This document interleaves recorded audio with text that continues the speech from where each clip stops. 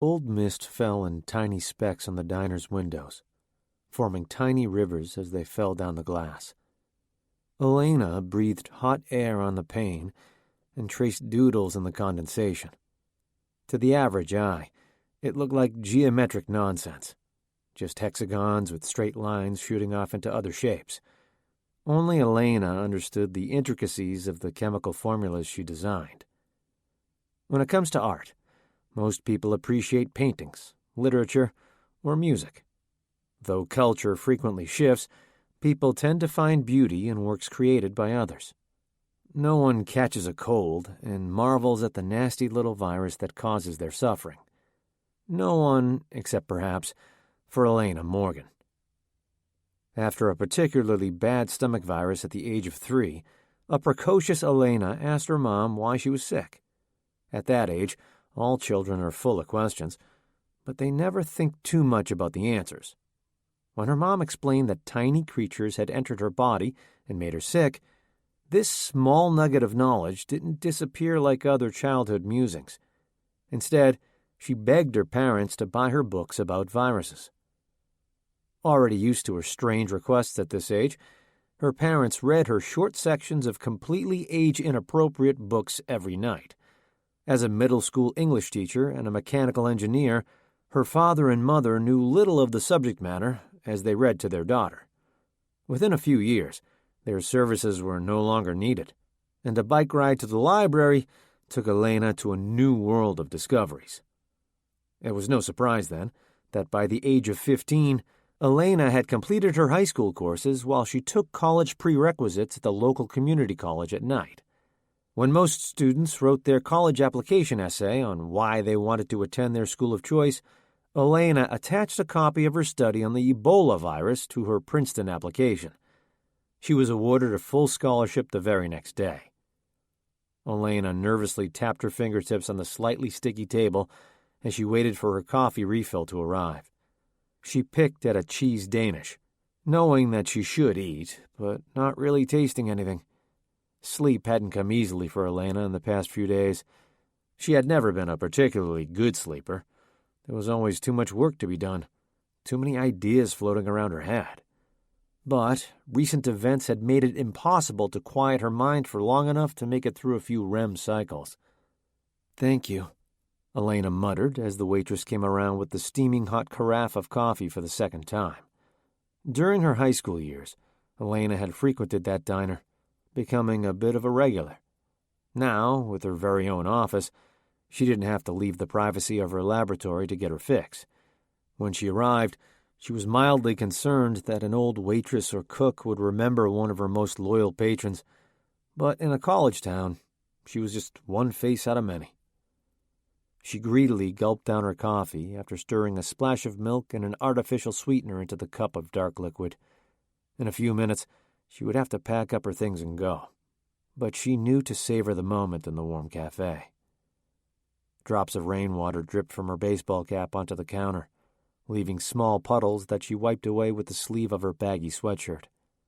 Never much of a sports fan, she still loved to wear her old Mariner's hat that her dad bought her years ago. She wore it like camouflage, blending in with the other caffeine addicts in the diner. Elaina made tight fists, trying to stop her hands from shaking. Too little food and too many stimulants made her heart race and her extremities quiver. A grandfatherly man 2 seats away offered her a small smile. "When you're old like me," he said in his pack-a-day voice, "just half a cup will do that to you. You're too young to be so tired," he said, noticing the dark circles around her eyes she tried to hide from the public. "I'm sure whatever you're staying awake for isn't as important as you think it is. I remember when my son was in college. He'd stay up all night studying for tests, only to fall asleep halfway through." She nodded, covering her face with her cup. Appearing unfriendly was never really a concern of hers. Making friends with old men was very low on her list of current priorities. In fact, making friends was never on any list of priorities. "Can you believe it?" he muttered, nodding at the old television mounted on the wall. She turned to look and gritted her teeth at what she saw. Elaina had watched more news broadcasts in the past week than she had in all 23 years of her life. The information it presented never really had much to do with her life or her own concerns. Therefore, any time consuming that kind of information would be a waste, in the scheme of things. Time was best spent working on new discoveries in her field. We've now received reports from the CDC that the virus is beginning to mutate as more people become infected. An anchorwoman spoke in an unnatural rhythm that Elaina found grating. "It's scary, that," the man said, pointing at the screen, speaking to no one in particular. "I'm just lucky I live alone and don't go out much. I heard they had to close down every school in the county to keep this thing from spreading." Elaina hummed, hoping he'd change the subject. "New guidelines for avoiding the spread of this infection have been put into place and are being strongly enforced at all government agencies. The Morgan virus is spread through the contact of bodily fluids, which can even include sneezes and coughs if the microscopic droplets enter the body." "I heard there were a few cases being treated in the hospital on Maple Street," a cook said from the other side of the counter. "It's scary to think of how close it is to us. You just never know.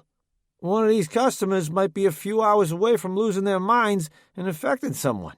It's like people are turning into zombies out there." Elaina sighed, louder than she intended. This was how misinformation was spread. The fear of the unknown always opened up opportunities for rumors to fly. If any of these people had just a working knowledge of how viruses worked, this wouldn't even be news. This strain, the Morgan strain, was an impressive little virus. In its purest state, it had the power to cure the most troubling diseases in the world. But, released on the world in an uncontrolled manner, it caused great destruction. The zombie comparison was a bit of an exaggeration, but still not too far from reality. The sickness caused the patient to become agitated and more likely to act out in anger against others, but only in later stages.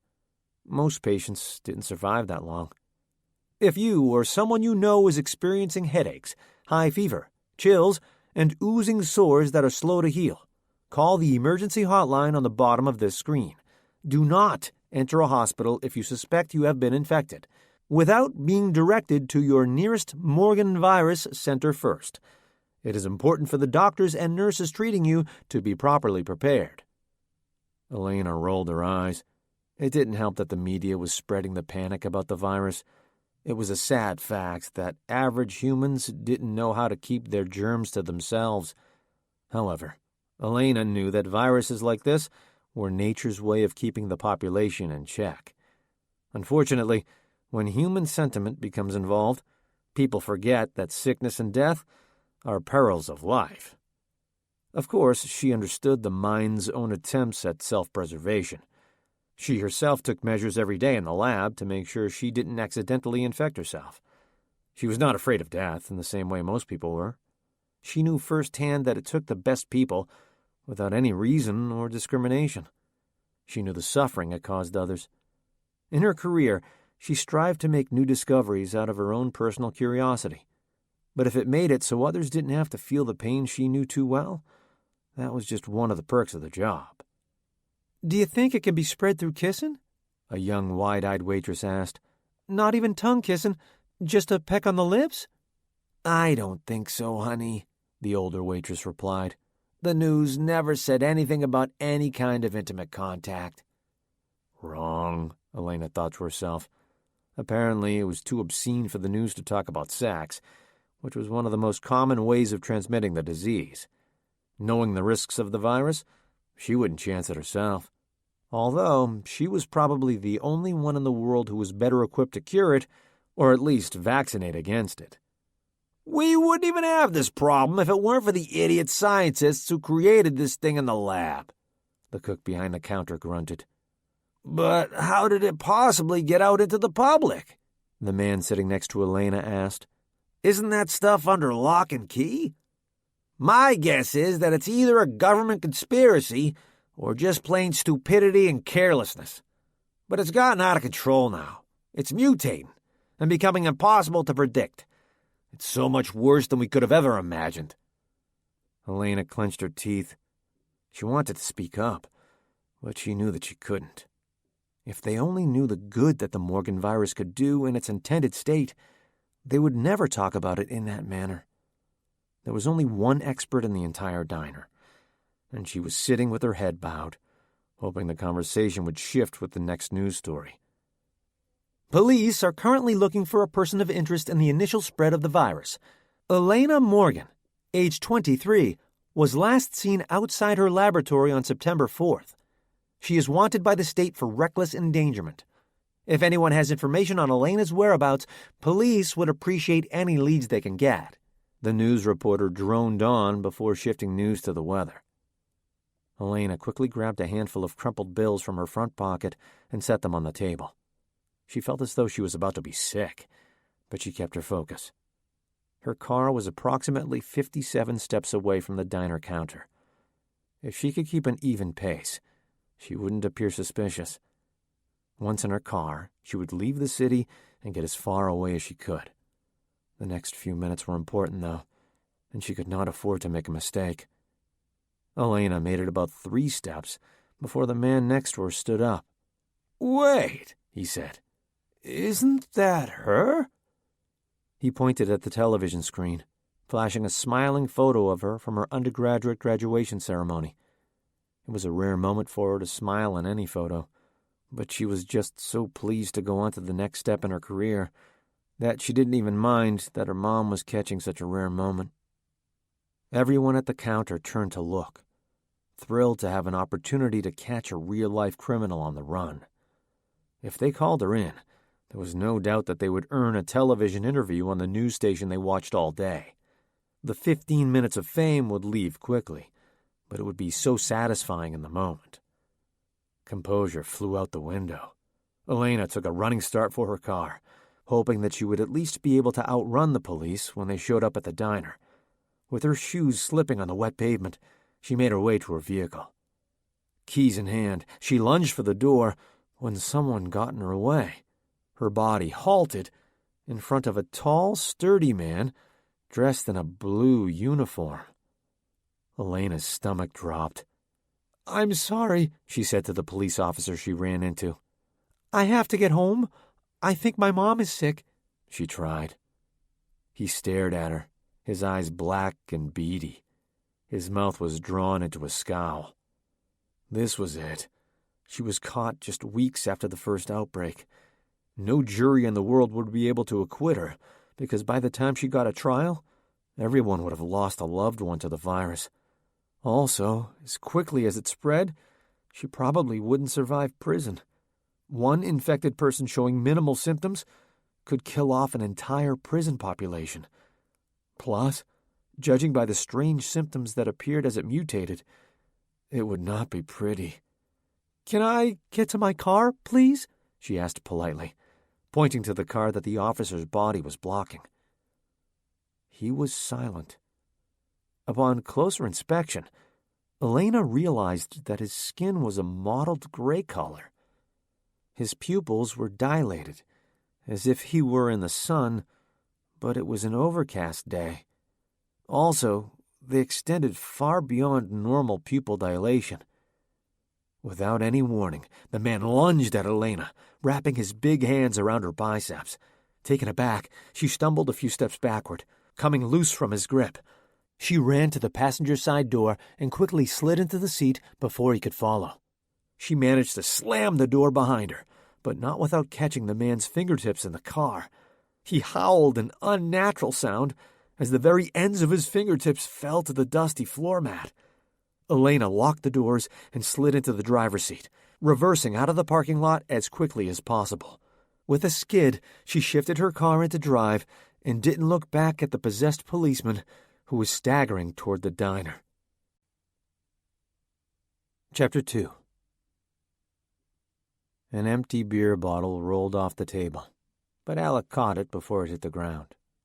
Even after 6 drinks, his reflexes were still relatively sharp.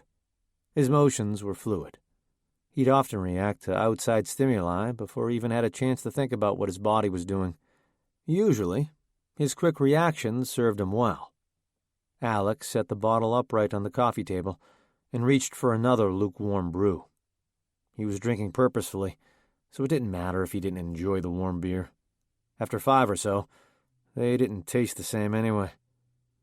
Outside his small 2-bedroom home, he heard noises in the street. Given his meager income, his home wasn't in a great neighborhood. If he weren't a cop, he would have been more afraid of the characters who roamed in and out of the neighborhood. Perhaps being an officer of the law put him at a bigger risk. He didn't go out of his way to patrol the streets where he lived, but he always wondered if he would be ambushed at his home if he pulled over the wrong person. Luckily, he spent most of his time directing traffic. It was hard to get into trouble doing that. Still, he managed to see his fair share of action every now and again. His very first day on the job, he was sent to a home to check on a noise complaint. Typically, these calls involved telling homeowners that their nosy neighbors didn't like the music they were blasting late at night. It just so happened that this particular home was the holding cell of 2 kidnapped kids. Once he was labeled a hero, he was allowed to go on more important calls when an extra body was needed. Alec flipped through television channels, looking for something worth watching, or at the very least something worth falling asleep to. At 1 in the afternoon, there weren't a lot of choices. He settled on a game show and tossed the remote on the ground. A short nap would pass the time well before he started drinking again. He only managed to slumber for a couple of hours when he woke up to the shrill sounds of his cell phone. Hello? He answered groggily, the rest of his buzz wearing off. Lawrence, the sheriff growled. It sounds like you're sleeping. No, I'm awake, he lied, blinking his eyes rapidly. What's up? What's up? The sheriff echoed. Do you have any idea what's happening outside as we speak? No, Alec admitted. He avoided the outside world whenever he could. The riots are getting worse. They're not even looting anymore. No, they're destroying everything just to be destructive. It's absolute madness. Anyway, I need everyone I can get. I know you're on probation, but you need to get your ass down to the station as soon as possible. Now? He asked, looking at the beer bottles surrounding him. He wasn't exactly in working condition. Now, the sheriff answered. I don't care if you have to walk downtown. We need everyone we can get. Do you understand me? Do I get my gun back? He asked. The sheriff paused. You'll be outfitted with the usual riot gear. If the situation changes, we'll adapt. That was a no. Alec didn't blame him, though. Everyone knew that he was quick with a gun. With riots going on, it was sometimes hard to tell which people were dangerous and which were innocent bystanders. Once he got off the phone with his superior, Alec brewed a strong pot of coffee and chugged a steaming cup. Then he poured the rest into a travel mug for his trip to the station. He hoped that between his nap, the coffee, and the convenience store sandwich he pulled out of the fridge, he would be alert enough to work. He knew he shouldn't have been driving, but he got into his old patrol car anyway and slowly drove into work, being extra cautious. He could feel himself sobering up as the hangover came on in full force. Luckily for Alec, he was used to this routine. Unfortunately, he couldn't stave it off with another drink at this moment. With any luck, this riot would be over soon, and he could find his spot back on the couch. On his way, he noticed a lot of people wandering around the streets. Many more than usual.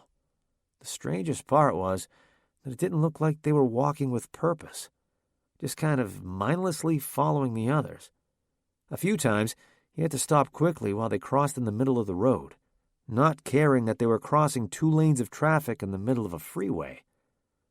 Finally, he carefully parked in a spot as far away from the building as he could. He couldn't risk hitting a car in the parking lot of a police station.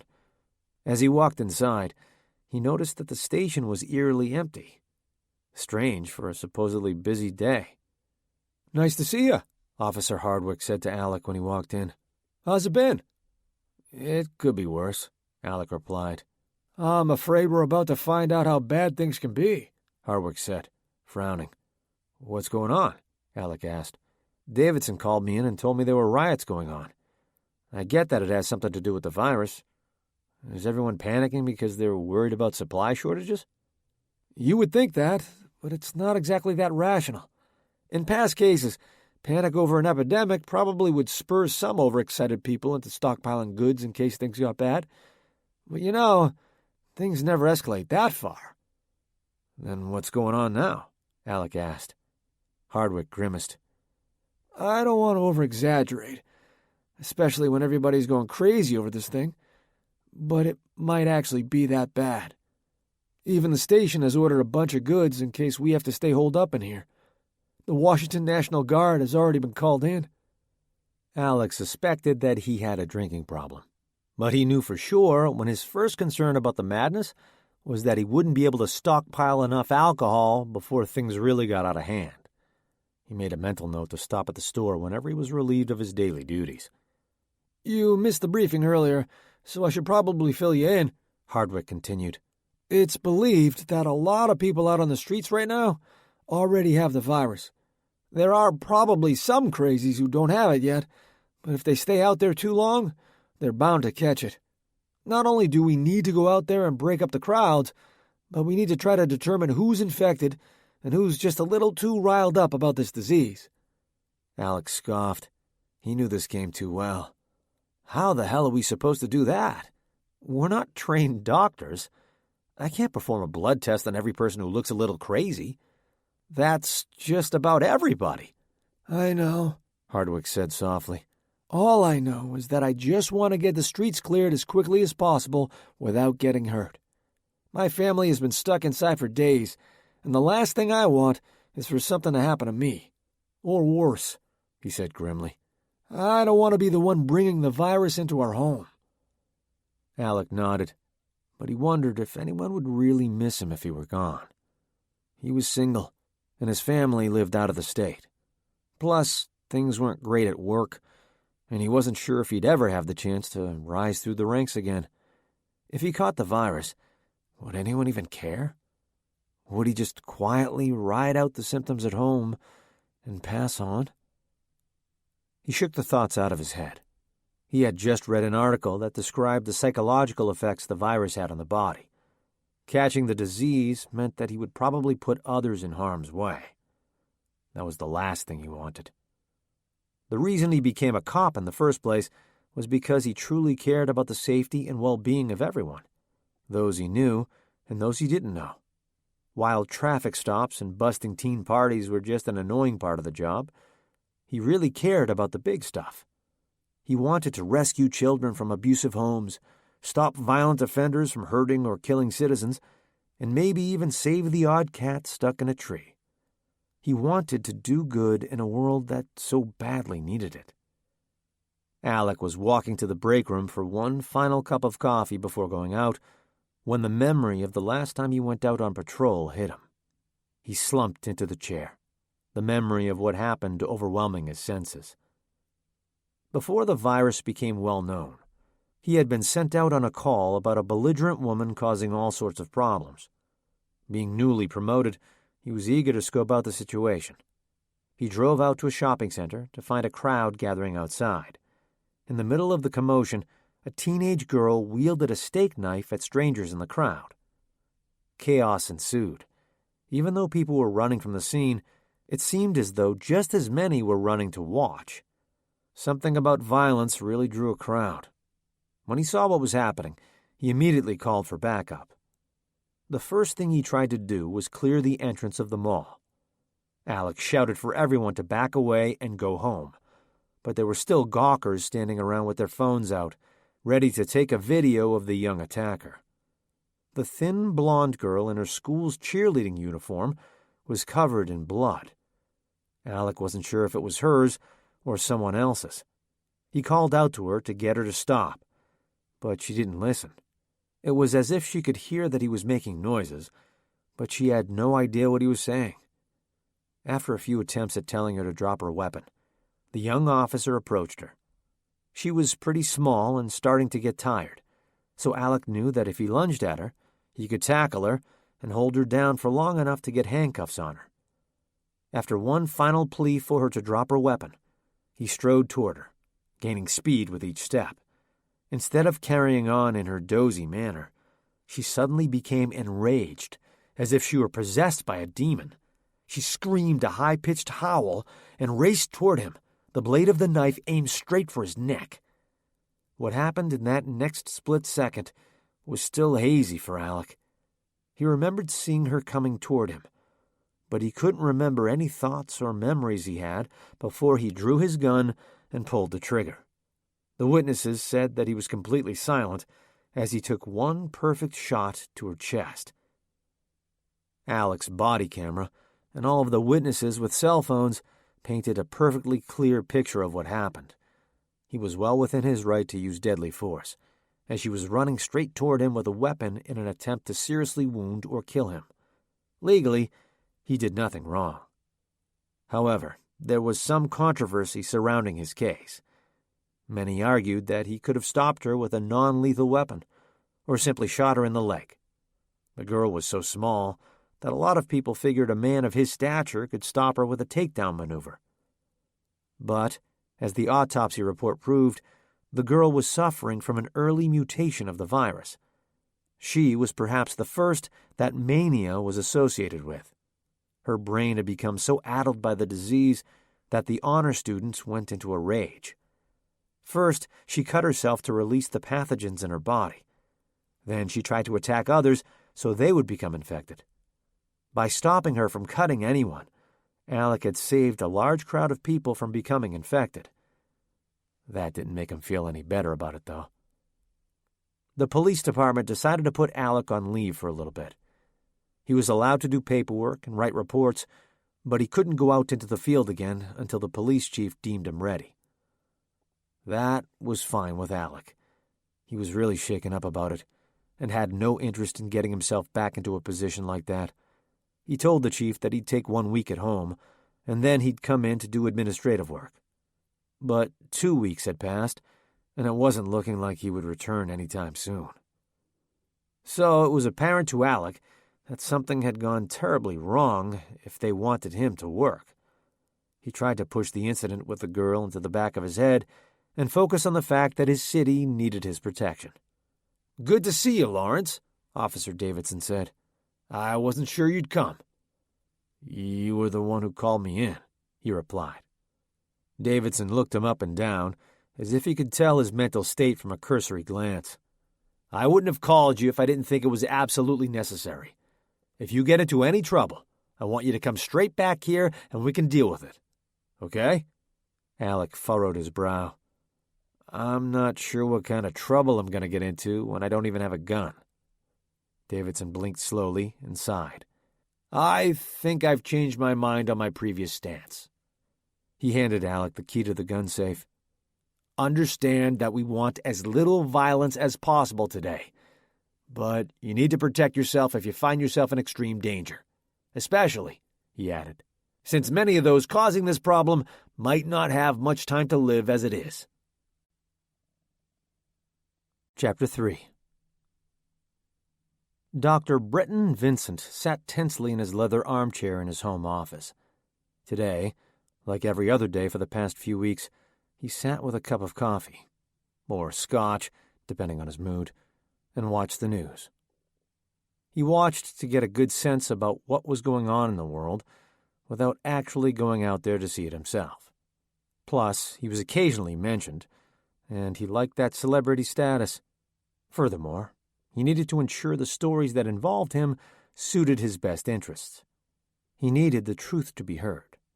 Elaina Morgan, his associate, had created a dangerous virus strain which was causing complete pandemonium in Seattle. In no time, it would spread across the world. When he really thought about it, he couldn't stand Elaina. 13 years her senior, he was on equal footing with her when it came to their careers. He worked his ass off and earned his doctorate while trying to raise a daughter with his ex-wife.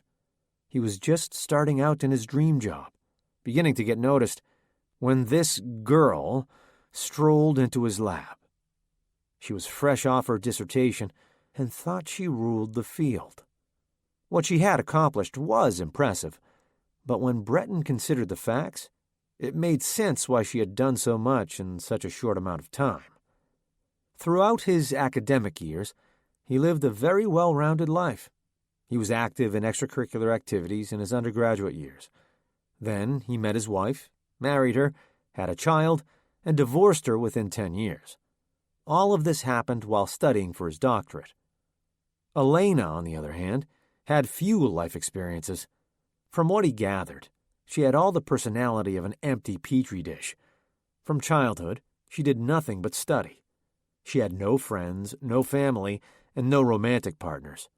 When you replace everything that makes life interesting with academia, you're bound to impress people. But at what cost? If Breton didn't despise her so much, he might have felt sorry for Elaina. But it was hard to feel pity for someone who annoyed him day in and day out. Although he felt sick and could hardly sleep about what had happened in his lab, it made him feel a little better to know that she was getting all the heat for it. For once, it paid to be a supporting character in the cast. His time was coming, though. He had waited in the shadows long enough. Soon, he would be a star. Breton Vincent knew something that very few people knew to be true. While he didn't create the Morgan strain, he was solely responsible for releasing it into the outside world. Perfect little Elaina Morgan had created the strain in an attempt to introduce a virus that was capable of attacking cancer cells without causing harm to the patient. In early tests in mice and rats, it appeared that her plan was working exactly how she wanted it to. This was too much for Breton. It was already too much for him to bear that some young girl took over his lab, but for her to discover something that could potentially cure cancer would kill him. If she succeeded, he would forever be a lowly assistant for some savant freak. In early tests, the virus killed cancer in rodents, but not without leaving them with horrible boils. These lesions eventually went away, but it turned them into disgusting little critters. He figured if he could infect a few healthy people, they would believe that what she was doing was harmful and shut down her strain. In the meantime, it was Breton's plan to work on a way to create a virus with all of the same benefits while removing all side effects. Once he figured out how to do that, the Vincent virus would probably win a Nobel Peace Prize. He would be more rich and famous than he ever thought a scientist could be. But he got too greedy after launching his plan. He started working on his new strain immediately. He managed to fix whatever was causing the sores, but somewhere along the line, he went terribly wrong. Focused on the wrong aspects of the virus, he didn't account for any other side effects. He ran a few quick trials on rodents, realized that they weren't showing outward signs of illness, and decided that he was finished. His plan was moving a lot faster than he thought it could. With 2 tiny vials of the virus, he decided to run his own human trials. Not fully confident in his work, he found 2 interns new to the lab and infected their lunches in the break room fridge. As far as he knew, they were both perfectly healthy, so the virus shouldn't have shown any side effects. Unfortunately, he was dead wrong. The interns showed no visible signs of illness in the first 2 days, so Breton thought he was home free. He even started writing his research proposal after making casual small talk with them to ensure they were okay. Then the symptoms developed. Coincidentally, both interns called in sick on the 3rd day. Lab management didn't think anything of it. College kids spread diseases like kindergartners. But after the 2nd day of their absence from the lab, Dr. Vincent made a personal call to them. Trying not to give away the nature of his call, he asked the students how they were feeling. They both reported high fevers, chills, stomach cramps, and, strangely enough, mood swings. He wished them well, told them to get rest, and promised to check up on them later. He assured them that they'd just caught the influenza virus that was going around, and if things got worse, he'd personally bring them a week's dose of antiviral medication. Being inexperienced with viruses, they didn't realize that antiviral medication only worked when taken at the first sign of symptoms. But since an expert was telling them that he would take care of them, they listened. Instead, Breton used them as his own human guinea pigs. He charted their symptoms for about a week before giving them a medication to help with their symptoms. Within 2 weeks, the interns were feeling much better and had returned to work. But, as most busy college students can attest, just because they are allowed to stay home from their internship, it doesn't mean that they stayed at home. The University of Washington's student health records showed that shortly after the interns became ill, 135 students were treated for flu-like symptoms. Breton was in deep trouble, and he knew it. If anyone realized that he was the one behind the virus, he would surely get fired and wouldn't be able to work in another lab ever again. He either needed the virus to stop spreading, or he needed someone to pin it on. In the end, only one option would work. As the epidemic took over the city, he leaked to the newspapers that Elaina Morgan's experiment had gone terribly wrong and was causing people to become very sick. With no better information to go on, they took his story and ran with it. Eventually, Elaina had to go into hiding because the press and the general public were after her. Breton, on the other hand, was in pretty good shape. With Elaina gone, he could appear to be the hero in the department. Then he would have all of his assistants at his disposal, helping him work on a cure or a vaccine. When it was ready, everyone would recover and the disease could be eradicated. "Dad?" Breton's 18-year-old daughter Natalia asked him as she peeked her head into the study. "Are you busy?" He took off his glasses and rubbed his temples. "Nope. What's up?" "One of my friend's cars was broken into last night. It was weird because nothing was stolen from it. All of the windows were smashed and the paint is all scratched up." "That sucks," Breton said. "Did your friend call the police?" "Yeah, but they told her that they have so many of those reports that they probably can't send an officer over until next week. Can you believe that? What's going on out there? I used to think Seattle was safe." Breton pursed his lips. Even though he only saw his daughter a few times a week, he still felt like he did a pretty good job raising her. She would be attending the University of Washington in the fall, and had already decided that she was going to pursue a future in nursing. She still spent most of her time with her mother, who was always a little more nurturing. Breton tried, but he was never quite sure how to interact with a teenage girl. He found that she liked his money, so he often replaced human interaction with material gifts. "I know things are a little crazy right now, but I'm sure everything will settle down soon. This is a good city with good people. There's always the riffraff that hang in the shadows, but the police will put them back where they belong. Don't worry about that." "I don't know," she replied. "I've seen the news. It's not just poor people out there looting stores. I've seen footage of women and men in business suits throwing bricks through storefronts. They say it has to do with the virus that's going around. How could a virus cause people to act like that?" He shook his head. Whatever Elaina Morgan created was an act against nature. She created a madness in otherwise healthy people. But you don't have to worry about catching it. All you have to do is avoid crowded places and wash your hands well after being with other people. No spending time with boys. Do you understand? She rolled her eyes. "I've hardly left the house in the past week. I don't think that's going to be a concern." He smiled and turned back to the television.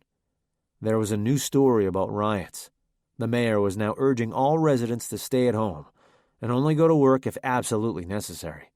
He stressed that evacuation would not be necessary. The color drained from Breton's face. If the government was trying to downplay the scope of the virus and discouraging people from leaving the city, then he knew that it must be bad. He knew that the city would soon become a quarantine chamber, and the virus would spread and kill everyone off before they had a chance to run. "Pack a bag, Natalia," he said flatly, turning off the television. "We're going to your grandmother's house for a little while." "But the news just said that everyone should just stay in the city." "I know more about this than you do," Breton argued. "Pack your suitcase. We're leaving in an hour." "How long are we staying?" she asked. "Just for a few days," he lied, not sure how long it would take for everything to blow over. He wasn't even sure if they'd ever make it back to Seattle. He could try to work on a cure from any lab in the world. All he needed were good colleagues who could put in a lot of long hours.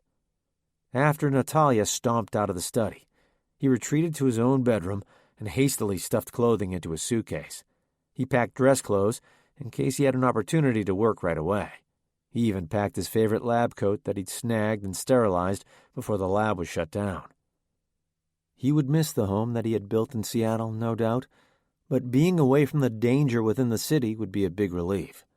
Plus, if he stayed out of the limelight for the moment, he would not come into questioning about what happened at the lab. About 30 minutes later, Natalia dropped her suitcase at the door with a dramatic thud. "You have everything you need?" Breton asked. "Most of my things are at Mom's house, but she picked a very convenient time to be on vacation." "Well, whatever you need, we can buy when we get to Grandma's," he said, plastering a bright smile onto his face. "Go ahead and get in the car. I'll take your suitcase out." Hands full of their most prized possessions, Breton Vincent looked back at the home where he had spent so many years of his life. It was hard to say goodbye, but he knew he wouldn't survive the city if he stayed. "I called your grandmother earlier, and she said she's going to make her famous baked ziti for you," he said, trying to cheer up his sullen daughter. "Cool," she said dryly, looking out the window. Just blocks away from their wealthy neighborhood, there were people forming crowds. Breton was relieved, as he had a sneaking suspicion that the people he saw were infected and looking to become violent. They rolled up to a stoplight at the edge of town, just before the highway. Just a few more minutes, and they would be out of town. They could leave this madness behind. A group of disheveled-looking people swarmed Breton's car, expressionless faces peering into the windows. "Dad?" Natalia called, looking at her father in fear. It didn't take an expert to know that there was something terribly wrong with those people. Breton clutched the steering wheel until his knuckles turned white. There were now people standing directly in front of his car, blocking his passage to the outside world. He laid on the horn, hoping to startle the people in front of them. This did nothing to scare them away, but instead infuriated them. They pounded on the car as if they had predetermined their actions. "Just drive!" Natalia screamed. Breton hesitated. If he drove on, he would certainly kill people. He had already done enough damage to his city. He didn't want to see the blood on his hands. It was easier to pretend it didn't exist. Suddenly, a baseball bat shattered the passenger side window, and gray hands of all sizes reached for his daughter, yanking her from her seat. Natalia let out a blood-curdling scream, freezing Breton in his tracks. When his mind finally caught up to his surroundings, he reached for her foot, but she was already nearly out of the car. It was 1 against 20 at this point. The road ahead of him was now clear, and with the bat-wielding maniac making his way toward the driver's side window, Breton had a choice to make. With tears in his eyes, he pressed down on the gas pedal, leaving his daughter in the midst of the swarm. As he drove, he reasoned that if he had been infected, there would be no one left to create a remedy. He was gutted that he had to watch his daughter go, but she was collateral damage in the war between humans and the virus. He knew that there was still a chance she'd survive the attack, and then he could come back for her to deliver the first cure to her. He just needed a little more time. If anyone asked, he would say that he hadn't seen his daughter in days. Or he'd explain that she had become infected, and there was nothing he could do. They would understand. He wondered how long the guilt would eat at him, tearing him apart from the inside, just as his laboratory creation was currently doing to hundreds or even thousands of people. Breton's first priority was to find a safe place. Then, and only then, would he begin to work on a cure. He knew that it was only a matter of time before he was infected by his own invention. He just needed to create the solution to his problem before it was the death of him. Chapter 4. Elaina took the exit to head into a small suburb not far from the city. She wanted to go farther down the road, but she figured that the police would be looking for her at all major research facilities in the country. If she got brought in for questioning, she would be set so far back in her progress that there would be no chance of curing the disease. Besides, she had few supplies with her besides the lab equipment she took before it was shut down. There wasn't a lot, but she had the necessary items she couldn't find anywhere else. This included special beakers and flasks that she had designed herself. They also contained a few test tubes that contained the specimens she had been working with. She looked at her options. There was a community college about 60 miles away, or she could break into a high school lab in the little suburb. By the looks of the town, the majority of the residents had left for their vacation homes when the virus hit. If there weren't a lot of people wandering around, then she figured she had a good chance of squatting somewhere without being noticed. She pulled off the entrance ramp and entered the town. Elaina had been to Lakeshore once in her life, for a high school science competition. It only took a few minutes to drive through, but it contained all the supplies she would need to survive a short stay. For everything else, she would have to make do. Her first stop was the grocery store. Luckily, it had been completely emptied by panicked citizens and looters. Though rations were scarce, she grabbed a few boxes of cereal, frozen pizzas, and store-brand canned fruits and vegetables. She ate worse in her daily life, but now she didn't feel the mild shame involved in loading a cart up with junk food. When she got to the checkout, the store employee gave her an apologetic shrug. Elaina nodded half-heartedly in response, not exactly sure how to act around other people in this situation. She didn't want to draw attention to herself in any way, either by being too friendly or too standoffish. "Do you live here, or are you just passing through?" The plump, middle-aged woman in the surgical mask asked Elaina. "We've had so many people come through here who are just stocking up on their way out of Seattle." "Passing through," Elaina answered, neither choice of answer quite accurate. "Has Lakeshore seen any outbreaks yet?"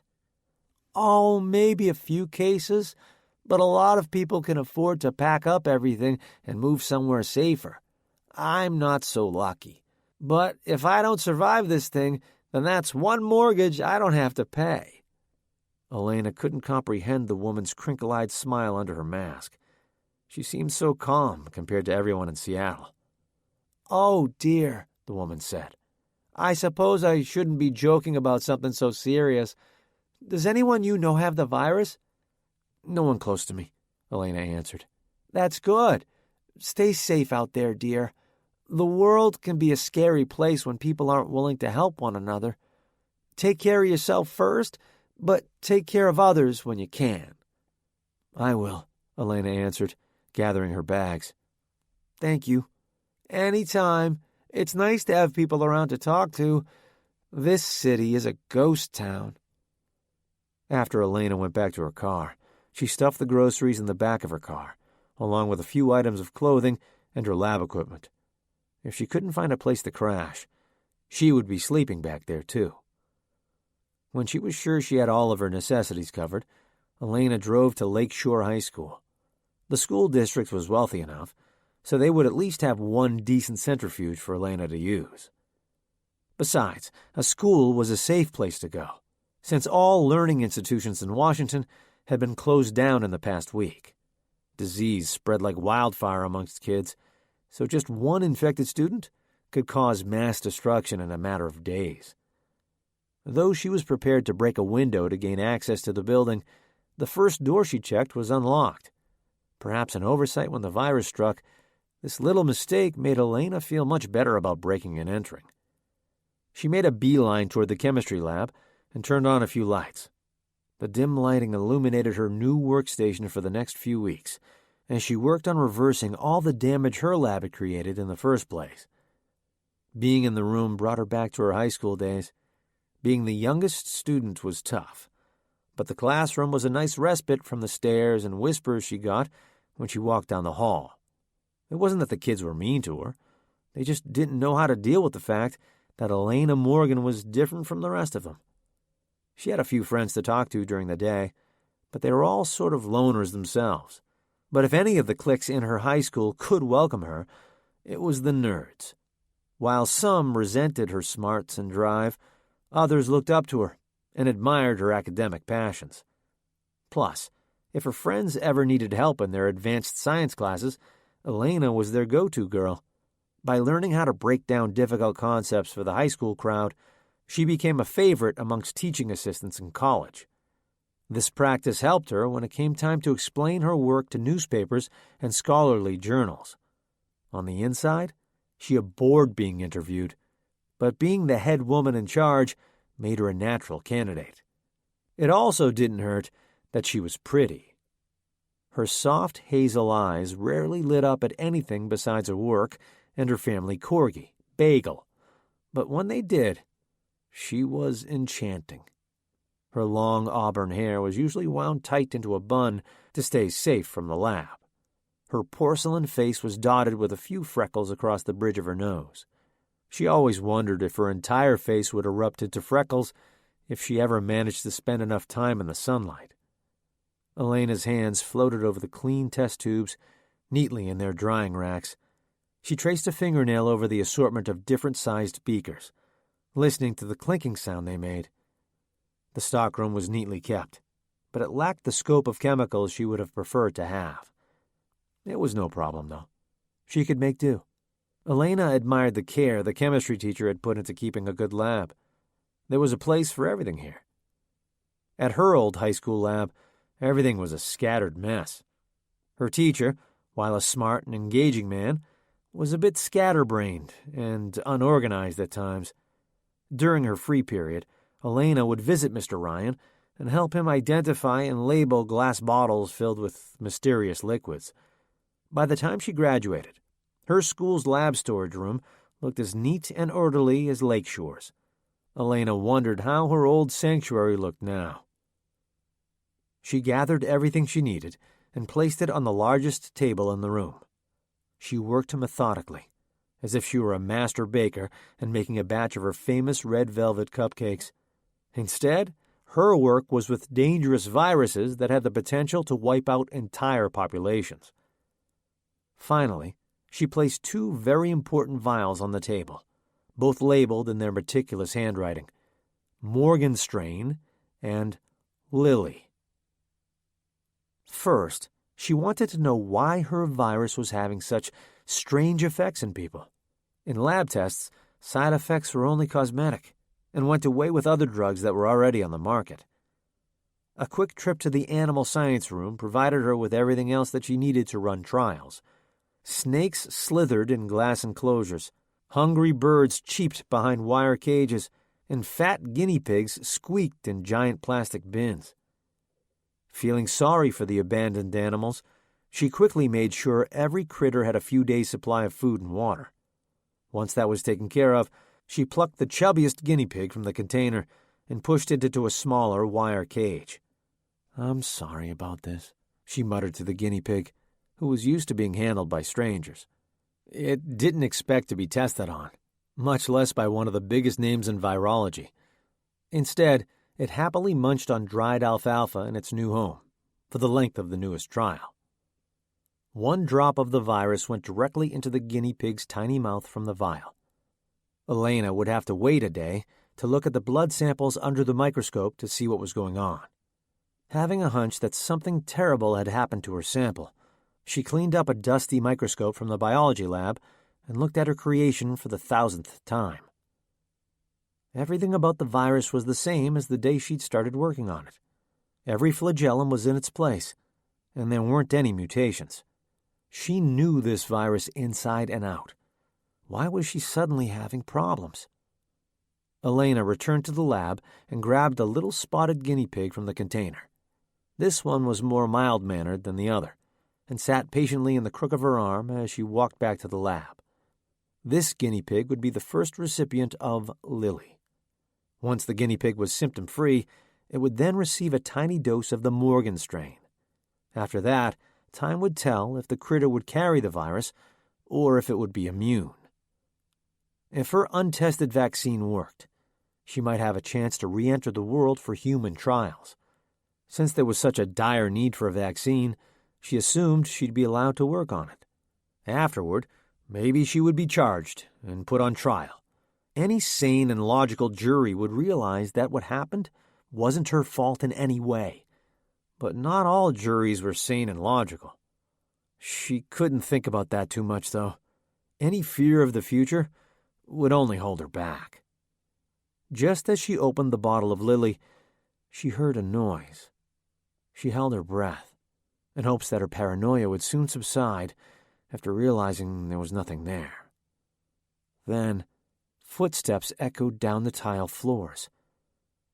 She was not alone in the high school. Men's voices chuckled and jeered, probably opportunistic looters. From what she heard on the news, the mutation caused sufferers to be in a nearly comatose-like state. These men sounded like they were full of life. Elaina pocketed her vials and tiptoed back to the store cupboard. She pushed a lab stool out of the way and crawled into the crevice it opened along the lab table. Carefully, she replaced the stool directly in front of her. Unless someone was specifically looking for her, she would be perfectly hidden. She closed her eyes, trying to slow her breathing and heart rate. Clutching her stomach, she wished she had eaten some of her rations, as her stomach was gurgling conspiratorially. Elaina listened carefully as the footsteps came closer, but ultimately passed the science classrooms and continued on. With any luck, the men would realize that they had no business in an abandoned school and leave her alone. However, she was already mentally preparing herself for a long night crouched down behind a stool. Once she thought the immediate danger had passed, Elaina heard a shriek. It was unmistakably the scream of a young woman, clearly in danger. She froze in her tracks, weighing her options. If she investigated the scream, she would be putting herself in harm's way. Not only would she expose herself to whatever danger the girl was in, but also to having her makeshift lab shut down. If the men realized she was a wanted woman, she would end up at the nearest police station with no work to back up her theories on the vaccine. But if she stayed silent, something terrible would happen to the woman. She was sure of it. She had a choice to make, and she needed to make it soon. The girl screamed again, this time with more panic in her voice. It was the chilling noise of someone who was desperately looking for help, but knowing there was little chance of being saved. Elaina remembered what the woman at the grocery store told her. Elaina felt partially responsible for some of the bad that was occurring in the world, and felt like she owed it to her community to correct a few wrongs, no matter how isolated or specific they were. She might not be able to cure the virus taking hold of the country, but she could save one girl from whatever danger she was in. Checking to make sure her vials were secure in her pocket, she grabbed a scalpel from the lab and quietly ran out the door. Elaina would never categorize herself as being particularly brave, but she also thought of herself as a generally good person. In the middle of an epidemic centered around her work, she felt it necessary to make sure she made it through with some of her morals still intact. With one last, deep, wavering breath, she stood up straight and ran directly toward the source of danger, ready to fight. Chapter 5. Breton had driven for about an hour without his daughter. A few times, he thought about turning around and going back to look for her, but he had to stop himself. He knew deep down that she was already infected and would likely pass the virus on to him. He couldn't go to his mother's house now, after letting his daughter be dragged away by strange men. She was perhaps the only person in the world who could see past his lies. One look into her eyes, and his story would be blown. He would call her later to tell her of their change in plans. She'd be concerned about them, but he'd reassure her that wherever they were going was especially safe. He'd maybe even tell her to come visit them once it was safe to travel. Of course, the virus would continue to spread for some time, so he had a good cover. Then he'd provide everyone with the cure, and the country would be so grateful that no one would ever question his past actions. No, he would be akin to a saint. While getting his doctorate in virology, he had worked closely with medical doctors to help them create new vaccines to improve upon old technology. He'd even done a little pharmacological work on antiviral medication. He wasn't an absolute expert by any means, but he had a good enough working knowledge that he figured he could make a rough product. Then, when he had more help, he could hire people to refine his work and make it saleable on the market. Not only would he be saving the world, but the sale of his drug patent to a pharmaceutical company would garner him millions. He wondered if he would have any say on how much the drug would sell for. In a few weeks, perhaps tens of thousands would become infected, and anyone who could afford the cure would be sure to buy it. He imagined that it could sell for a few $100s a dose, and the recipients of it would be thankful that it was available at all.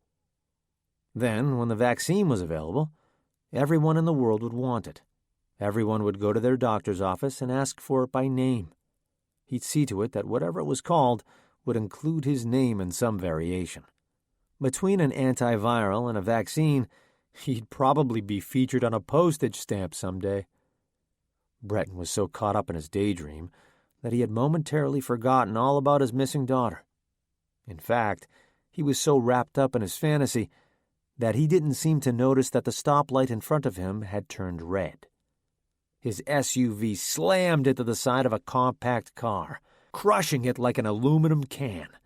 He spun around twice, completely out of control. When his car stopped, he looked to see what he'd hit. Pushed onto the opposite sidewalk lay a little blue car, tipped over on its side. Breton couldn't tell how many people were inside, but he heard signs of life. A cold sweat washed over him. This was the last thing he needed at the moment. Not only had his daughter been snatched right from underneath his nose, but he had just gotten into a serious car accident. The fault, no doubt, his own. Shit, he cursed under his breath. He looked around. There were a few people starting to poke their heads out of their houses, but besides that, there were few bystanders. He hoped there weren't any witnesses, and it would just be his word against the other drivers. He couldn't afford to get himself into any trouble right now. As he neared the car, he could hear calls for help become increasingly louder. When he looked into the window, he gasped. A young woman lay tipped over, with blood covering her entire face. He could hardly make out facial features underneath all the red. I'm stuck, she cried, straining to free herself from the crushed metal. I'll call for an ambulance, Breton said. Are you badly hurt? I'm not sure, she said. I can feel a few cuts, and my legs are killing me, but otherwise, just a little sore all over. So no neck or head trauma? Breton asked, trying to get a good feel for the situation. Not that I know of, she replied. I just can't move because I'm completely trapped in here. My phone's in the car. Give me 1 minute, and I'll be right back. Please hurry, she called. Breton jogged to his car to grab his cell phone. He dialed 911 and requested an ambulance for the corner of 13th and Vine. Listen, he said to the operator, I can discuss the specifics of the accident with the officers when they arrive. I just need to quickly let you know that she's in need of medical attention so I can go back there and help. Just send help, he said shortly. I'm sorry, sir, the operator responded in a calm but firm voice. It could be quite some time until somebody can get there. A lot of our city employees have been ordered to go into the city to help. Everyone left here is busy with calls about illness and looting. I'm going to need you to stay on the line so I can give you first aid instructions if needed. Breton sighed, and he threw his one free hand up in the air. I'm going to hang up now.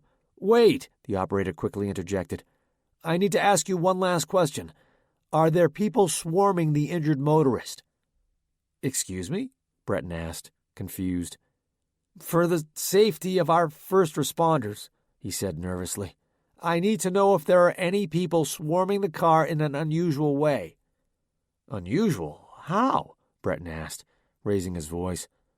Like the Infected Act, the operator said, getting to the point. Breton whipped around and looked at the little blue car. Sure enough, a few people had come out of their homes, but Breton couldn't tell if they were infected or just bystanders looking to help. I don't know, he stuttered. There are a few more people now, but I can't tell if they're infected or just trying to help. Try to take a closer look. Are they helping like normal people would, Or are their movements erratic? Breton took a few steps closer. Out of the corner of his eye, he watched a woman run down the street, snarling. 2 others followed her. Shit, Breton hissed, hanging up the phone. He heard the woman in the car calling for help, but he ignored her, jumping into the driver's seat of his car. Turning the keys in the ignition, he muttered to himself, pleading for the car to start. Just when he thought he heard the sound of the engine turning over, it would groan to a stop. He had damaged the vehicle too much in the crash. It was not functional enough to take him away from the danger. He knew that if he sat in his car, eventually, someone would come by and drag him out of the window, like they did with his daughter. Not a particularly strong man. He didn't think he would be able to fight off more than one infected person. With no other options, he grabbed his wallet and phone and jumped out of his car, running like hell in the opposite direction of the crash. In the span of an hour, he'd watched a kidnapping and committed a hit and run, and he didn't even look back. He knew that they had entered into a time of lawlessness, and if he didn't watch out for himself, no one would. As he ran, he heard the calls for help turn into screams. The screams became louder and shriller the further he got. Breton focused on the sound of his breathing, so he didn't have to hear the woman yell. When that didn't work, he made a low humming noise to quiet the deafening screams he heard. He ran so far away that he wasn't entirely sure whether he was hearing the woman or just unable to shake the sound. Finally, they stopped. It was eerily silent.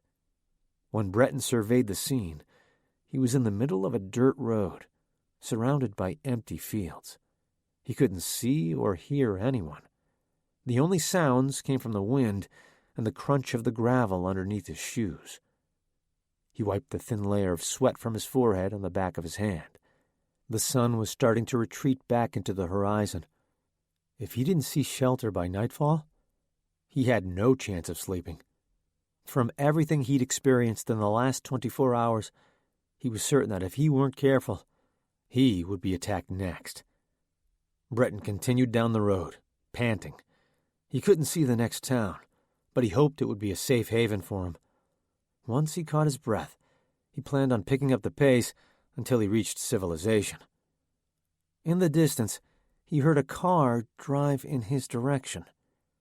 Not confident that the person inside would be useful to him, he crouched down into a ditch to let it pass. If he could catch a tiny glimpse of the driver and determine that he or she was safe, he would flag them down. If there were anything suspicious about them, he would lie down and play dead. From what he saw on the news, the infected were only interested in the living. As the vehicle came up over the hill, Breton realized that the car wasn't civilian at all. The bulky military vehicle slowed as it reached Breton's hiding place. "Stand up and put your hands on your head," a female voice boomed from the armored car. Breton jumped up and waved his hands above his head, in hopes that the occupants would realize that he was not infected and in need of help. In response to his movements, 3 different firearms aimed directly at his head and torso. "No! Don't shoot!" Breton screamed. "I'm not infected! I was chased out here by a group of infected people, though. They're about 3 miles that way," he continued, pointing to the scene of the wreck. It was as if no one could hear him. He spoke louder, pleading his case. "You don't understand," he bellowed. "I'm not infected. I'm running from the infected. I got into a car accident, and people started swarming the scene. I think they killed the woman. They took my girl from me, too." The weapons didn't budge. He started sobbing, and the loud howls coming from deep inside his chest didn't help his case in proving that he was a sane man. Such cruel irony it was for Breton. He had spent so much time doing arguably what was the wrong thing in hopes of saving his own ass. He'd endangered the entire human species for fame, abandoned his daughter in exchange for a quick getaway, and left a poor woman trapped in her car to avoid encountering an infected person. Now, he was going to be gunned down by the only people who could possibly help him. He would die a healthy man. His misdeeds had been completely unjustified. "Please don't shoot," Breton cried again, dropping to his knees. "I'm sorry. I'm just so scared." He wept quietly, head bowed. As he closed his eyes and prepared for death, he heard the rusty screech of the vehicle door opening. Breton scrambled to his feet, placing his hands on his head.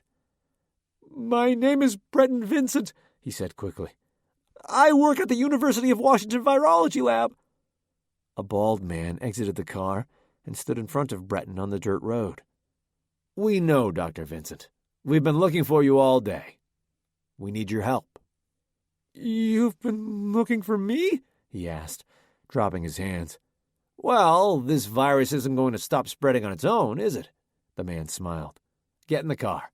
We'll brief you on the way to the lab." Breton let out a sigh of relief. Maybe he'd get his chance to right some wrongs after all. With the military on his side, he had another shot at working on the cure that would propel him into the spotlight once and for all. Chapter 6. "Alec Lawrence," the sheriff announced to the group. "You'll be paired with Michael Day." Alec looked across the room toward Michael and gave him a nod. Michael returned the nod and looked back down to the desk he was sitting at. He didn't seem pleased at all to be there, but few officers did. In fact, morale at the station was at an all-time low. Everyone tried to keep their heads up because it was part of the job, but in quiet moments, you could hear the grumbling of employees who weren't being paid enough to fight off virus-stricken residents. Plus, a lot of officers had family at home that they couldn't afford to infect. These were the ones who scrubbed themselves thoroughly in the precinct showers after being on duty. They'd leave the locker room with pink skin and grim expressions, as if they knew that their exercise was one of futility. "Like I said before," the sheriff said, after reading off the partnerships for the day, "I'd appreciate it if you all wore face masks. The last thing I want is for someone to get coughed on and get the virus. If you choose to wear one, make sure you speak loudly enough for the citizen to hear you. We don't want another accidental shooting case on our hands." Alec looked down at the ground, but he suspected that there were other eyes on him. The captain wasn't talking about accidental shootings in a general sense. He was referring to one specific incident. Alec's incident. "Things are different now," the sheriff continued. "Before, we were taking all infected into custody to quarantine them. Unfortunately, we lost every single person in the medical cell. So if you see an infected person causing harm to others, just go ahead and shoot them. Believe me, you'll be saving them a whole lot of suffering later on." Alec winced. He and his colleagues were police officers because they wanted to protect people, not eliminate them in mass executions. He understood that there was no help for someone infected with the Morgan virus, but it felt so wrong just to kill people for something they couldn't help. If he were dealing with rapists and murderers who were trying to cause serious bodily harm, sure, he would pull the trigger and feel very little remorse. Taking a life was always a worst-case scenario, but it was necessary at times. This felt different. Sure, the infected were extremely dangerous to the healthy population, but they weren't in their right minds. These were everyday people whose only crime was to get sick. All it took was getting too close to the wrong person to be gunned down by his coworkers. That sentiment was not lost on Alec. When the briefing was over, the officers filed out of the meeting room and walked outside to their patrol vehicles. "Do you want to drive, or should I?" Alec asked his new partner, trying to initiate conversation. He was feeling a little more alert after finishing a bottle of water during the briefing. For the first time in days, he was functioning without any substances in his system. He didn't necessarily feel good, but he figured he could make it through the shift, and that was good enough for him. He even wondered if he could wait until the next day to pick up a fresh case of beer. He would have to see how he felt after today. "I'd like to drive, if that's okay with you," Michael said softly, heading toward the driver's side. "Sure," Alex said brightly. "Not a problem with me. Besides, I've heard you're skilled behind the wheel, and we'll need someone who can navigate this mess. Do you fancy yourself a race car driver?" he joked. No, Michael said, looking at the door handle. I just don't want to have to discharge my weapon if I can help it. Alec gritted his teeth. He knew there were a lot of officers who were upset by his actions and didn't want him to come back to work. Apparently, Michael was one of them.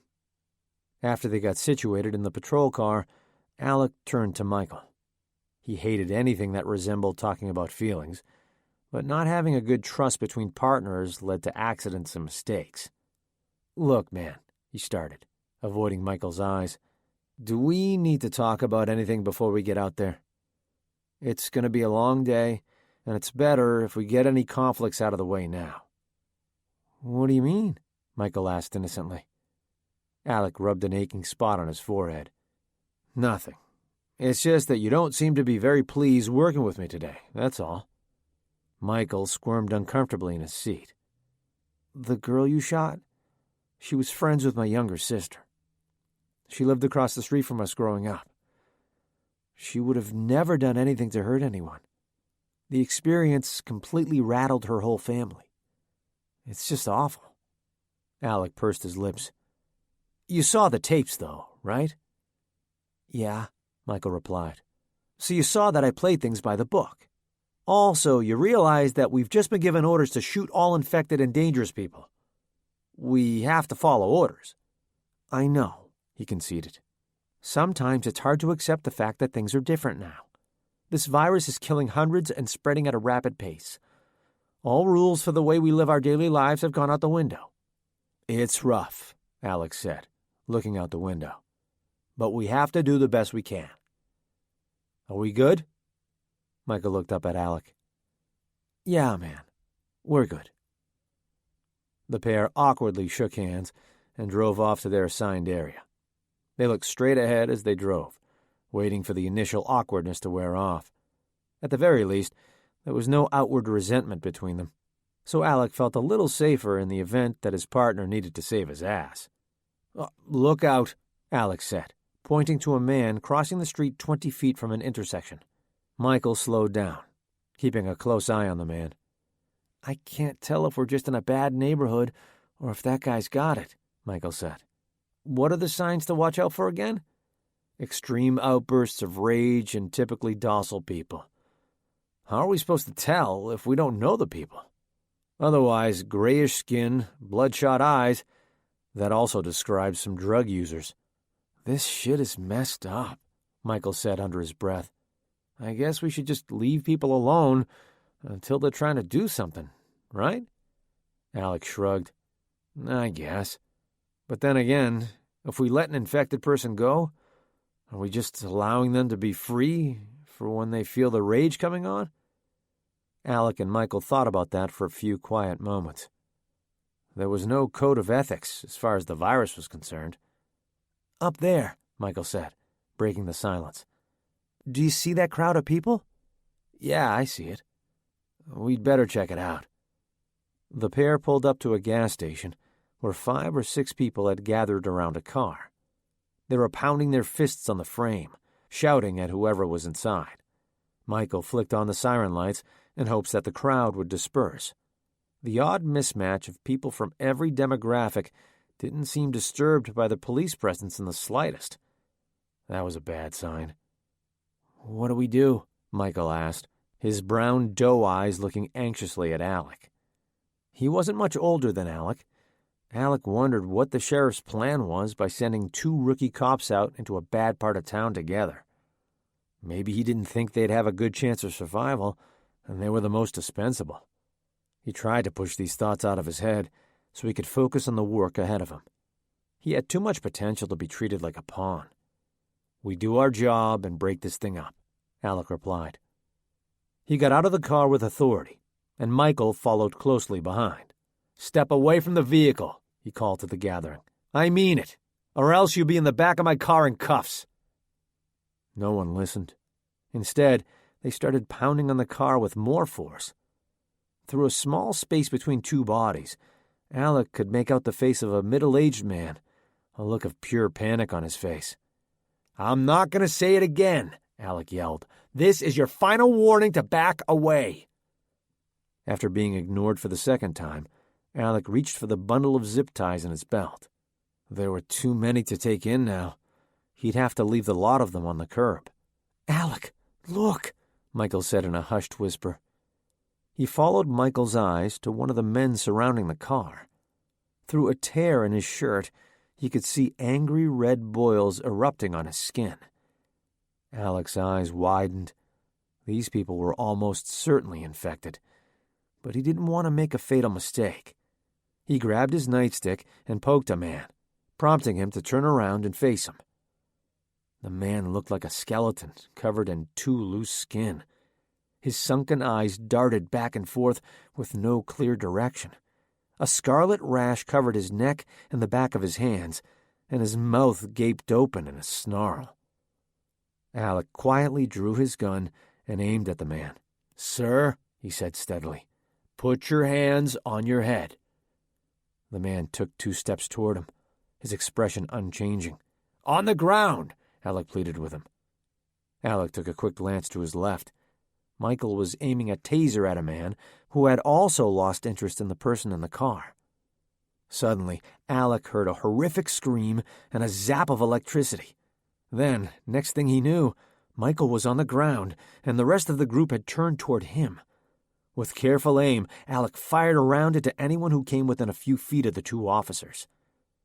When the bodies had settled, Alec nudged each one with his boot just to make sure they were dead.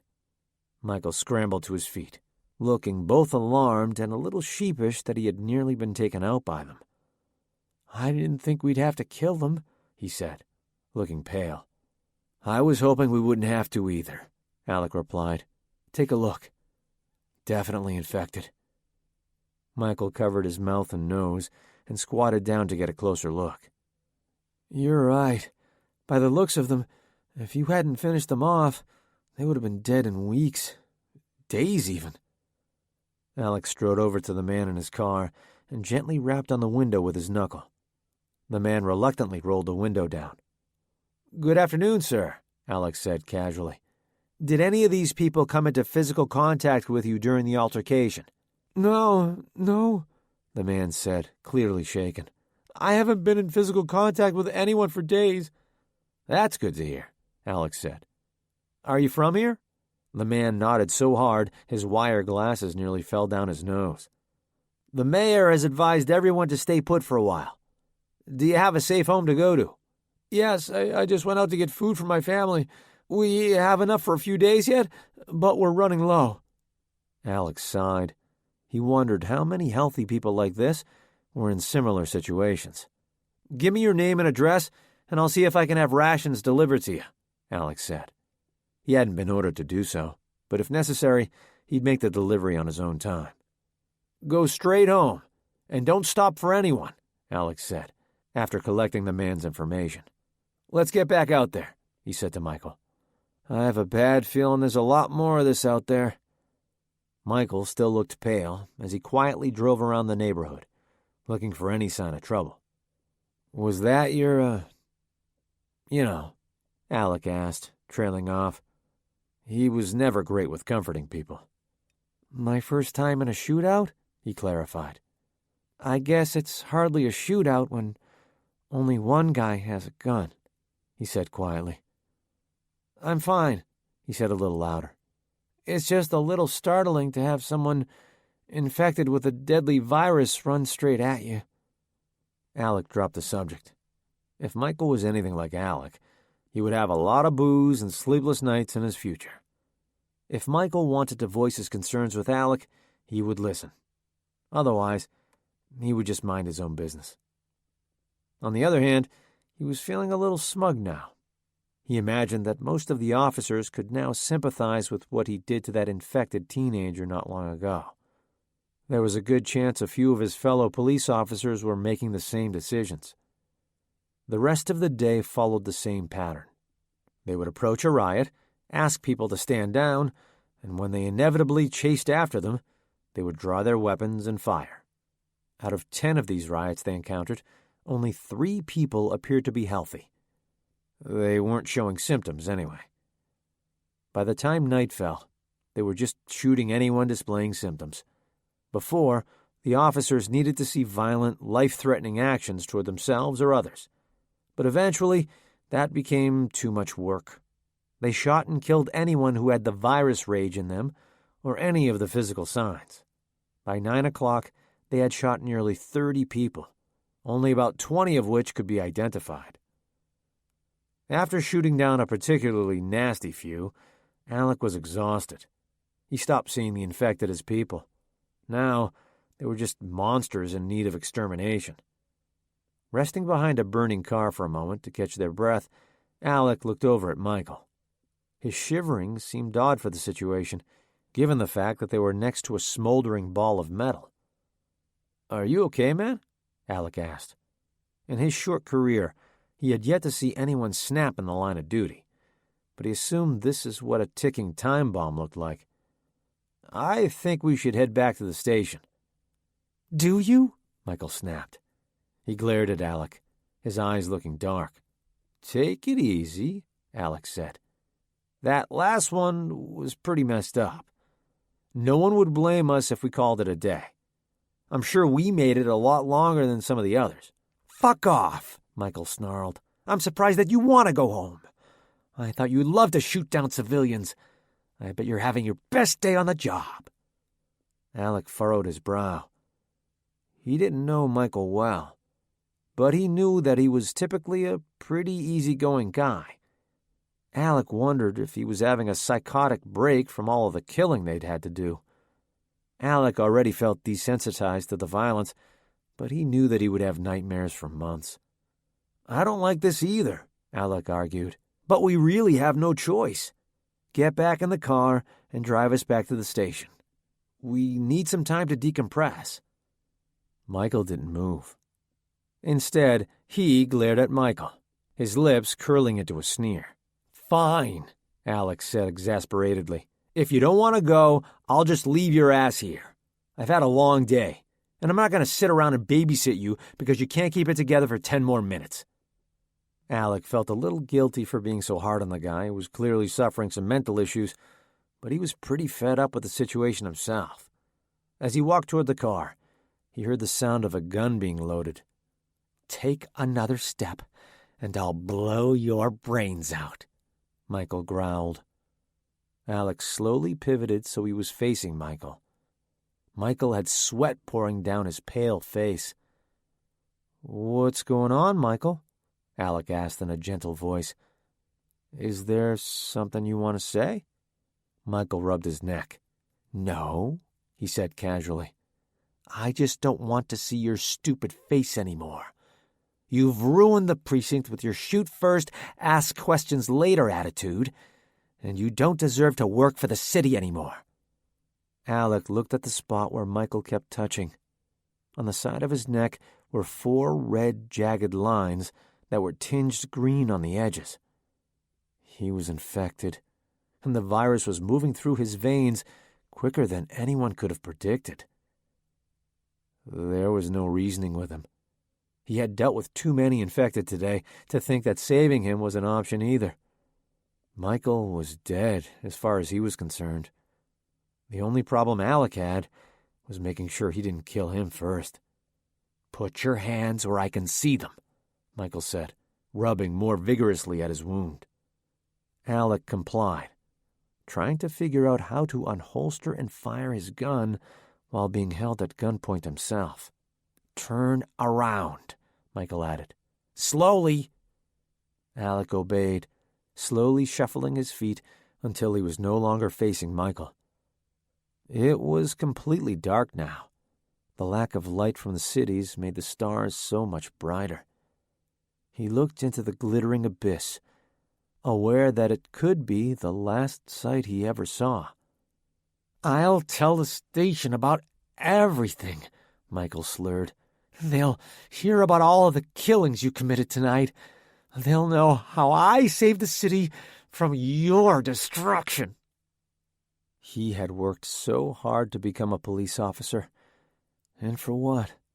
Not only did he have to commit atrocities against 6 citizens, but now he was about to be killed by one of his own. Alec looked up into the starry sky, felt the cool breeze of the night surround him, and then heard the gunshot. Chapter 7. Walking on the balls of her feet down the tile corridor, Elaina followed the echoing shrieks. Her stomach churned as she neared the commotion, knowing that she wasn't well equipped to engage in a fight. Physical education had always been the bane of her academic career, and she was fortunate that she was naturally quick on her feet. She could run forever, but the moment she had to lift anything heavy, she was useless. For Elaina, her flight response was much stronger than her fight response. However, spending most of her upbringing indoors, she rarely used either. For the first time in her life, Elaina Morgan found herself wishing she would have listened to her father and spent a little more time doing physical activity, or at the very least, enrolled in a self-defense class. The hallway was dark, but when Elaina squinted, she could see 3 shapes in the distance. They continued walking through a doorway into the school library. Looking in from the window, Elaina saw the 3 people illuminated by the light from the exit signs and the motion sensor emergency lights. One of the men looked to be in his 30s or 40s, with a thick neck and a trucker cap on his head. Chubby rolls poked out from underneath his too-tight t-shirt. The other man looked even younger than Elaina. Tall and lanky, he had a mop of shaggy brown hair that touched his shoulders. The older man was definitely the leader in this duo, as the younger man always observed the other man before acting. Between them, a slender bicep cupped by each of the men, was a girl in her late teens. Something about her seemed familiar, but Elaina couldn't put her finger on it. Her straight long hair hung in curtains around her tear-stained face. Elaina continued to watch from the hall, waiting for the right moment to step in. She was positive that she couldn't overtake the men, even with the girl's help. She looked exhausted already, and Elaina wasn't about to make up for any strength deficit. "I'm sorry we took you away from that old guy," the ringleader said menacingly. "But I know you'd rather be with someone like me. I'll keep you safe from the virus. I've got a bunker and a couple of shotguns. No zombie freaks can get you there." The girl squirmed in a futile attempt to get away. "Why are you doing this?" she asked her captors. By the sound of exasperation in her voice, it wasn't her first time with that query. "You just don't appreciate nothing," the man said. "You're safer here than you are anywhere else. I've been prepping for this kind of shit to go down for years." He dragged out the last word for emphasis. "Pretty soon, everyone will be dead because the virus wiped them clean out. When that happens, guess who'll still be standing?" "We will," the other man replied. "Darn tootin'," the fat man said. "And you know what? We'll be left to repopulate the planet once the shit hits the fan." Elaina crinkled her nose, disgusted by the man's grand plan. While the population would certainly take a hit once it was all said and done, it was obvious that the girl had no intentions of repopulating with her captors. "If that's your plan," the girl asked, "then why are we in a high school?" The older man let out a chilling cackle. The younger man chimed in with a high-pitched giggle. "I'm a gentleman," he replied. "I figured it was best if you got to know the two of us before we got down to business." The girl shuddered violently. Elaina wanted to help her, but she didn't know what to do. She needed to come up with a precise plan of action. Otherwise, she might also be kidnapped and taken to his bunker, wherever it was. Then, Elaina saw the man jam his pudgy arm up the girl's shirt. There was no plan anymore, just white-hot rage. "Clint," the man said, holding the girl down. "I think we're fine over here. Give us some privacy, won't you?" The younger man nodded and walked toward the door. This was Elena's chance. She swiftly grabbed the fire extinguisher from the wall, raised it over her head, and... "Let me go!" the girl screamed, drowning out the sound of the loud thud of the metal fire extinguisher hitting the side of the skinny man's head. He toppled to the ground, and Elaina dragged him by his feet out of view from the library. The fat man would be too preoccupied to even consider or care that something had happened to his friend. Clint, the younger man, lay flat on his back in the middle of the hall, a red welt forming on the side of his face. Elaina checked to make sure he was breathing, and then left him when she was certain she hadn't killed the guy. Now there was only one more target to take out. This one appeared to be far more dangerous than the other, and Elaina hoped the girl could help her overtake him. She didn't have time to think too much about it. The man was trying to unbutton the girl's jeans. Elaina sprinted into the library at full speed, running straight into the man, knocking him off balance. "What the hell?" he roared, swinging his arms at whomever he could reach. The girl, in shock from Elena's entrance, scrambled up to her feet and crossed her arms over her body, shivering. "Help me take him down," Elaina pleaded. It was too late. The man pulled a handgun from his pocket, one of many in his doomsday cache. Without warning, he fired a shot straight into the air. "Are you infected?" he screamed in Elena's face. "No, I'm not infected," she fired back. "If that's the case," he asked suspiciously, "then why did you charge me? You only see that kind of rage in the infected." "I saw what you were trying to do to this girl," she replied, scowling. "I'm calling the police." "Shame," he said, aiming his gun at Elaina. "I thought you would have made a good wife when repopulation time came." Elaina backpedaled, her palms held at chest level. "Just let us go. You don't need to do this." "Sorry, little girl. Either you come with me, or you don't. What's your choice?" Before Elaina could speak, the girl came flying toward the man, tackling him to the ground. The gun went off, the bullet just grazing Elena's arm. The girl had surprised the shooter enough to knock him to the ground, but she couldn't hold him for long. Elaina stomped her boots on his hand, freeing the gun from his grip. She kicked it as hard as she could, sending the weapon skidding on the floor, where it landed somewhere underneath a bookshelf. Clearly fed up, the girl delivered a few swift kicks to the man's plush abdomen, knocking the wind out of him. He wheezed, scrambling to his hands and knees, and crawled away from the girls. Forgetting his gun and his friend, who was starting to stir just outside the library, the man booked it, abandoning the girl he'd fought so hard to call his own. Elaina listened as heavy footsteps landed on the tiles until they grew fainter and fainter. Finally, with a loud slam, the man left the school through the heavy doors. "Are you okay?" Elaina asked the girl. "I'm fine. You're the one who's bleeding." Elaina looked at her arm. The good news was that the bullet wasn't lodged in her flesh. The bad news was that any serious wound left her susceptible to infection if she got too close to anyone with the virus. "It's not a big wound," Elaina said, pressing the sleeve of her jacket to her arm. "I know this is going to sound a little weird, but do I know you from somewhere?" The girl revealed a dazzling smile. "You're Elaina Morgan," she replied. "I don't think you've seen me in a while, but you work with my dad. I've heard so much about you over the past few months." Elaina clapped a hand to her mouth.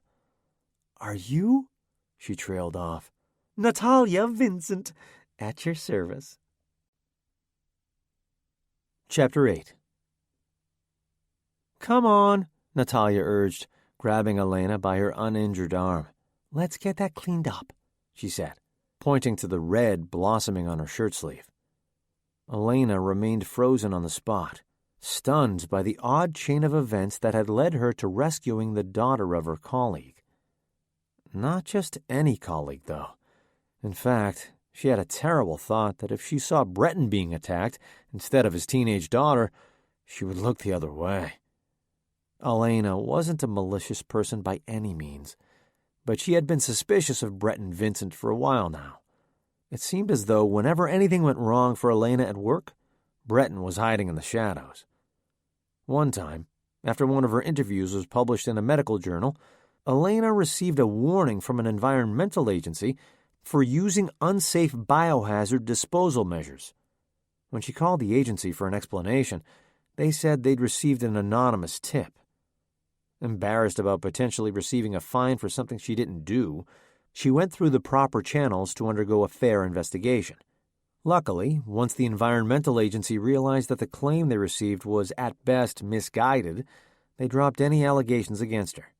Still, the potential damage to her career made her wonder if there was something more to it than just a petty mistake. After that incident, she took a closer look at how her colleagues acted around her. Whenever something good happened, whether it be an award or a new breakthrough on her research, she watched the people around her. Her observations showed a curious pattern. Breton Vincent was never supportive of her success. It wasn't just that he wasn't excited for her good news. He was much more sullen when things were going right for Elaina. Even more damning was the fact that when she shared failures with her team, he was almost gleeful. The others would at least give her a sympathetic nod. He was silent, but with a huge grin on his face. It was no secret that Breton Vincent was kind of an ass. No one in the lab really had any serious conflicts, but that didn't mean that there wasn't any eye-rolling when Breton made pompous comments about his accomplishments. It was never anything big enough to call him out on, but any scientist in the lab would giggle about Breton's latest antics after a few beers. Then the virus hit. Naturally, everyone looked at Elaina first.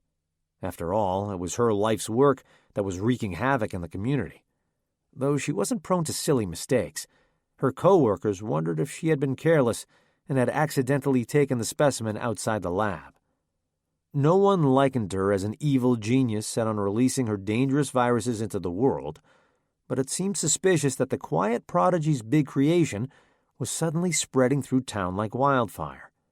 When interviewed by detectives, her colleagues couldn't defend her by saying that they knew Elaina would never do something so dangerous. The fact was that no one really knew Elaina that well. To say that releasing a virus would be out of character for her would be a lie. No one knew what would be in character for her. The quiet girl who mostly kept to herself persona didn't bode well with police, hence the warrant for her arrest. So, when Elaina realized that Breton's daughter was helping her up from the floor, she was hesitant to go along with her. She couldn't help but wonder if Breton were somewhere nearby, the police using him to get to Elaina. However, since she was rapidly losing blood, she needed all the help she could get. "Come on," Natalia urged, now yanking her up. Elaina reluctantly followed her down the dark hall. "There should be a nurse's office around here somewhere," she said. She silently followed the girl down the hall, her mind on high alert. At the first sign of trouble, she would bolt. The science lab was just down the hall, so she could grab her things and exit out the emergency door. It would be tough, especially with a bleeding arm, but she could manage it. "The nurse's office is usually somewhere within the front office," Natalia mused to no one in particular. "I spent enough time in them as a kid. I should know." "Were you sick a lot?" Elaina asked, trying to make polite small talk. "I'm a child of divorce. When things were really bad at home, I used to get terrible stomach aches. Once I got older and realized that divorce is part of the average kid's life, the symptoms disappeared." "Funny how that works, isn't it?" Elaina nodded. She had no experience on the subject, but she didn't want to have to discuss Breton's failed marriage. "Yep," Natalia said. "This is it. Sit on the cot, and I'll find something for that arm." "No," Elaina protested. "I'm fine. I just need a bandage to wrap around it." "You don't have to do this. Just let me," Natalia huffed. "I want to go to nursing school one day. I like this kind of stuff." Elaina relented and plopped down on the cot, exposing her arm. "Just to be safe, we should disinfect the wound," Natalia hummed, clearly in her zone. She pulled bottles down from the cabinet, examining the labels. Then, before Elaina could ask her what she was doing, she was dabbing liquids into the stinging wound. Then she applied gauze to her arm and wrapped it snugly in an elastic bandage.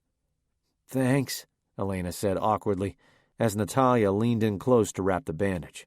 "I should be thanking you," Natalia replied. "You're the one who saved me from those creeps."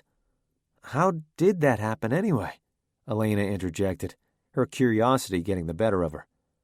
"You don't even go to this school." Natalia sighed as she pinned the bandage into place and sat down on the stool behind her.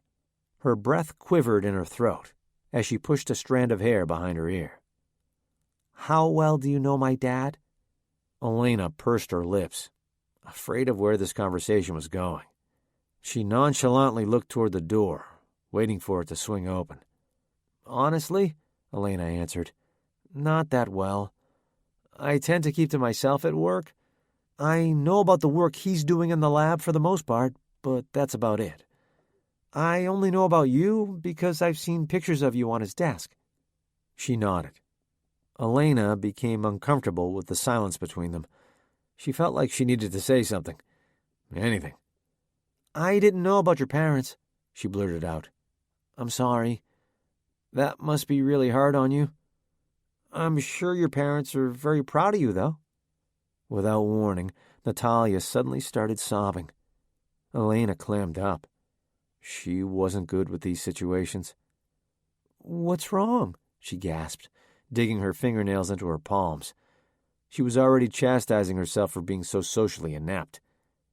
It took a while for Natalia to calm down enough to speak coherently, but when she did not spare any details.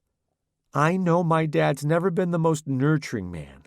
I get that," Natalia said, wiping a tear with the sleeve of her shirt. "But I still thought that he cared about me, even if it was only a little." "I'm sure he cares about you," Elaina said hesitantly. "What happened?" Natalia shook her head. "We were on our way to my grandma's house.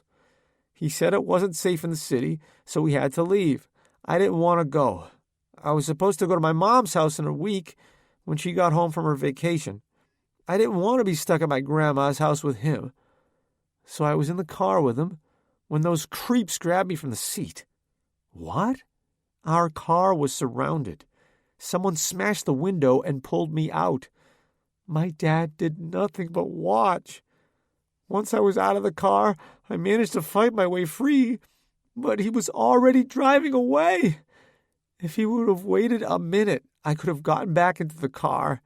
If he had helped me, we would have been out of there in seconds. He didn't even try." Elaina looked at the ground. This story confirmed her judgment of Breton's character. "Were the people infected?" Elaina asked. "I'm not entirely sure," she said. "Some might have been, but then there are the others who were just taking advantage of the situation. I was trying to get back to my house when another group of people approached me. Some looked pretty scary with weird skin lesions. But those two guys who grabbed me and took me here weren't infected at all.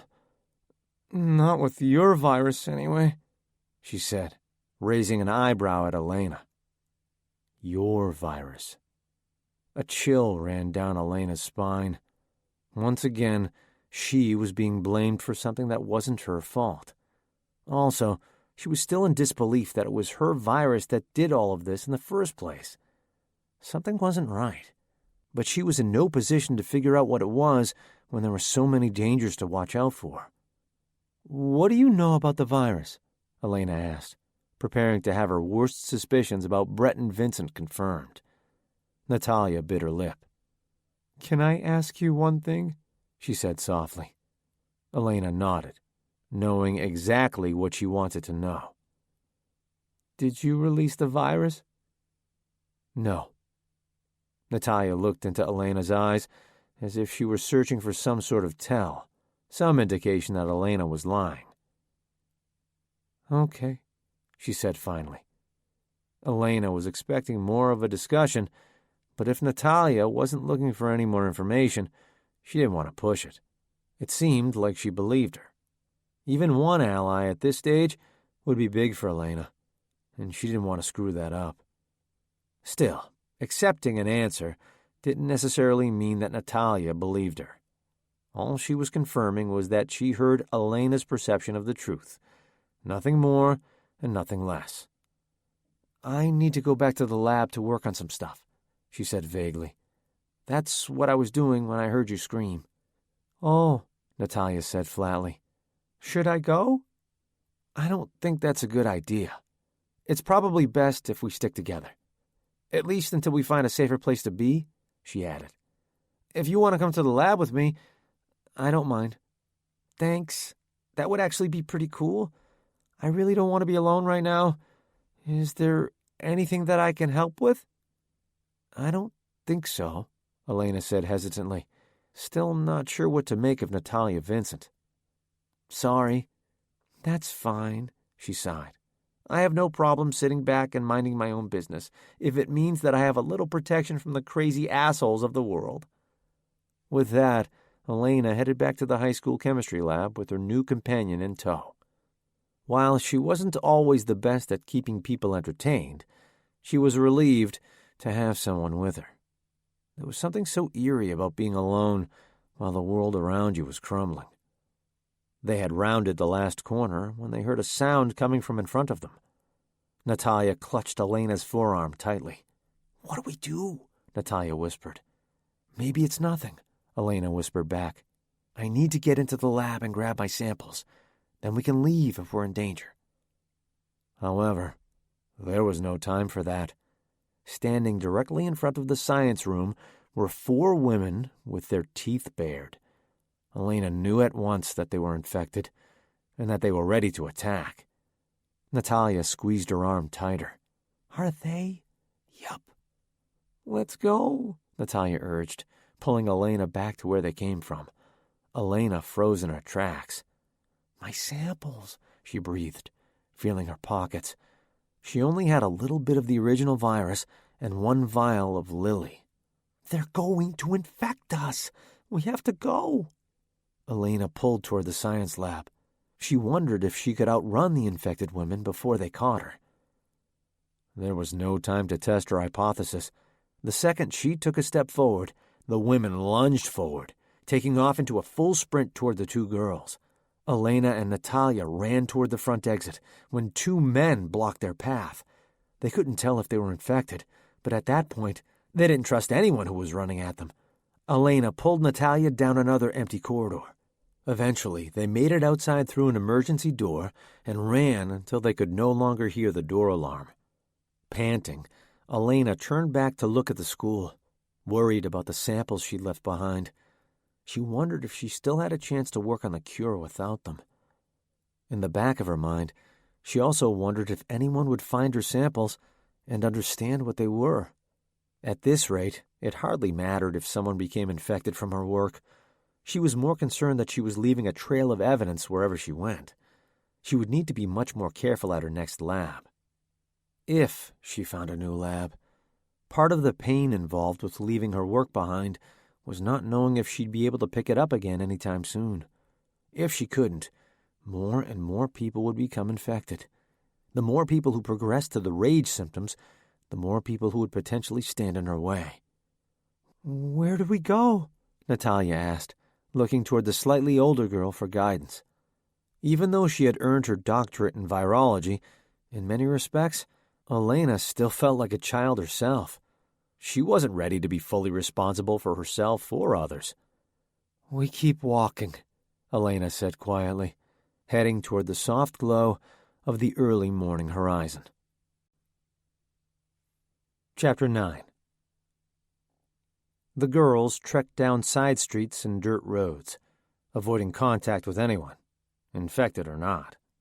Elaina knew that it just took one good citizen spotting her for her to be arrested, and Natalia had a complete distrust of everyone save for Elaina. They were the perfect traveling companions. Can we stop now? Natalia whined after an hour of running and walking. We haven't seen anyone in over an hour. Can we go back to your car? My car is in the school parking lot. There's no way that it's sat untouched all this time. Car thefts have been on the rise in the last few weeks. I say it's worth going back for. I hate running. I'm surprised you want to get back in a car so soon, especially after what happened the last time you tried to drive away to safety, Elaina said in a matter-of-fact tone. This point silenced Natalia for the next 20 minutes of their journey. Elena's arm throbbed, but she didn't want to show any sign of weakness, especially after prodding Natalia to continue moving forward. She had to set a good example for the girl if she wanted to keep her safe. A few times, Elaina considered talking to Natalia about her father. just to search for some clues as to what he was up to. But she saw how distraught it made her to talk about him, so she kept her mouth shut. They carried on in silence. As the birds began their morning song, exhaustion struck Elaina.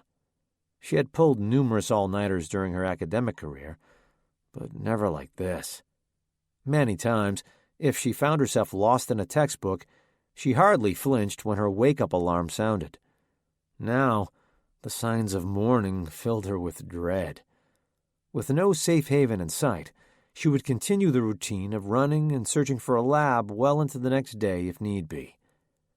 In the hours since their evacuation from the high school, they'd had a couple of close calls, both with the infected and the seemingly normal crowd. As time went on, it became harder and harder to distinguish between the two. "Do you ever just fantasize about giving up?" Natalia asked, as they slid down from an oak tree where they had briefly taken refuge after a close call. "The odds are stacked against us. At some point, we're going to come in contact with the virus. Why not just get it over with now and save ourselves a few days of misery running around as a healthy person?" Elaina stopped dead in her tracks and turned to face the girl. She pursed her lips, thinking of something inspiring to say to boost her morale. But nothing came to mind. In fact, that thought had been swirling around her consciousness ever since it escaped. If the spawn of her creation was ultimately the end of her, then it would somehow be just. Plus, if any virus were to take her out, she only wanted it to be one of her own design. On the other hand, she still felt partially responsible for what had happened. Besides, if she weren't around to find a cure, then the virus would ultimately wipe out all of human civilization.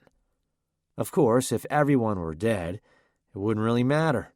But the thought of causing the human race to go extinct was too much for her conscience. "You can't think that way," Elaina replied plainly. "Why not?" Natalia had a good point. It would probably be much easier to accept fate than to deal with the struggle that would most likely not lead to a positive outcome.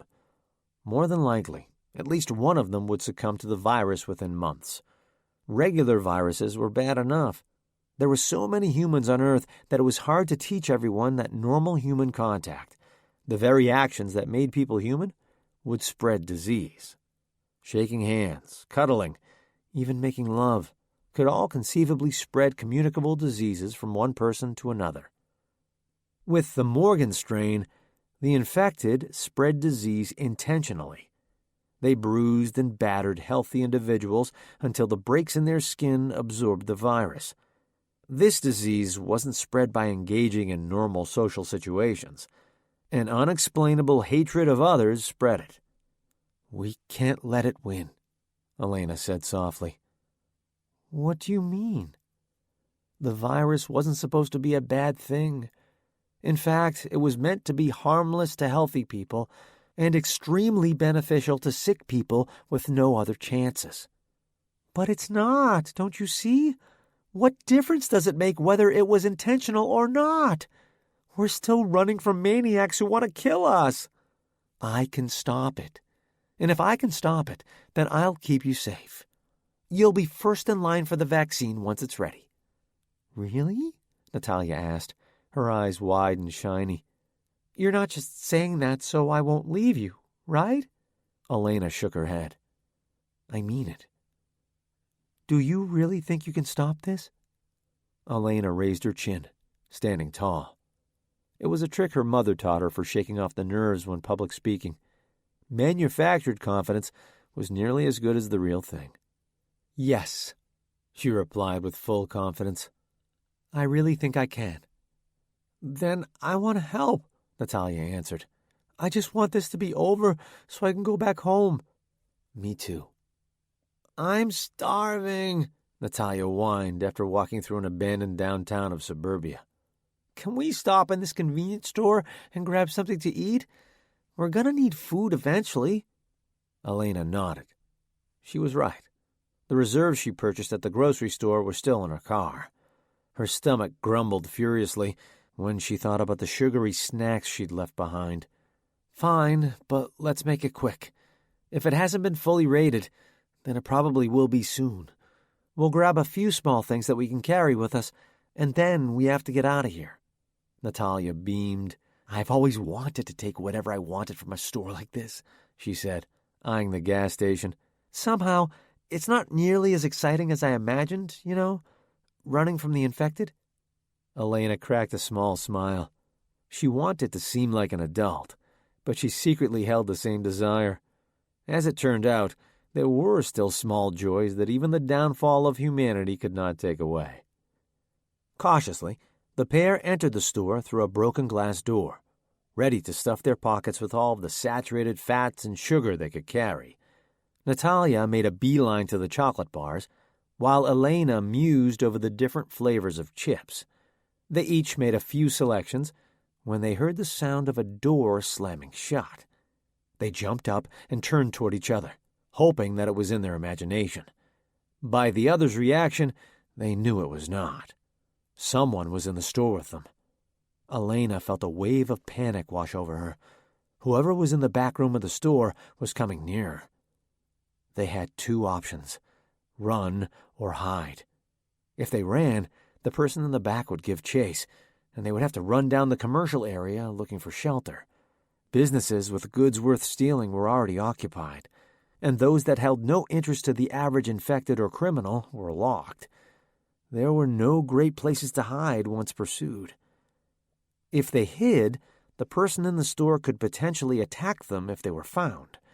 But if they weren't found, then they'd have a little time to make a calculated getaway. They'd be able to find a lab instead of being chased into a grocery store.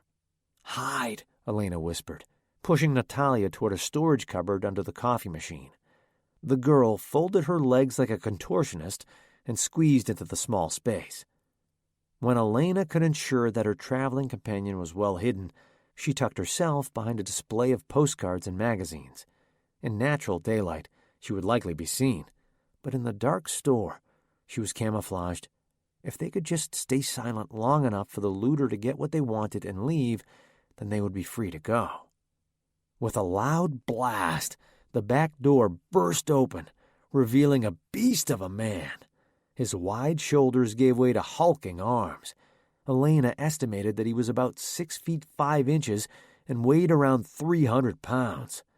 He stomped around the store, grabbing whatever was in reach: cigarettes, emergency flares, and rope. He moved as if he had no clear aim, but the items he grabbed told a story. He wasn't in the store hunting for snack cakes like Elaina and Natalia were. Elaina clamped a hand over her mouth, knowing that one little whimper could send the man into a violent frenzy. She saw the oozing gash on his face. If he hadn't felt any symptoms yet, he soon would. She was glad that she'd ordered Natalia to hide in the cupboard. If the girl saw who they were up against, she would have screamed.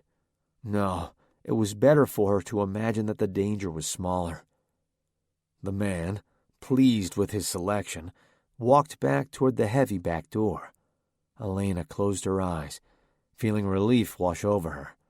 She listened as his footsteps fell fainter and fainter. When she was almost certain that they were safe, Elaina heard a tiny sneeze from the storage cupboard. Before she could even move, the man came barreling back into the store, massive arms ready to strike. Elaina covered her mouth again, stifling a scream in the back of her throat. He wildly looked around, searching for the source of the noise. "I heard you," he growled. "I know you people are trying to kill me, but I'm not going to let that happen. I didn't ask to get sick. If everyone would just leave me alone, then we wouldn't have any problems. But no," he shouted, kicking over shelves. "I'm not just going to roll over and die. I'm going to get my revenge first." He leaned down and wrenched the cupboard door right off its hinges, exposing Natalia's hiding spot.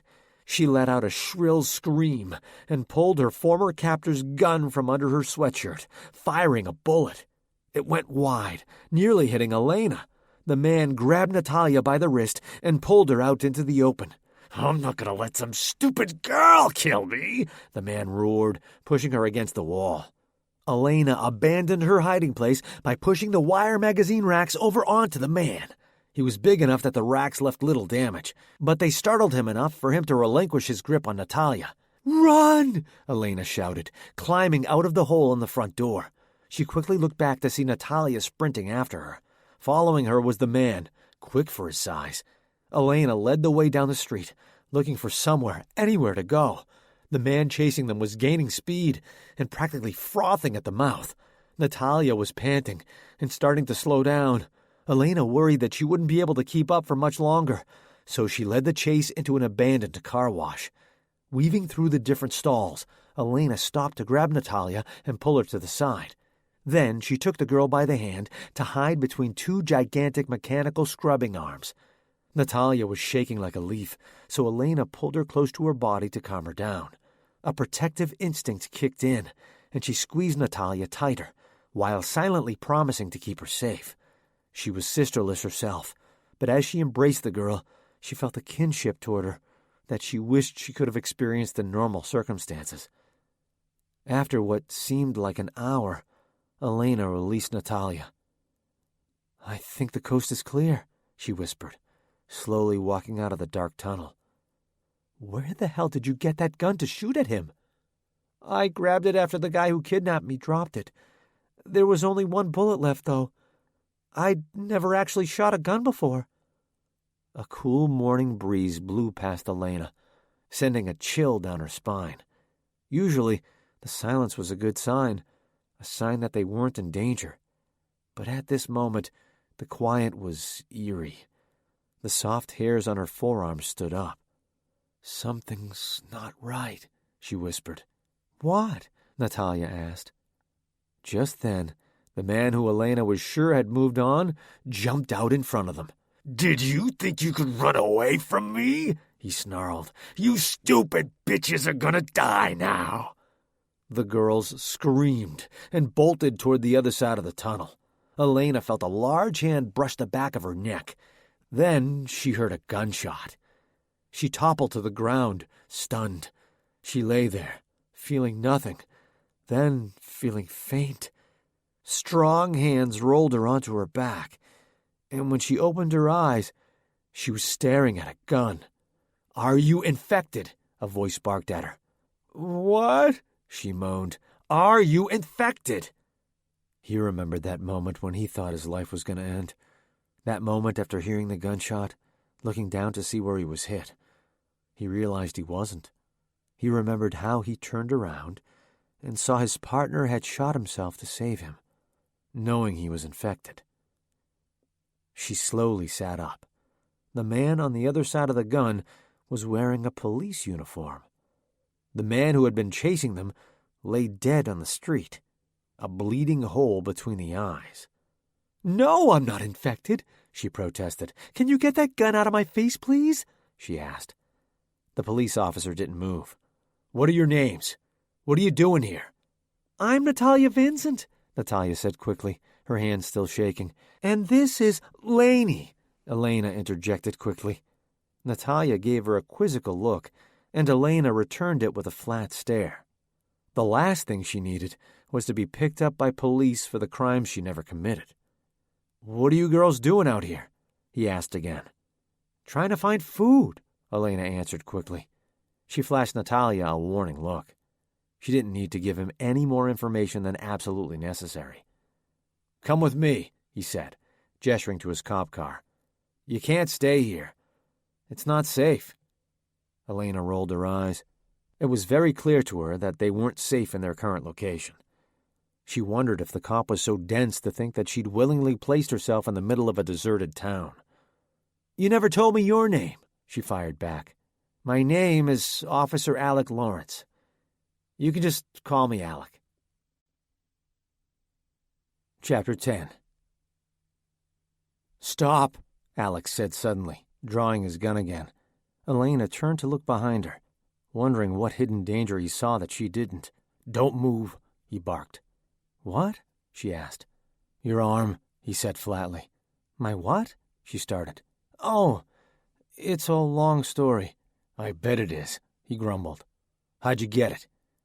There were these 2 hillbilly assholes who tried to attack us, she explained. The gun went off, and it nicked my arm. It bled a lot, and it hurts, but it's no big deal. Natalia wrapped it up pretty well. Natalia smiled, but Alec did not. Was the man infected? No. Well, I don't think so, she answered.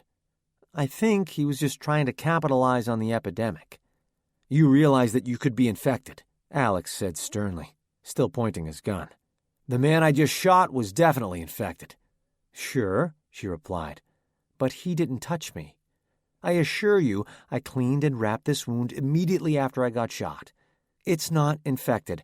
I'm not infected. Natalia's not infected. Trust me. Natalia looked confused. Why are you pointing a gun at her? I thought you were here to help us. I'm here to protect healthy citizens from the infected ones. If there's a threat to healthy citizens, I need to know about it. I promise you, I'm healthy, Elaina said. Of all people, she should know, Natalia added, before realizing what she'd said. What do you mean? He questioned. Nothing, Elaina tried to cover up. I'm just a biology major at the University of Washington. We study viruses sometimes. I don't care if you're a Nobel Prize-winning scientist, he retorted. Let me see your arm. Exasperated, Elaina unwrapped her bandage and exposed her wounded arm.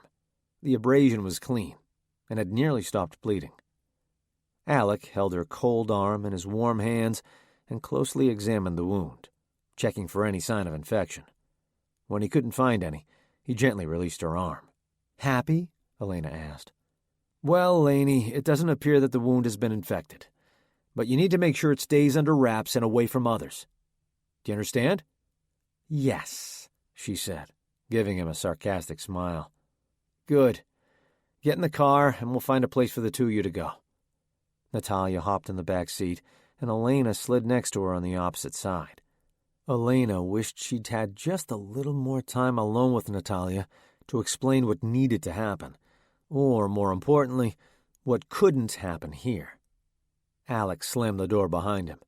You know, you're not under arrest. You can sit in the front seat if you want. No, thanks, Elaina said coldly. This is fine back here. Do you, need anything? He asked, scratching his head. His inexperience shone through his tough exterior in these moments. He was clearly out of his element, both in dealing with disasters and dealing with women. I think we've got a first aid kit and some emergency blankets in here. What about food? Natalia asked, squeezing her empty stomach. Oh, right, he said, reaching into the glove compartment. I've only got a few protein bars and a bottle of water. Will that do for now? The girls greedily split up the rations, hardly stopping their chewing to breathe. Alec awkwardly watched them, not knowing what to say. Where are you girls from? He asked, churning on the car to warm the shivering girls up. Seattle? Natalia replied with her mouth full. I was kidnapped from my dad's car. The guys who took me were real creeps. If you come across 2 guys in a bunker, you should probably arrest them for kidnapping. Actually, they've probably found a new wife already. Maybe you should look into that. Okay, Alex said, writing something in a notepad. Can you tell me everything you know about them? The only thing I know is that they're disgusting, she replied. The young one is tall and skinny, and the older one is fat and has terrible body odor. If you've got any dogs in the case, I bet you'd find them in a heartbeat. Elaina stifled a giggle. Having a talkative person with her would be helpful in distracting the police from her business. All she had to do was keep Natalia talking about the right things to keep the heat off her. Are you 2 sisters or something? Alec asked, wagging a finger between the 2. No, Elaina answered. I was trying to hide from the infected people chasing me when I heard her screaming. I ran inside the school, and we fought her kidnappers off together. Ever since then, we've run into a lot of people. For the most part, they've just chased us away from their territory. Are you positive they were infected? Alec asked grimly. How many people would you estimate? Maybe 14, 15, Elaina guessed. and they were definitely infected. Alec groaned and rubbed the side of his face. He hadn't shaved in a few days, and dark stubble was forming across the lower half of his face. It suited him, though. The bloodshot eyes from lack of sleep and poor nutrition didn't as much. "What's wrong?" Natalia asked. "Have you seen a lot of infected people, too?" Alec nodded. "I'm afraid so. I was hoping I'd be able to go home now, but at this rate, I'm not sure if I'll ever get to end this shift." Elaina felt a little bad for Alec. As much as she disliked the police and everyone on a witch hunt for her, seeing him be just as eager to go home as she was returned a little humanity to him. He was caught up in a bad situation with limited options. She could relate to that. "Oh," Natalia said sympathetically, "I bet you want to get back to your family, too." "I live alone," he said. "I'd just like to get back home and go to sleep." Natalia nodded. "Have any of your friends gotten the virus? A girlfriend, perhaps?" she pried. "Natalia," Elaina scolded. "It's okay, Laney," he answered. "Just a coworker so far. But even then, it's hard to know if they've been infected, and it's still dormant in their body." Natalia looked down at her lap, hiding a smug smile. Elaina wasn't sure why she was asking a stranger such personal questions. Maybe she was just so traumatized by everything that had occurred in the past 24 hours that she turned to inappropriate questions. "Well, girls," Alex said, looking in his rearview window at the two, "should we go to the station downtown? We've got plenty of supplies there, so you can stay until someone can pick you up." "No," Elaina said quickly, a cold sweat forming under her arms. "We can't go to the police station." "Why not?" Alec asked, genuinely confused. "No one can kidnap you there. It's filled with uniformed officers. There's no safer place in the city." "I disagree," she replied. "I really don't have anyone to pick me up. Neither does Natalia. If we stay at the station for a few days, where will we sleep?" Alec thought for a moment. "We have cots in our holding cells. You can crash there until you figure something out." "We're going to be sleeping in a jail cell?" Natalia asked. "No," Alex said. "It's not like that. You know you're not under arrest. We wouldn't put you in the same cell as the real criminals. Maybe I can talk to the captain, and we can make the drunk tank into a safe place for displaced citizens." "Let me out of the car," Elaina said firmly. "What?" Alec asked. "Here's the thing. We're going to be mixed in with infected people. There's no doubt about that. If I'm stuck in a cage and someone goes into a rage, I'm going to get infected. Then I'm dead. I'm not going to a police station. If that's where you're going, you can let me go here." "Laney," he protested, "it's just not safe. Thank you for all of your help. I really appreciate it. I just can't be locked into a death cell." He thought for a moment, considering what Elaina had to say. He, too, had felt concerned about working in an environment where many of the people in holding cells were likely infected. It would be wrong to force them into a place that was supposed to be safe, only to see them fall victim to the virus. "I just don't know where else I can take you that would be any safer," he said. Elaina clenched her fists. Her heart was racing. She slid her hand to the door handle, just in case he started to drive, and she needed to make a quick escape. "If we're going to get infected at the police station, I don't want to go there," Natalia said. "Please, let's think of a better solution," Elaina pleaded. "You're right," Alex said, to which Elaina breathed a small sigh of relief. If Alec didn't recognize her, someone else at his place of employment certainly would. "Do you have any ideas?" The car was silent, and the three tried to think of one place in the city that would be even remotely safe. Elaina needed a place with a lab and few interruptions. Natalia just wanted protection from creeps. "How about a school?" Alex suggested. "No," the girls said in unison. "We came from a school, remember?" Natalia said. "I'm in no hurry to go back. They're filled with infected." They thought quietly again, Natalia's head bobbing as she started to doze off. "How about a hospital?" Elaina offered. "There should be enough rooms that Natalia and I can stay safe." I wouldn't do that unless you were well rested and on top of your game, Alec replied. When people get sick, where's the first place they go? Elaina frowned. Save for a professional laboratory, any medical setting would be the next best bet. Even a veterinary clinic would suffice. But she couldn't let on to Alec why she wanted lab equipment without drawing suspicion. After a few more minutes of silence, Elaina broke. I can hardly think anymore, she cried, throwing her hands in the air. Natalia woke up at the noise, startled into sitting up straight. Let's not worry about a permanent safe place then, Alex said firmly. Let's find somewhere safe to rest for a little bit, and then we'll figure out where to go. I could use a little rest myself. It's not safe to be out there when we're tired like this. Is that fine with the two of you? Natalia nodded enthusiastically. Elaina bit her lip. Fine, she said, crossing her arms across her chest. But once we feel rested, I'm out of here. I realize that it's probably best if we stick together so we can sleep in shifts. Besides, you've got a gun, and you know how to use it. That's more than we have right now. Alec cracked a small smile. He was finally getting somewhere. I have an idea, he said. The shipping district is full of warehouses. I'm sure it wouldn't be too hard to find an empty one. Plus, they're filled with supplies. We just have to find the right one and set up a little shelter there. Don't homeless people sleep in those? Natalia protested. Do you have a home to go to? Alec retorted. She fell silent. As long as you promise to protect me, I don't care where we go.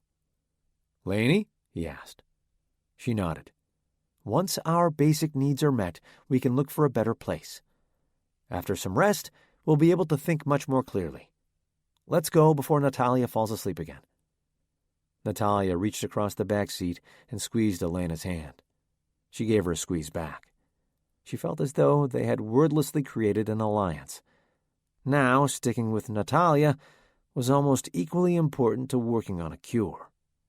As much as she liked to be independent, Elaina knew she couldn't do it alone. She needed all the help she could get. When she got the chance, she would explain more of her situation to Natalia. Breton's daughter wouldn't be her first choice for confidant under normal circumstances, but the world that they lived in was pure chaos. Elaina couldn't afford to let a single resource go to waste. Thank goodness, Alex smiled. I know it's strange for me to say this since I just met you, but you have no idea how glad I am that I'm actually able to help. I'm glad that we could be your damsels in distress, Elaina said sarcastically, flashing him a smile. Chapter 11. Dr. Breton Vincent took a deep breath and walked past the commanding officer's office, hoping he wouldn't be seen. It wasn't that he was scared of the man. It was just hard to look him in the eyes and tell him that he wasn't making any progress.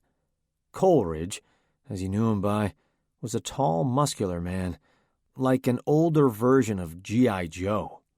Coleridge was the first man he was formally introduced to at the military base. No one else really spoke to him, except for a few lower-ranked individuals. His job was to take orders from Coleridge and report any findings to him first. Here are the samples our team collected, Dr. Vincent, an eager lab assistant named Smith said to Breton, handing a bunch of test tubes to him. We've collected 5 different samples from 5 different corpses. The deceased were all shot by police officers and military personnel due to displaying violent tendencies, so we can assume they reached the rage period fairly recently. Breton nodded and placed the tubes in the rack, clearly labeling them with the date. So far, he had managed to collect a wide variety of virus samples in hopes that one would lead him towards some type of solution. Instead, it confirmed what he already knew to be true. People were dying from his mutation of Elaina Morgan's virus. No one could know this, though. In fact, when the military brought him in for questioning and briefing, he made sure to emphasize that he'd had little or no involvement in Elena's work. He figured he probably knew about it better than most virologists, but he was not at fault for its release. Because Elaina Morgan was still missing, he was the next best scientist to work on the cure. Besides, If she was wanted for possible bioterrorism, she was hardly trusted to create a vaccine or cure. Because he was tasked with a top-secret operation, he only had lab assistants that the military provided for him. They were well-trained and qualified to be assistants on complicated work, but they only followed orders. This meant that their leader needed to know exactly what he was doing in order for them to be useful. Unfortunately, Breton was stuck. He stared under microscopes and studied the little squiggling virus, but no inspiration came to him. It made him furious that Elaina could see these viruses and come up with ideas that would never even occur to him. He was a gifted and knowledgeable scientist, but she was doing things in the lab that no one else could do. It was unfair that he was tasked with working on something that would be a struggle for even her. He didn't really have a choice, though. The military had offered him something that no one else could: complete protection. Left out on the streets to fend for himself, Breton probably wouldn't last more than a few weeks. He couldn't even protect an 18-year-old girl. How was he supposed to protect himself? When the armored car turned up on the road that day, it was like a gift from heaven. He was so scared and lost, and the military scooped him off the road and gave him a job which, if he completed successfully, would provide him with the wealth and power he desired. In fact, if he pulled this one off, he could even contract with the government to work on other big projects. The thought of working on top-secret projects was much sexier than co-authoring a paper that no one would even read. Breton was getting ahead of himself. If he didn't deliver, then there would be no future as a military contractor. In fact, if he didn't come up with the results they needed, there might not be a future for him at all. When he was briefed, it was made clear that the military wasn't doing him a favor by giving him a safe place to work. If Breton couldn't come up with results in a reasonable amount of time, then he would be released and would have to go out on his own. Since the number of infected grew at an exponential rate, he knew the odds of staying healthy weren't spectacular. What was reasonable for creating a vaccine or cure? He didn't know.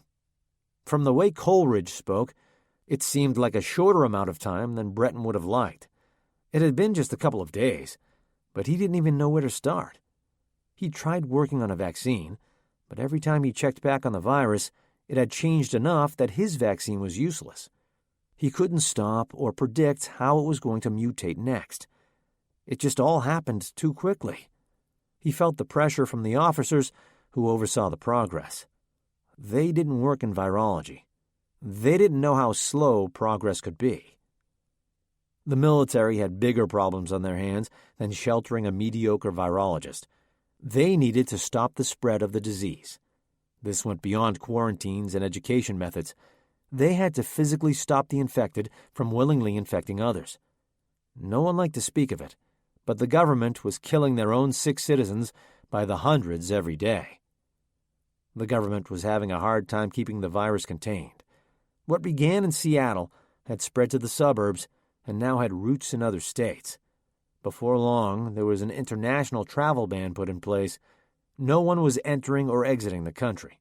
Traveling in and out of the state was first left to the discretion of the individual. But once it started spreading out of control, the National Guard was deployed to guard each state border. This helped some, but it wasn't enough. It was a tricky situation from the country's different government departments, who all had plans for this sort of thing, but never dreamed of having to put them in action. The idea of a massive epidemic wiping out the population was so absurd to some that putting the plans into practice was much harder in real life than in the yearly drills that elicited eye-rolling and half-hearted participation.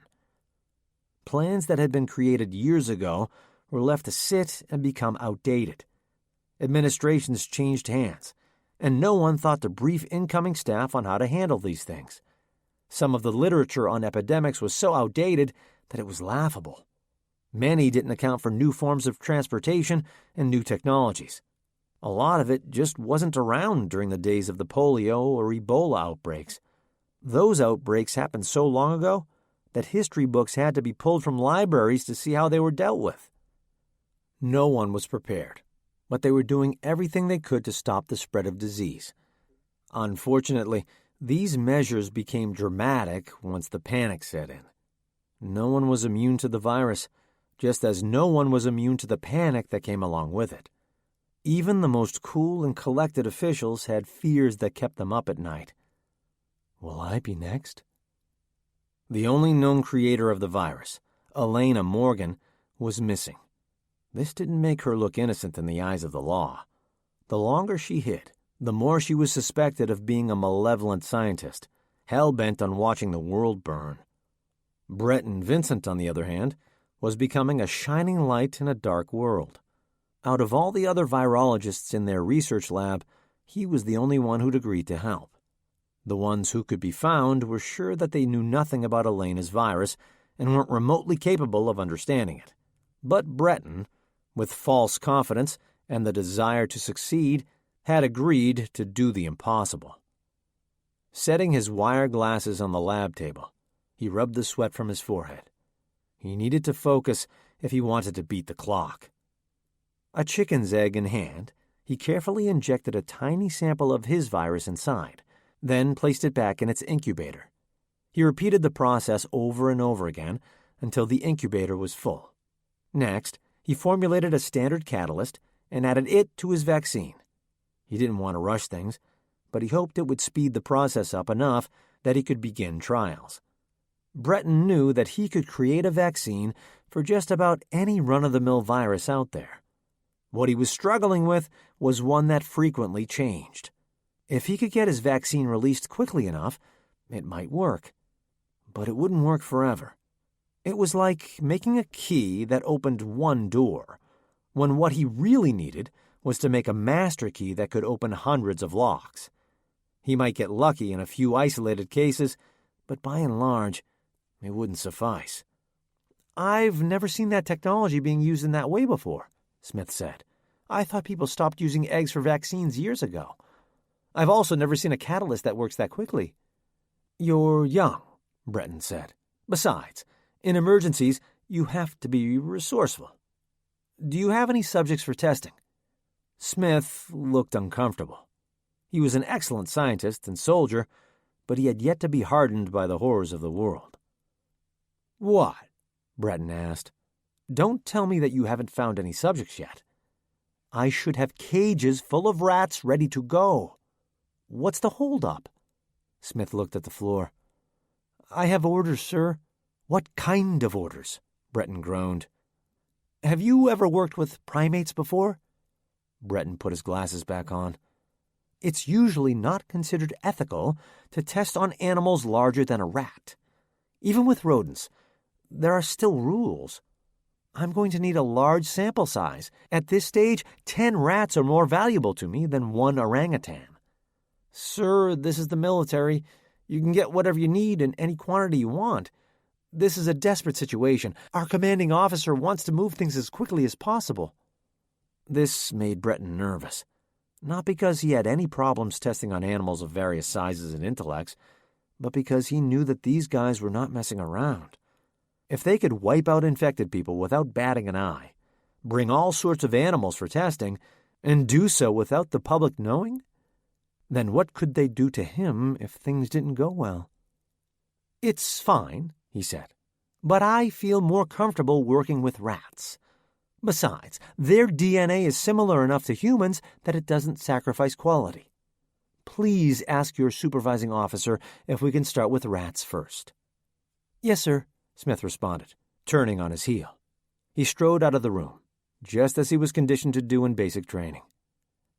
Breton sat back on his lab stool, a sick feeling in his stomach. He was working with a very powerful, very dangerous employer.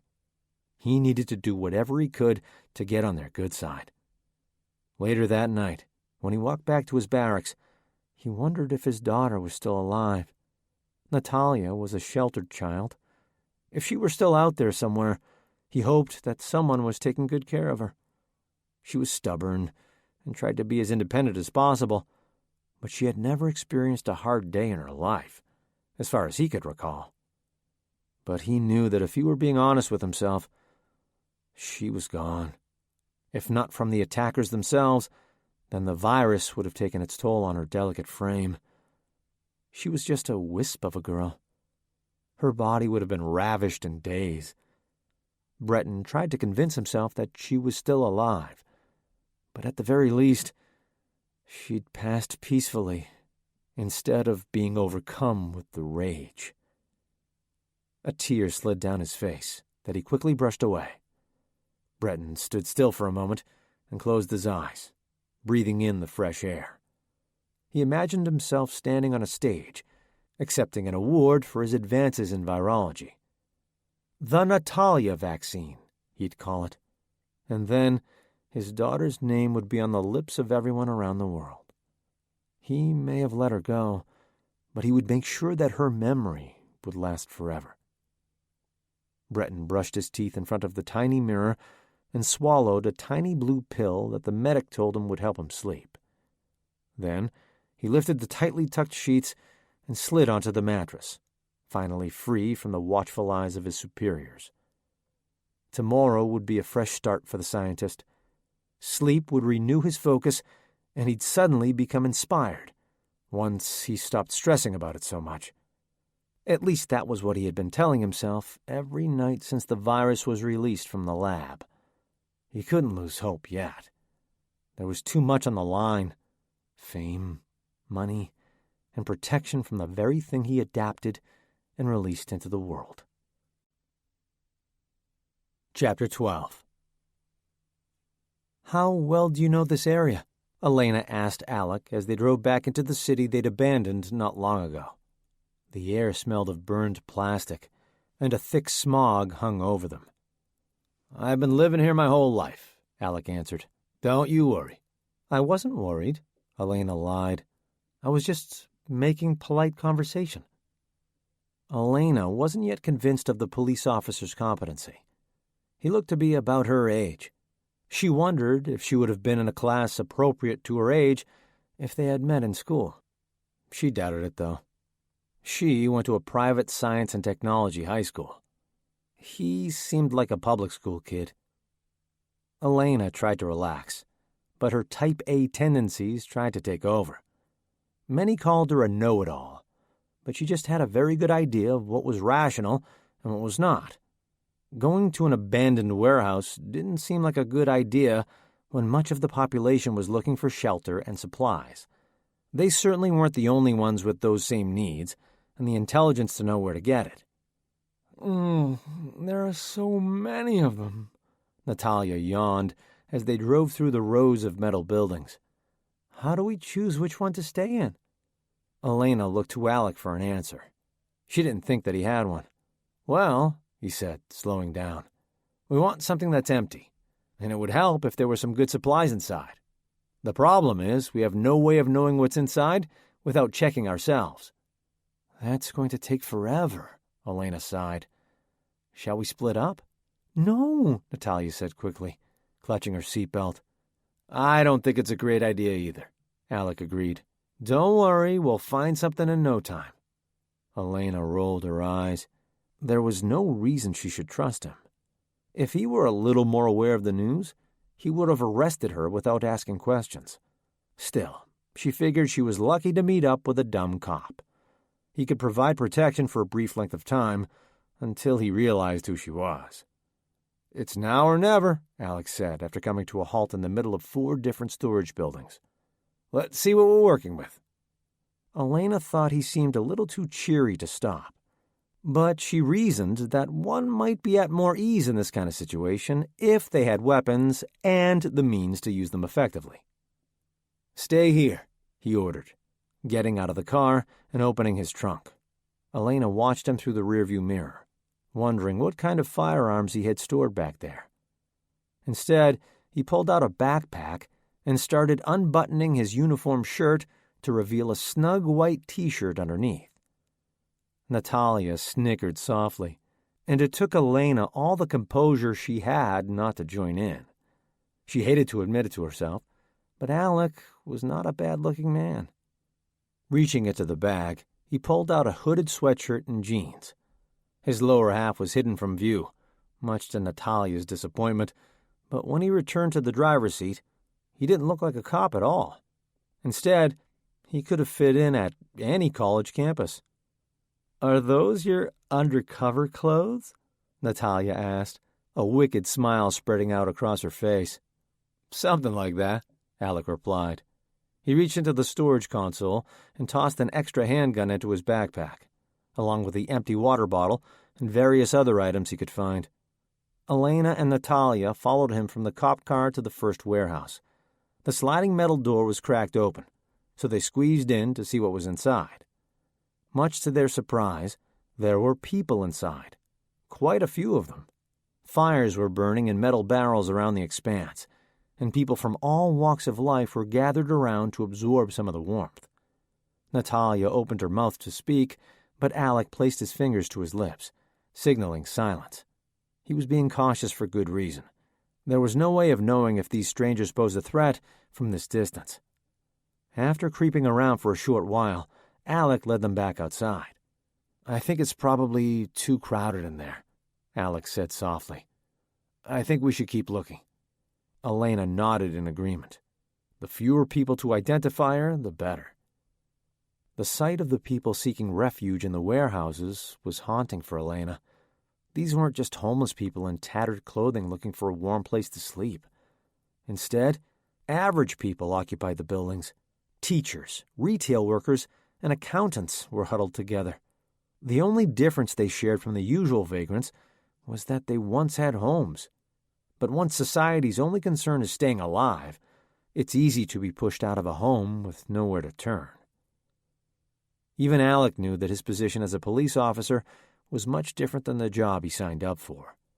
He felt useless in doing the usual work that filled his days. He couldn't stop every carjacking and kidnapping in the city. He couldn't fight off the squatters that displaced people from their homes with violence. He definitely couldn't prevent the virus from spreading at an alarming rate. It gave him some small comfort that he had 2 citizens who trusted him enough to follow him through the shipping district.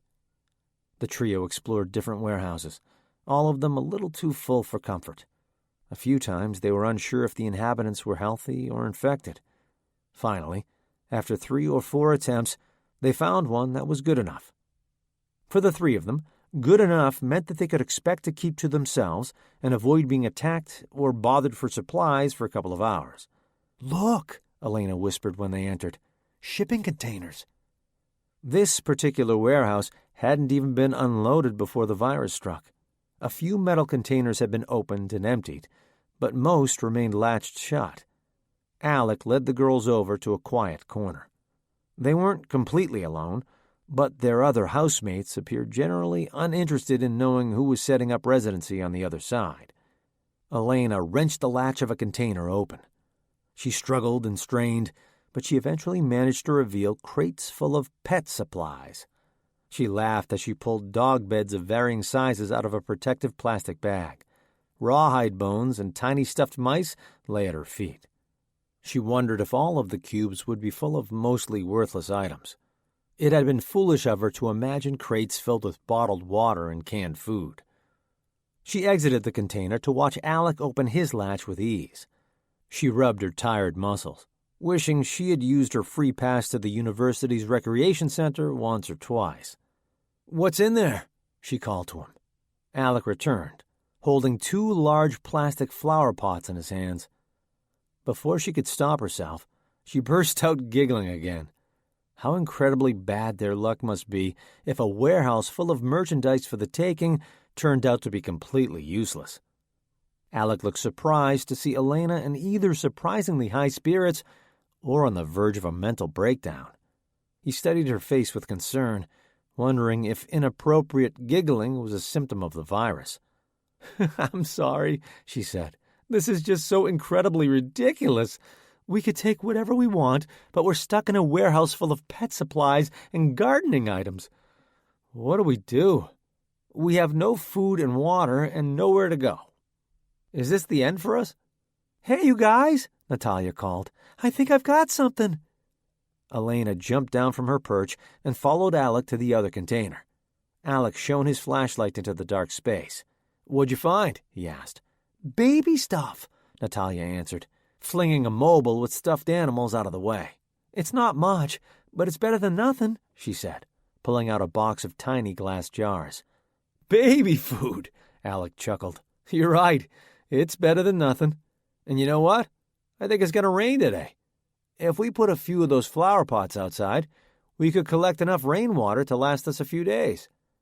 I guess we can spread out those dog beds and blankets and try to get some sleep, Elaina said, starting to feel rational again. Good thinking, Alec said, resting his hand on Elena's shoulder and giving it a little shake. Everything is going to be just fine. Let's sort through our containers and collect the best stuff. We can put it all in one central area for easy access, Alec suggested. I'll put the pots out, and you two can grab your stuff. They got to work straight away, Alec hauling as many containers as his arms would carry, Elaina sorting through the squishy cushions, and Natalia searching for anything edible. When they finished, they met in the spot between their respective searching places. This place kind of reminds me of a capsule hotel I stayed at for a conference in Japan, Elaina thought out loud. But this is on a much larger scale, of course. I guess we can all choose our own containers and get a little rest.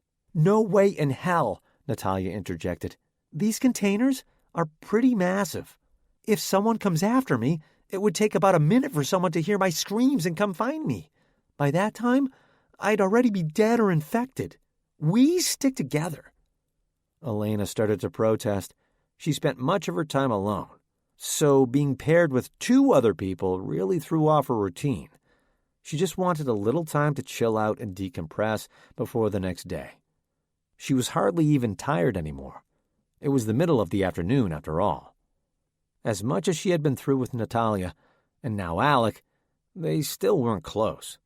Even though she was starting to think of Natalia as a younger sister, she was still an acquaintance. In fact, being Breton's daughter almost made her an enemy. Alec was also somewhere between a stranger and an enemy. Whether he realized it or not, he should have arrested Elaina. He may have saved their life, but that didn't make him a friend. They were all just in the right place at the right time. Elaina thought about it and decided that if she were in a situation where she could save herself by leaving the other two, she would. As much as she hated to admit it, it made sense to travel in a group, but she was not going to let herself grow too attached to either of them. I don't mind staying in the same container, Alex said, looking between the two girls. Lainey? He appealed to the older girl, using her family's childhood nickname. Yeah, Lainey, Natalia smirked. We don't have to cuddle together. I just don't want to be alone. Fine, Elaina exhaled, grabbing a handful of blankets and tossing them into a container. Let's set up camp. Natalia looked pleased with herself and carried the boxes of supplies she found into the container. Alec followed behind, securing the area before he closed one half of the door. Should we sleep in shifts? Natalia asked. You two go ahead, Alec offered. I think I can handle things for the time being. Awesome, Natalia said, spreading out on her personal cushion pile. She draped fluffy pink blankets over herself and fell asleep almost instantly. Poor thing, Alec said quietly once Natalia fell asleep. She looks completely exhausted. She is, Elaina answered, glad that her young companion was finally getting some rest. You can sleep too, you know, he said. You're safe with me. Elaina closed her eyes for a second and tried to imagine a scenario in which that sentiment was true. His words meant little in what felt like the end of the world, but somehow it was still a little comforting. Thanks, she said, leaning back on her own stack of pillows. I'll try to rest. I'm just not feeling very tired all of a sudden. I understand, he said. It's hard to relax when you feel the burden of responsibility. I don't think I slept for more than a few hours a night when I started working. It just always feels like you should be doing something, you know? Elaina understood. In every spare moment of time, she was thinking about what she would do when she got to a lab. She had imagined the procedure so many times that she knew the motions would be automatic and efficient when she got to where she needed to be. Did you two really just meet? Alec asked skeptically. It seems like you two know each other from something, he said. If I had to guess, I'd say you two are sisters." "Nope, I don't have a sister. I just have to look out for her, you know? She's too young to be on her own." "That's really good of you," he said, to her annoyance. She didn't want him to portray her as the hero. Not yet, anyway. "She's been through a lot," Elaina said, watching Natalia snore. "A lot of people have." "Did she really get snatched out of her dad's car?" Alec asked. "That just sounds crazy. How did that even happen?" "Well, from what I know, her dad's a real piece of shit," Elaina said, feeling some of the anger flow out of her body. She wanted to help keep his daughter alive, if only to use it to mock him for the rest of his life. "He sounds like it," he answered, chuckling. "You know what?" Elaina said. "I think I'll try to get some sleep after all." "Great," Alec said, his voice tinged with disappointment. "Rest up. I'll let you know if anything happens." Elaina retreated to her cushion pile and turned her back toward Alec. As she pulled the blanket up over her head, completely awake and alert, she tried to pretend that she was alone in her bed, instead of sleeping in a metal box with a cop and her rival's daughter. As she pretended to sleep, she tried to replace the feelings of fear and anxiety with laboratory procedures. She pictured herself filling test tubes and looking under the microscope. Somewhere along the way, she finally fell asleep, watching the centrifuge spin in her head. Chapter 13. Elaina woke with a dry mouth and cold feet, but otherwise feeling good. Her arms and legs were a little sore, but once she stretched out, she felt fine. She looked at her watch. It was nearly 8 o'clock in the morning, meaning that she'd slept for about 16 hours, something that she had never done in her life. Stomach rumbling, she searched around in the dark for something to eat. Natalia had made it seem like she hit the jackpot of edible treats in her container, when in reality, they had a small box of mushy baby food and toddler snacks. Even if they managed to choke down the green sludge, it wouldn't be enough to sustain them for more than a handful of hours. She chose a jar of fruit cocktail and wrenched it open, scooping the purple slime onto her finger and into her mouth. It didn't taste terrible, but it certainly wasn't good. She finished the rest and tucked the jar into the pocket of her jacket. It took her a few minutes of adjusting to the low light to realize that Alec was gone. Natalia was still snoozing in her corner, but her loud breathing and occasional mumbled phrases made her well known to the others. Alec's absence was odd, because he'd promised to keep Elaina updated on any new findings. Curious, she squeezed out of the crack in the doors and left the warehouse. Others were milling about on the other end, no doubt searching for supplies. She wanted to make it known that there was nothing worth rifling through on their end, but then she would have to communicate with others. She kept her head down and let her hair fall like curtains on her face. Perhaps it was the much-needed sleep she got, or the sound of the birds chirping their morning tune, but Elaina felt much better about the position she was in. With everyone rested and ready to go, Alec could drive her to a hospital or school on his way back to work. Then she could get back to business and do the tasks she could only do in her head from the warehouse. That was, if she could only find Alec. Elaina figured that it wouldn't be in her best interest to walk around asking people if they knew where the police officer friend was.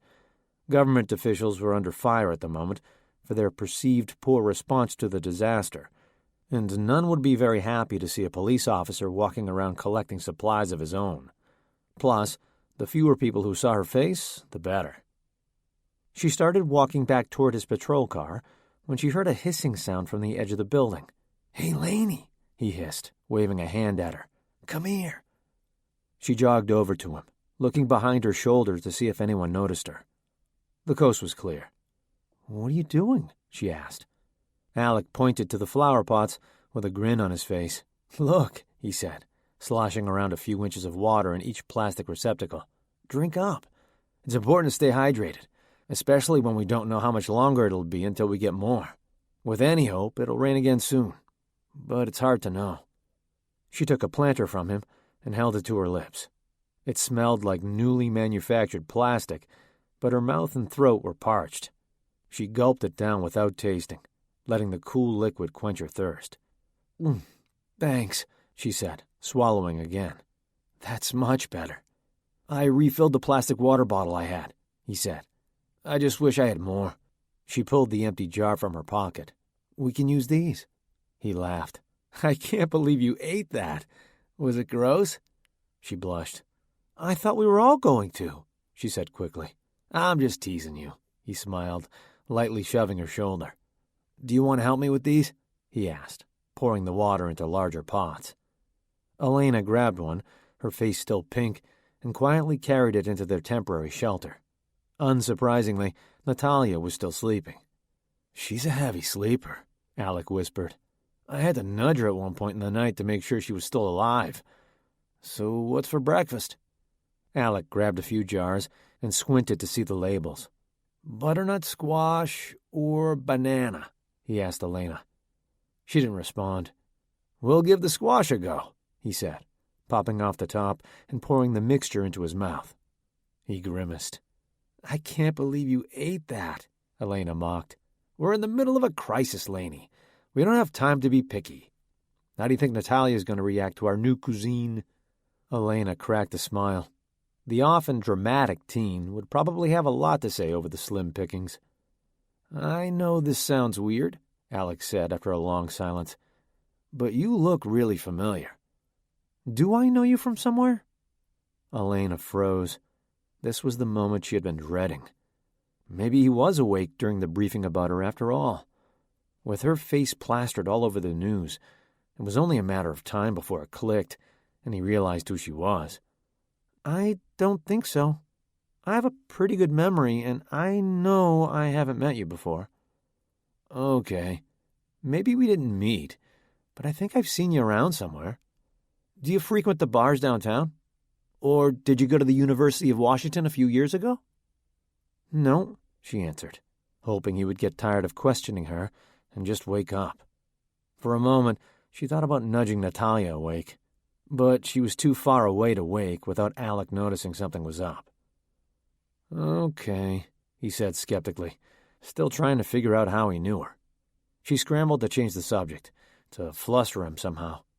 I'm flattered, really, she said, batting her eyelashes like she'd seen women do in the movies. But if you're looking for someone to spend the end of the world with, I don't think I'm your girl. Besides, getting too close to someone is a great way to catch a virus. His eyes widened, then narrowed. Wait, what? He asked. I wouldn't claim to be a hot item, but I've had men flirt with me before, she said. It's actually rather sweet that you would want to spend more time with me. But you have work to do. You can't get caught up in a relationship right now. It's just terrible timing. That did it. He was officially rattled. His ears turned pink, and a thin line of sweat formed on his brow. You think I'm flirting with you? I honestly thought I knew you from somewhere, he said, a curious smile forming on his face. Yes, it really seems that way. Are you not? She hoped that this would be enough to throw him off of her scent. Elaina had clearly embarrassed him, and with any luck, they would go back to silence. What happened next was something Elaina hadn't accounted for. Instead of taking his embarrassment and chalking it up to a misunderstanding, he ran with her taunting and threw it right back at her. Well then, if you're so sure I'm not your type, then why are you flirting with me? He asked. Elaina was speechless. Even though she told Alec that she had experienced men flirting with her before, she really hadn't. She'd shut herself so far away from others that she hadn't had enough social encounters for anyone to flirt with her. That, and she had always been so disinterested in dating that it didn't seem worth it to let men talk to her that way. Now, in a situation that she was in no way prepared for, the wheels in her head spun without gaining traction. She knew a lot about a few things, and interacting in certain social situations was not one of them. Not only did her face turn red, but she imagined that her entire body glowed fuchsia. I'm sorry, she said quietly. I didn't mean to go into this. I was just kidding. Let's just drop the whole conversation." "No," he said, raising his eyebrows. "No? We're stuck in this stupid little shipping container like rats. We have nowhere to go and nothing to do. If we're going to be dead in a week, I'd like to go out having had a few interesting conversations. I'm not asking you to marry me. I just want to know why you think I'm not your type. It's more of a scholarly inquiry, really." "There's nothing scholarly about this," Elaina said, confused. Unless he was monitoring her vitals to glean the effect of humiliation on the human body, or this was a sociology experiment about how sheltered women react to men, this was nothing more than an uncomfortable conversation that she had unwittingly crawled into. "Just humor me." "Fine," she said, feeling the pureed fruits swimming around her stomach. "What was your question?" "Why am I not your type?" She wasn't sure how to answer that question in any coy or even off-putting way, so she told him the only thing she could. She told him the truth. "I guess I don't really have an answer for that. The truth is, I'm not really good at this." "At flirting?" "At talking to people in general. I've always been really socially awkward. It counts double when I'm talking to men." "You don't say," Alec grinned. "Don't do this to me. I really hate this sort of thing. I'm not good at it, and it makes me uncomfortable." Alec frowned, seeing her big doe eyes full of discomfort. "I'm surprised. I would have never guessed that this sort of thing made you so uncomfortable." "Why is that?" He shrugged his shoulders. "Usually, it's the pretty girls who make guys like me feel nervous." She blushed again. She had never really been told that she was attractive, save for friends and family members trying to make her feel good. When they said it, it didn't really mean much to her. She would much rather receive compliments on her smarts or talents than her looks. But there was something about hearing it from Alec that felt different. She wasn't sure how exactly, but it just did. "Can I ask you something kind of personal?" he asked. "I feel like you already have, but sure, go ahead," she said. "How many people have you dated?" She bit her lip. "Actually, I've never dated anyone." "Oh," he said, the tone of surprise evident. She knew that once you got into your 20s and had never had a boyfriend, people wondered things. "How many people have you dated?" she fired back, trying to relieve a little embarrassment. "Only a couple," he answered honestly. "Neither lasted very long. I guess I'm not great at this thing either." She smiled awkwardly, hoping he would be out of invasive questions. Still, she didn't completely hate talking to him. He was nice enough, from what she knew about him. "I guess I just don't really go out much," she said. "I'm committed to my job, and I don't have much of a social life. When I'm home, I just like to relax. I've always felt like complicating my life with a relationship would be more than I could handle. I often feel the same way, too. Like, I don't know if I can give a girl the attention she needs. I always hear about my friends whose girls are mad at them because they don't want to go out on romantic dates and stuff like that." "It sounds like your friends are dating the wrong girls." "I don't know. I can see where they're coming from. Some people just have different needs." "If that's the case, I think I'd be the lowest maintenance girlfriend," Elaina scoffed before going quiet. "You know what?" he asked, breaking the silence. "What?" "I think that makes you exactly my type." Elaina looked up at Alec. In the last 24 hours, she had never gotten a good look at him. His eyes were so kind, and his face was rugged, yet youthful. He swept a hand through his thick hair, pushing it to one side and then the other. It took her a few seconds to realize that he was looking right back at her. She quickly looked away and coughed as a way to break the tension. Luckily, this sound was enough to wake Natalia from her deep sleep. "What time is it?" she croaked, rising from her makeshift bed like a vampire from a coffin. "A little after 10 in the morning," Elaina said, checking her watch. "You slept for almost an entire day." Natalia flopped back down on her pile, exhausted from sleeping for so long. "How did I sleep so long?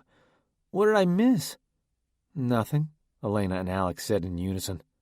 "Drink some water," Alec said. "It's all we have right now, but it should rain again soon." "Have some food," Elaina said. "We saved a banana for you," she joked, tossing a little jar at Natalia. "Great," she said flatly. "I'm so glad I woke up for this. I've been asleep for a whole day. You can't tell me that I haven't missed anything."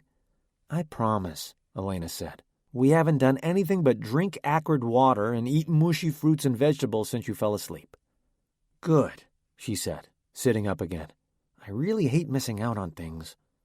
"Then maybe we should just stay here forever," Alec said. "We could hibernate through this whole virus." Elaina smiled, but she was eager to get out of there. She entertained the idea of hiding away with Alec and Natalia for longer. The shipping container wasn't an ideal home, but it was comfortable. Alec and Natalia weren't exactly friends, but they were okay. Maybe they could wait it out. She shook that idea out of her head as quickly as it entered. She had too much work to do to sleep through the days. She needed to go.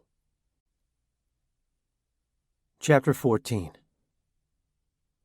"I've been thinking about it," Alec said after a morning of rummaging around abandoned shipping containers, finding nothing of use. "And I think it's time to move on from here.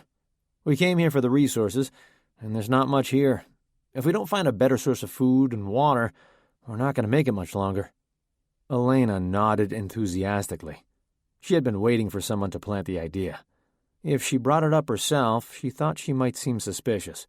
She thought back to other conversations where she might have made her motives known.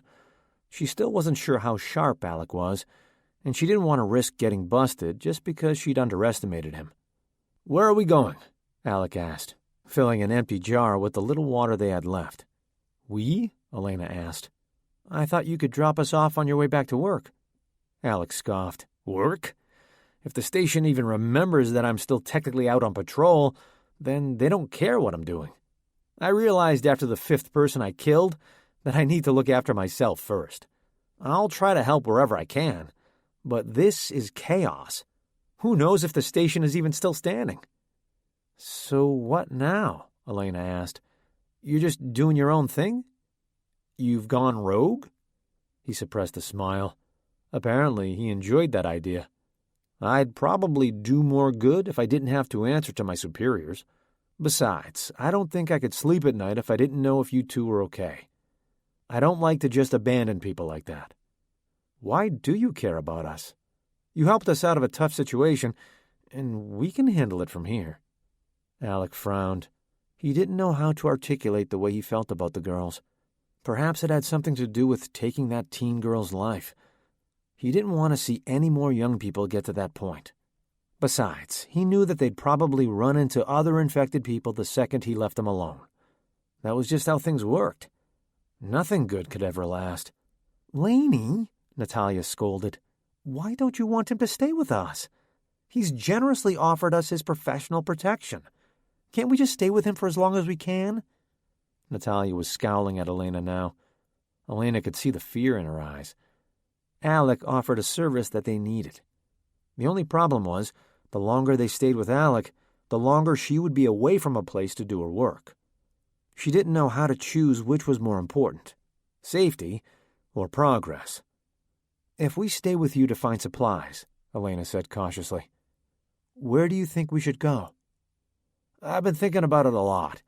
We don't have to stay for long, but we can stop at my house. I have some food and drinks there.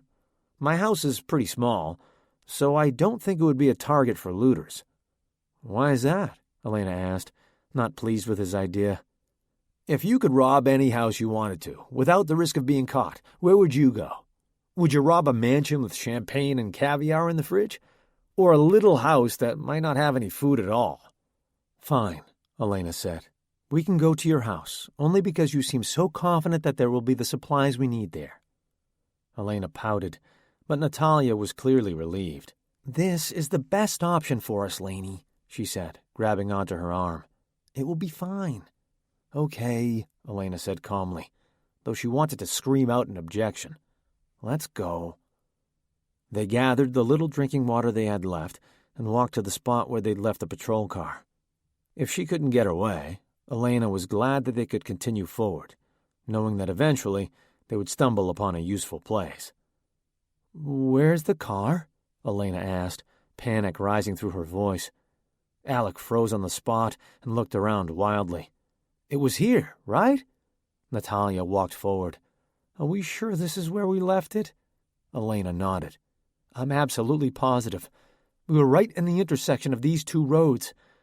Someone stole the cop car." Elaina closed her eyes and tilted her head toward the sky. Tiny water particles speckled her face. She was so frustrated that she couldn't speak. Once again, she was being held back from the place where she needed to be. "What do we do?" Natalia asked. "We walk," Alec answered simply. "My house isn't far from here." Without looking back, Alec began walking toward his home. Natalia followed a few paces behind, her feet already dragging. However, this time it wasn't out of exhaustion. She just needed to add some dramatic effect so no one could mistake the fact that she was unhappy with their situation. Elaina paused for a moment and noticed a small puddle of blood at the site of the missing car, and had a sudden moment of inspiration. While she couldn't be sure that the fluid belonged to an infected person or just a careless car thief, she decided that she needed fluids from the infected for further testing. Squatting down, she quickly collected the sample in hopes that it would provide answers once she got to a laboratory. Then, once it was safely tucked in her pocket, she followed the others, hardly focusing on where she was going because she was so inspired to work. The three walked in silence. Alec was determined to provide food and shelter. Natalia was focused on staying safe, and Elaina was lost in her own discovery. No one felt like talking, so they carried on, placing one foot in front of the other. Elaina held a hand to her pocket, so the growing collection of glass and plastic vials wouldn't give away her secret by jingling a telling tale. Now that she had gotten back on track with her work, her spirits had been lifted, and she hardly even noticed the chill in the air. Seeing the puddle of blood made her realize that she had been looking at the wrong fluid samples. Her virus had yet to show signs of mutation in the limited trials she'd managed to start, but the news reported that symptoms changed quickly, leading her to think that mutations did as well. It boggled her mind that she was unable to replicate something that was clearly happening around her, right in front of her eyes. In her frenzy to figure out what was wrong with her original sample, she neglected to look at any other samples. The city was full of human incubators, packed full of the virus she needed to study. All she had to do was collect body fluids from a few infected people, and she was sure that she would be able to figure out what was going on with her virus. There was also the issue of testing her potential cure weighing heavily on her mind. The logistics of testing cures in her normal fashion just weren't practical, given the circumstances. When it came to animal testing, rodents were safe choices. They were small and easy to work with, and showed symptoms not unlike humans. Plus, the general public didn't feel a lot of outrage when a rat was injected with all sorts of things. Plus, they were cheap and easy to get. Elena's issue was that she didn't foresee herself getting to a place with test subjects and lab equipment. Even if she managed to find a pet store that still had live rodents, she would have to wait for the virus to progress in them before testing her serum. That would take days. What Elaina needed was something that would take hours, or even minutes. She knew that what she needed was crazy, and probably impossible to manage. But if she happened to inject a virus victim with her serum and hold them for long enough to see results, then she would be so much closer to having her cure ready. How she would do that was beyond her current level of scientific inspiration. In any normal circumstance, she would immediately dismiss the crazy idea and try to think of a better solution. But accelerating trials by jumping directly to already infected humans in different stages of the virus would make up for all of the lost time she'd spent being chased and hiding out in abandoned warehouses. As she walked, she constantly scanned her surroundings, but for other reasons than her companions did. Instead of watching out for potential threats, she saw it more as looking out for incredible opportunities.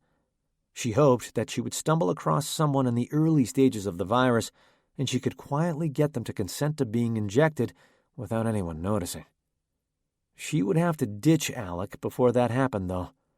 The second she revealed her identity, she would be handcuffed immediately. If the police didn't already think she was crazy, they definitely would if they saw her injecting strangers with strange liquids.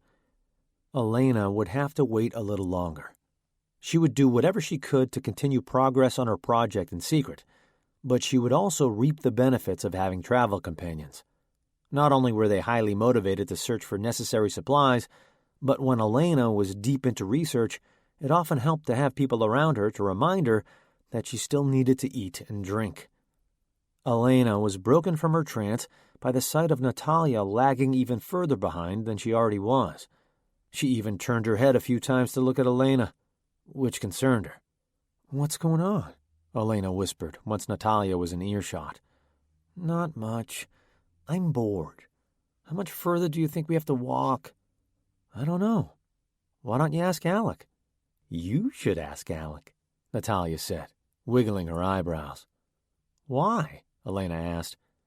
"I think he likes you, Lainey," she said in a sing-song voice. Elaina rolled her eyes. She was glad she was never really boy-crazy in her teenage years. She found the whispering and giggling so intolerable. "Whatever," Natalia groaned, annoyed that Elaina wasn't playing her game correctly. "You do have to admit, he's pretty cute." Elaina felt her face heat up again. She looked forward and watched him walk for a while. He stood up straight and walked with authority. Wide shoulders tapered down into narrow hips. He had the physique of an athlete. Elaina wondered if he had the jock persona to go along with it. But he was nice to her, and it seemed unusual for a meathead to be so friendly to a nerd. "I don't have to admit anything," Elaina replied simply, turning up her nose as if she had nothing to say on the subject. "Look at his butt," Natalia continued. "He has a really nice butt." Elaina let her eyes wander for a fraction of a second to confirm Natalia's observation before turning to her. "I have more important things on my mind than his butt." "Like?" Elaina bit her lip. If the time was ever right, she would tell Natalia about what she needed to do. However, standing 15 feet behind a police officer was not the right place to do that. "Like staying alive," she replied, covering the basis of her concerns. "The world's basically over," Natalia said, throwing up her hands for dramatic effect. "Shouldn't you just enjoy yourself? Alec is cute, and I think he likes you. If you wanted to hit that, you totally could." "The world is not basically over," Elaina said. "If I truly thought that, then why would we be doing what we're doing? Wouldn't we just lie down in the street and wait for the infected to come ravage our bodies?" "I don't know," Natalia said, rubbing her empty stomach. "I'll figure something out," she said, more for her own benefit than for Natalia's. "I just need a little more time. If we ever get to the point where I think it's a hopeless cause, I'll let you know." "You can let me know by hooking up with Alec," she said with a wink. "But don't let the destruction of the human race stop you." Elaina reached over to playfully shove Natalia, but Alec turned around first. She didn't want to give him the idea that they were talking in secret. "It's not much further from here," he called, waving them closer with his hand. "Maybe 10 more minutes?" "Oh, thank God," Natalia said, picking up her pace. "Do you think he knows he lives in a sketchy area?" "He's a cop," Elaina laughed. "I think he knows. Besides, do you know any safe areas in this town at the moment? Because if you do, I'd like to go there now." "Stay close," Alec said, slowing down so they could catch up. "If you see anything unusual, I want you to let me know." "How about how unusually handsome he is?" Natalia whispered to Elaina. Elaina gave her a death glare in return. She didn't want to give Alec any reason to try to get closer to her. First, she didn't want the police to know of her whereabouts. Second, she didn't want to get close to someone who might not make it out alive. Finally, and perhaps the most frightening for her, was the fact that if something did happen between them, she would have to figure out what to do. She felt less prepared to take on a relationship than she did to take on a deadly epidemic. She had been studying her whole life to tackle the most complicated viruses. She had missed out on everything related to dealing with guys while doing so. Chapter 15. As they neared Alec's small house, it was apparent to him how much the city had changed in just a few days since he'd left to go to work. When he left, his already shady neighborhood had been awash with break-ins and robberies. Just a few blocks from his house, an entire bar had been set on fire, not to mention all of the smaller car fires scattered throughout the streets. Everywhere Alec went on that first day of patrol had been consumed by absolute chaos. Now, as Alec walked down the street, he saw nothing. It wasn't just nothing out of the ordinary, but nothing at all. There were no gangs of street youths talking and laughing loudly as they walked to the park. There were no drug dealers driving slowly in their tinted cars, and there were no cop cars doing the rounds, just looking for someone to bust. In fact, if he overlooked the fact that most of the houses were in various states of disrepair, he would have guessed that he was walking down the middle of a suburb on a school day. There was not a single person to be seen. This made him even more uneasy than the regular riffraff did. Something had gone terribly wrong in the last 2 days for things to change so much. He was afraid that the moment he walked in his front door, he would find out. "Come here," he said to the girls, waving them closer once again. They picked up the pace, and he held a finger to his lips. "Why do we need to be quiet?" Natalia whispered, her eyes wide. "It's just a precaution," he replied, trying to ease her nerves. "That's my house right there. That brown one with the silver truck in front, you see? A lot of these houses have considerable damage done to them. I want to make sure everything is fine with mine before I take you in there. There's no need to be afraid, but it's best if we stay alert." As they got closer, they noticed that one of the front windows had been broken. By the look on Alec's face, the girls knew that it wasn't a pre-existing defect. Even the police officer had fallen victim to the mass hysteria. "I don't think you should go inside," he said to Elaina and Natalia.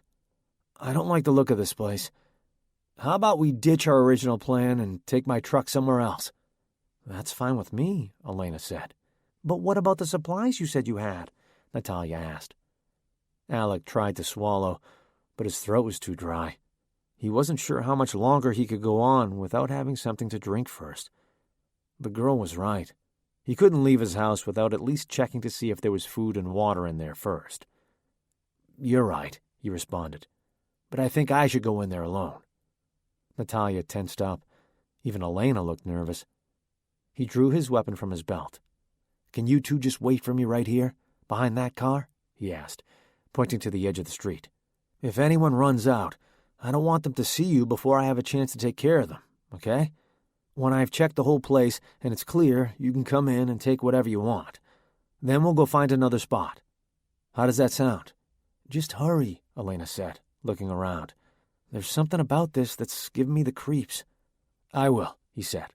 "Give me 5 to 10 minutes to do a thorough sweep. Then you can come in."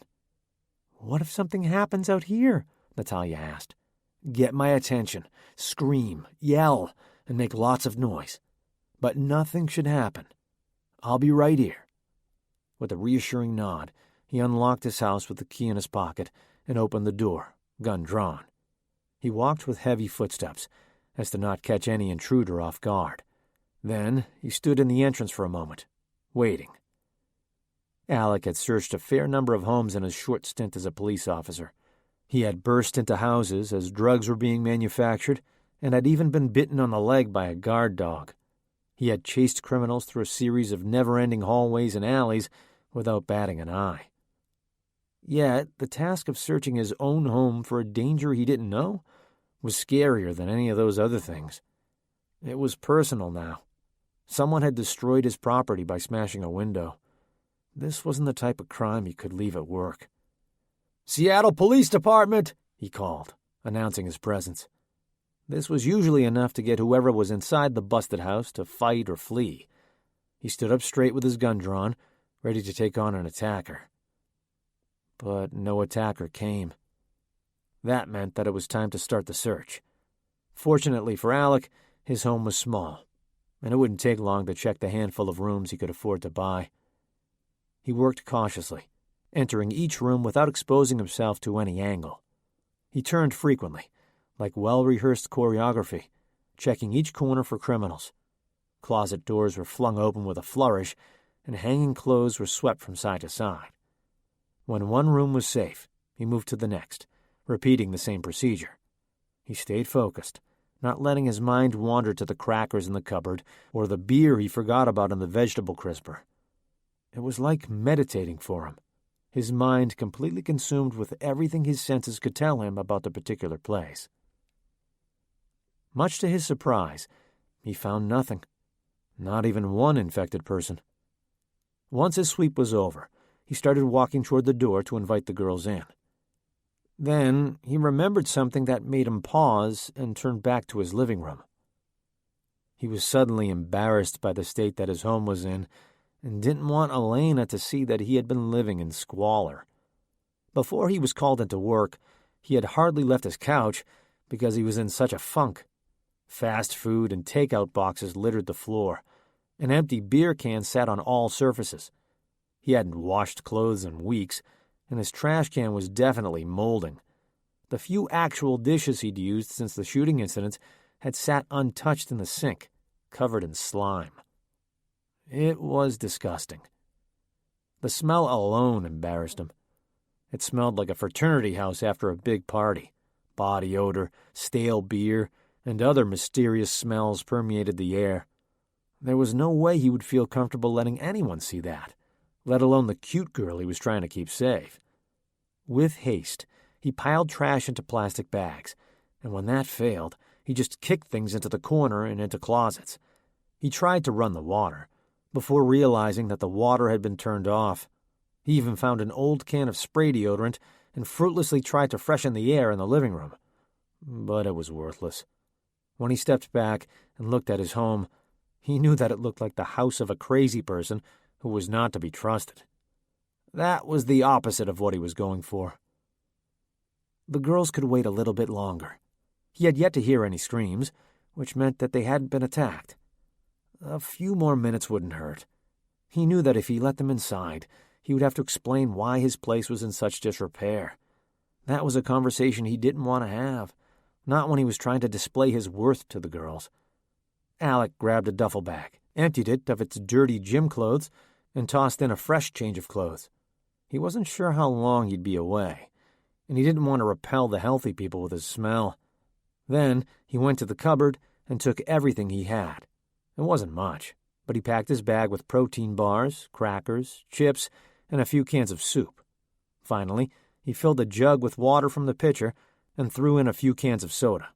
Then he dug to his hidden spot in the fridge, past the wilted lettuce, and popped 6 beers in. He hoped he'd soon find a safe enough spot to enjoy them. Wildly searching around, he tossed in anything that he thought could be of use to him. Spare batteries, a pocket knife, and a couple of surgical masks, among other things. When he was finished, he tossed the bag toward the door. Before leaving his home for an undetermined amount of time, he did one last sweep of the place. Not only did he check for things he might have missed, but for things that had gone missing. While most of the destruction had resulted from his own messiness, someone had definitely been in his house at one time or another. His bedroom television was gone, and his expensive stereo system had been ripped from the cabinet. Besides that, everything else was mostly intact. Finally, he went into his bedroom and lifted the mattress. Reaching underneath, he felt around until his fingers made contact with the tattered spiral notebook. Knowing that his innermost thoughts were safe, he lowered the mattress and sat down for a moment. After the incident, he had been urged to see a therapist, but talking wasn't his thing. Instead, he bought a 20-cent notebook and started pouring his heart into the blue-lined pages every night. He couldn't reveal how he felt about killing a young girl to his closest friends and family, but he could get it out on ink. Once he started writing in there, he couldn't stop.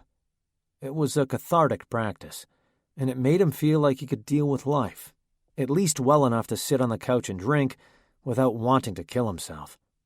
He wrote down his hopes for the future, his goals, and his deepest fears. Every secret he had was in that notebook, and he didn't want to lose it for anything. Even if a thief took it and immediately disposed of it, the thought of it being read and taken from its spot sent a shiver down his spine. With everything in its place, for the most part, he could leave. He'd tell the girls that he decided it would be quicker if he gathered the supplies himself, since he knew where everything was. He wouldn't mention the fact that he was too embarrassed to let anyone see how he was living. If they really wanted to come inside, for whatever reason, he figured he'd just tell them that he was robbed and someone was staying in his place in the time he was gone.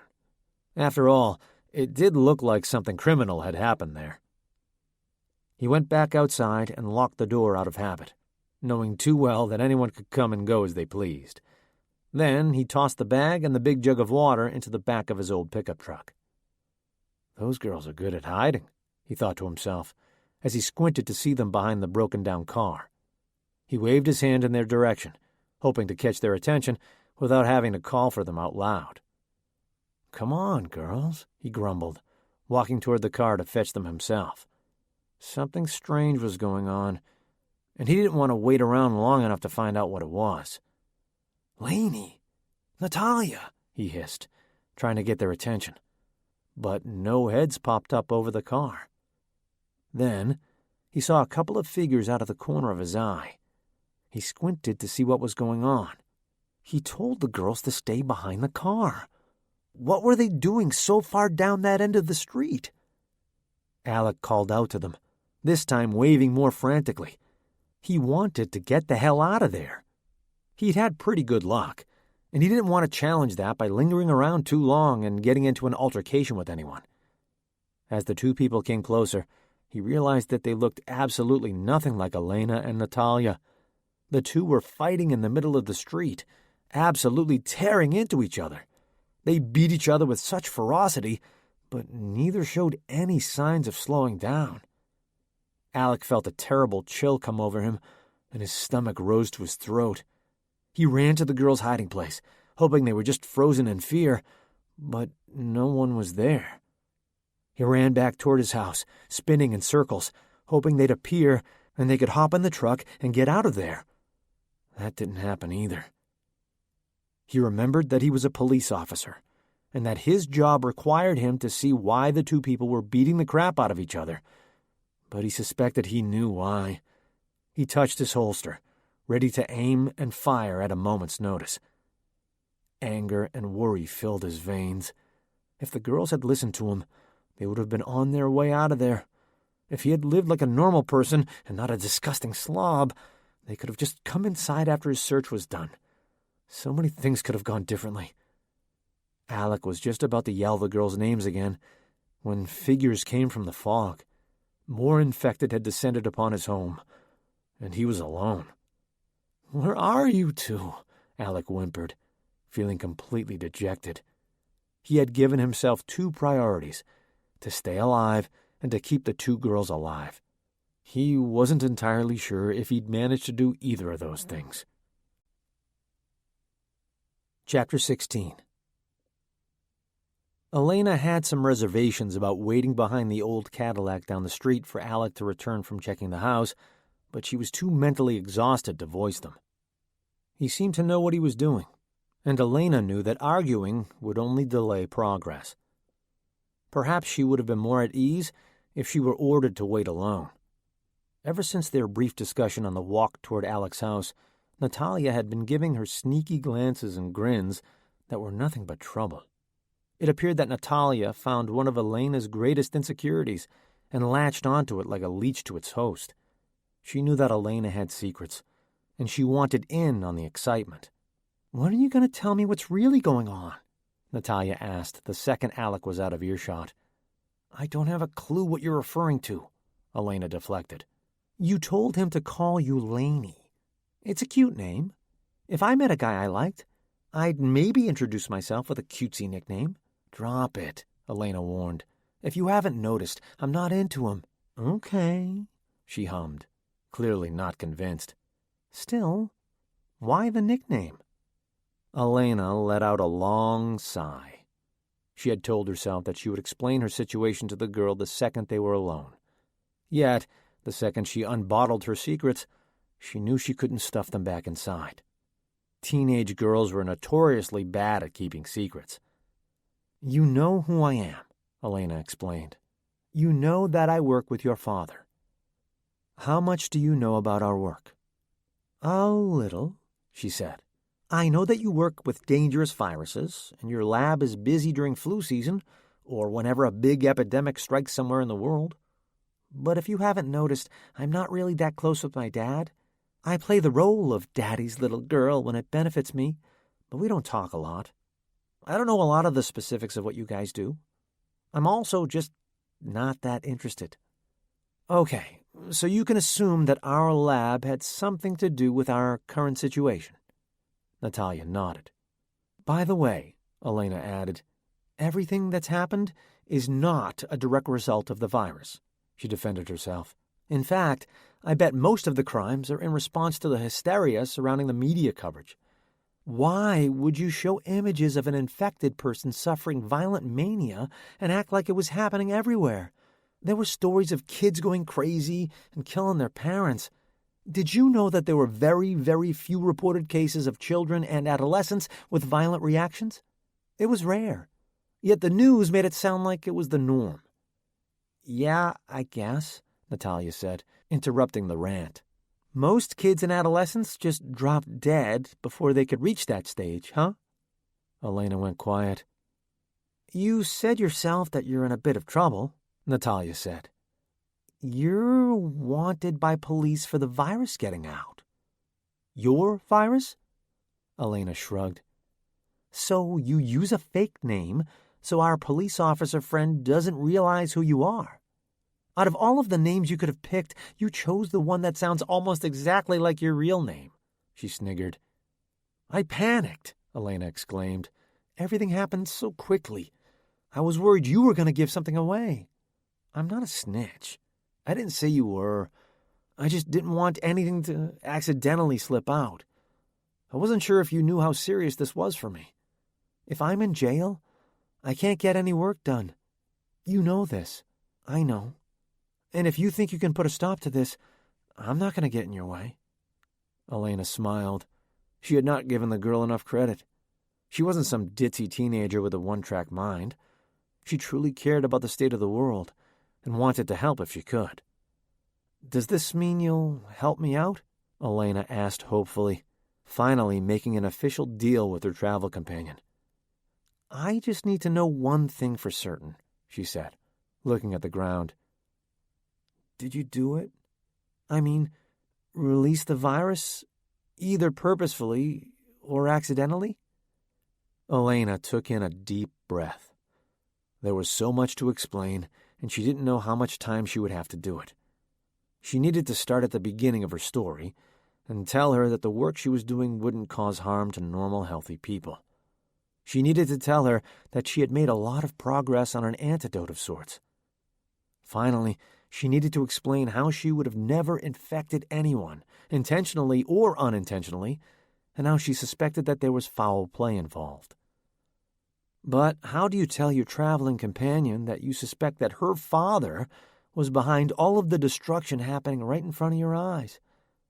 Maybe she would leave that part of the story out for now. Until she could see some current samples from infected victims, she had no way of knowing if her hypothesis was remotely accurate. Once she had some evidence to back up her claims, she would tell her. For now, there were just some secrets too terrible to share.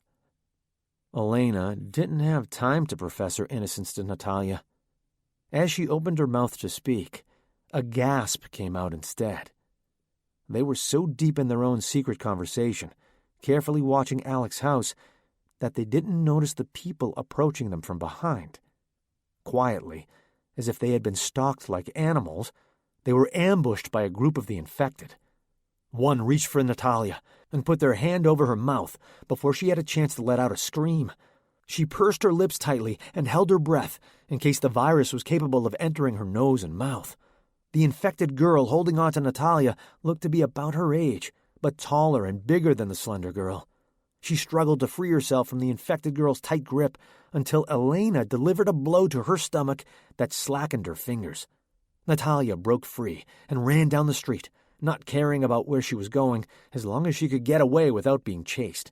In her fear, she could hardly breathe, let alone scream for Alec's help. A couple broke off from the pack and stumbled after her, their legs appearing to have undergone some sort of muscular breakdown. Atrophied legs like stilts limped after the girl, their ultimate aim unknown. It was in this moment that Elaina saw the infected in a new light. They were no longer bloodthirsty maniacs, but test subjects. As she jogged down the street, she carefully watched their motions, trying to figure out what was going on with them. As far as she knew, no medical professional had examined a patient in this stage of the illness, probably because it was extremely dangerous. Not only was there a huge risk of passing along an infection, but the doctor could be attacked just from asking banal questions about symptoms. No physician in their right mind wanted to work with these patients, not that anything they could do would be of much help. But when she thought about it, these were helpless people who had fallen victim to their virus-ravaged brains. Were they seeking healthy people out in an attempt to get help, only to turn violent? Or, as many believed, were they seeking revenge on those who had managed to dodge the disease? So little was known about them, because their would-be victims had no choice but to run from them. Elaina knew a good opportunity when she saw one. Being attacked by disease-ridden people wasn't an ideal testing facility, but it was the closest she had been to them since she decided she needed to test on humans. If she could find a way to collect samples from them without getting injured herself, she would be in good shape. Fumbling in her pocket, she grabbed Lily and clutched it in her fist. If she could load it into a syringe and inject it into someone, or even just drop a little serum into an open sore, she might have the chance to see if there were any immediate effects. She looked around for her perfect candidate. A rail-thin woman sat on the ground, muttering to herself. Elaina figured that the drug would work best on her, since she had the least amount of body mass. She seemed like she was pretty sick, but not currently violent. Elaina felt a surge of adrenaline course through her veins. She was so close to running a test, the test that she had been waiting ages to conduct. Even if it didn't heal the woman of her ailment, at least she would finally get to find out if it worked. She carefully crept closer to the woman, who had yet to take notice of her. She had her eyes on a particularly deep, oozing sore on her chest. With all of the blood flow in that area, Elaina hoped that it would spread throughout her body quickly. She had to work quickly before Alec came out and before they were attacked. Like sneaking up on a sleeping animal, Elaina tiptoed through the rubble in the street, trying not to disturb her subject, who was muttering about some son-of-a-bitch named Robert who had taken her baby. Elaina grasped the rubber stopper in the bottle with trembling hands and pulled. A scream tore through the air. Elaina knew that it was Natalia. She had heard it before when they met in the school. Reflexively, Elaina shoved the bottle into her pocket and ran in the direction of the scream. She wasn't about to let her partner be attacked. She found her about 2 blocks away, cowering behind a gardening shed. The girl that had grabbed her before was searching for her, blood seeping from her eyes. The look of pure determination on the infected girl's face told Elaina that Natalia didn't have much time. Elaina crept toward them, just as she did before with her potential test subject. She knew she couldn't overpower her, so she picked up a short length of pipe buried in the tall grass. With a squeal that sounded like it came from a monster and not a human, the infected girl lunged at Natalia. Before she could make contact, Elaina swung the pipe with all her might and brought it down directly on top of the crouching girl's skull. With a crack, Elaina felt the pipe contact the hard bone, then break through the tough exterior. She had left a dent in the infected girl's head, leaving Natalia free to scurry out from under her heavy corpse. "Where the hell is Alec?" Natalia cried, shuddering after removing herself from the person's clutches. "We have to get out of here, now!" Elaina ran back down the street without looking back at the body that lay crumpled near the shed. She would have time to process the atrocities of the virus later. For now, she needed to get the hell out of there. "What good is it having a police officer with us if he can't even keep us safe?" Natalia raged, booking it back to Alec's house. "I don't know, but I hope he shows up here soon." They were nearly there when a man dropped down from a large oak tree hanging over the street. His arm was bent at a strange angle, and for a second, the girls thought that he had been hiding from the infected when he saw them. "Holy shit!" Natalia gasped. "Are you okay?" The man didn't respond. Instead, he swiped at them with his good arm. Natalia let out another blood-curdling scream, this time full of frustration at Alec. Elaina pulled her down an alley. They were running further and further away from Alec's house, but there were fewer infected people back that way. "It might just be the two of us from here on out. If Alec doesn't hurry up and find us," Elaina panted as they ran. "If we ever see that asshole again," Natalia gasped, "I'm going to give him a piece of my mind." As if Alec had heard them, the girls heard a gunshot in the direction of his house. They slowed to a stop, looking at each other for answers. "Do we go back?" Natalia asked. Elaina looked in the direction of his house. More and more infected were flocking to the area as they spoke. Going back would be a major risk. "I don't think that's a good idea. If Alec survives, he can find us. We have bigger things to worry about." Chapter 17. The moment he realized the infected were closing in on him, he heard a scream a few blocks down from his house. The sound, if anything, drew the people closer to him, as if they couldn't discern where it came from, but they knew they had a prime subject standing in front of them who would do. "Laney!" he yelled, surprised to hear that his words came out in a squeak. He thought about getting in his car and driving away, but there were too many of them now. If he didn't fight, then the girls would certainly die. He stood with his gun drawn, just waiting for someone to make one wrong move. He was ready. As far as he was concerned, every infected person who died by his hand would be one less infected person who could harm the girls. He despised killing, but he needed to protect those girls. The first attacker, a short, fat man, came waddling up to him. With so much flesh preventing him from being agile, Alec took him out with a swift blow to the temple with the butt of his gun. With a loud groan, the man hit the ground hard. But as he was fighting off that man, a woman came hurling toward him with her hand extended. In the overcast light, Alec caught a glimpse of something metallic in her hand. As she wildly reached forward to stab him, he fired off a shot, squarely in her forehead. The loud noise must have momentarily startled the infected, because they quickly retreated a few feet. They didn't disappear completely, just regrouped and waited for a better opportunity to strike. Alec knew he needed to leave immediately, but he couldn't help himself. He bent down to get a quick look at the life he ended. He knew it would give him nightmares for years, but curiosity got the better of him. Bleeding from the head was the woman he had waved to every morning on his way to work for years. His neighbor lady, Mrs. Daniels, was currently on his driveway, staining the concrete with her blood. Alec clasped a hand to his mouth. She was a kind, middle-aged woman with a deadbeat ex-husband who could never make his child support payments on time. Her two boys often played in his yard in the evenings when she was making supper, before leaving for her night shift at the supermarket. She, unlike a lot of the other neighbors, liked the fact that he was a cop. She said she always felt safer when he was home. He wondered where her boys were now. Her house looked like it had been vacant for days. She loved her boys. She would have never let anything bad happen to them. If she knew she were ill, she would have found somewhere safe for the kids to go. That, or they had fallen ill before she had. Alec's throat felt thick. Breaths came out ragged through his choked-up throat.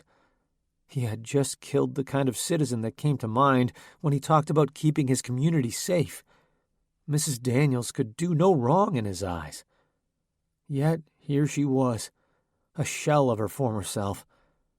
Alec staggered back and sat on the concrete, before his wobbly legs gave out. He closed his eyes for a second and was transported back to the shopping mall on the day that he fired his weapon in the line of duty for the first time. After the deafening shots, he heard nothing. Time seemed to move by in slow motion. The girl, pretty as could be, fell to the ground and ceased to move. Motionless, she looked completely harmless. In fact, Alec wondered if he had imagined seeing her attempt to kill him. At first, Alec really believed that he could help her. As she reacted to the tormentors in the crowd, he spoke over them, reassuring her. He promised that whatever was going on, he could save her from it. He truly believed his words, too. If she just listened to him, he knew he could get through to her. For all he knew, she was just a troubled kid in need of someone to listen to her. Those words seemed to have had an effect on her. She turned toward him and sort of cocked her head, as if she was interested in what he had to say. He gave her clear instructions to drop her weapon, but she didn't. It was as if it were an extension of her hand. She didn't even look down at the weapon, as if to consider her options. Then she started coughing up blood. A few sputters, and then crimson splattered the sidewalk like paint. First, it was a little bit that dotted her top, then more. Alec had never seen someone become so ill so quickly. He called for an ambulance into his walkie-talkie, perhaps one equipped with hazmat gear. There was something seriously wrong with her. "We're going to get you some help, okay?" he said gently, holding out his arms to her. For a moment, he saw the light return to her eyes. She slowly walked toward him. He had gotten through to her. As quickly as the light appeared, it had vanished again. Then, all hell broke loose. She ran toward him at full speed, ready to strike, and he stopped her. Then, as if someone had turned the sound back on, he heard the screams. Much of the crowd had stayed to watch, even though he'd ordered them to vacate the premises.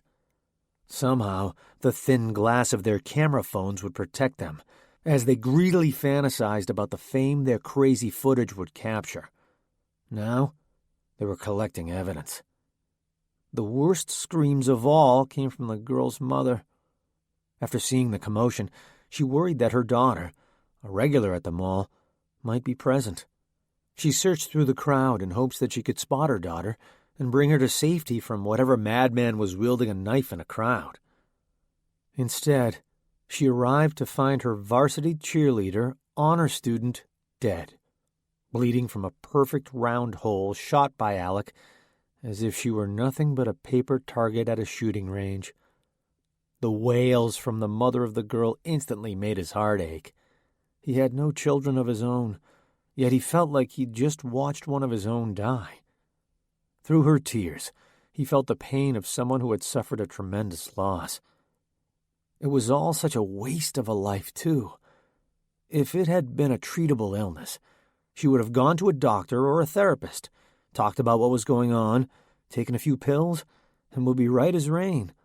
She could go back to school, graduate, go to college, and begin her life.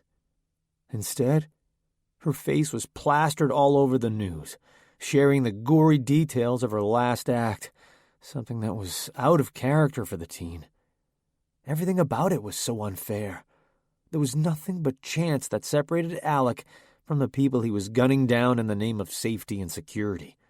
He could have easily been infected when he killed the girl. If it weren't for his leave from work, he probably would have been infected some other way. Yet here he was, ending the life of his good neighbor, who only wanted her young children to have a good life. He felt like a monster. He had known Mrs. Daniels fairly well, too.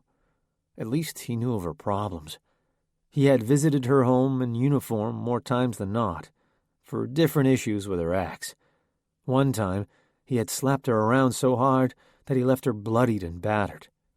He nearly lost it, and would have put his fist through the guy's face if his partner hadn't talked him down. She was a good woman who didn't deserve that. In fact, Her kids were great, too. And if by the off chance they were still in the house, he needed to make sure they were okay.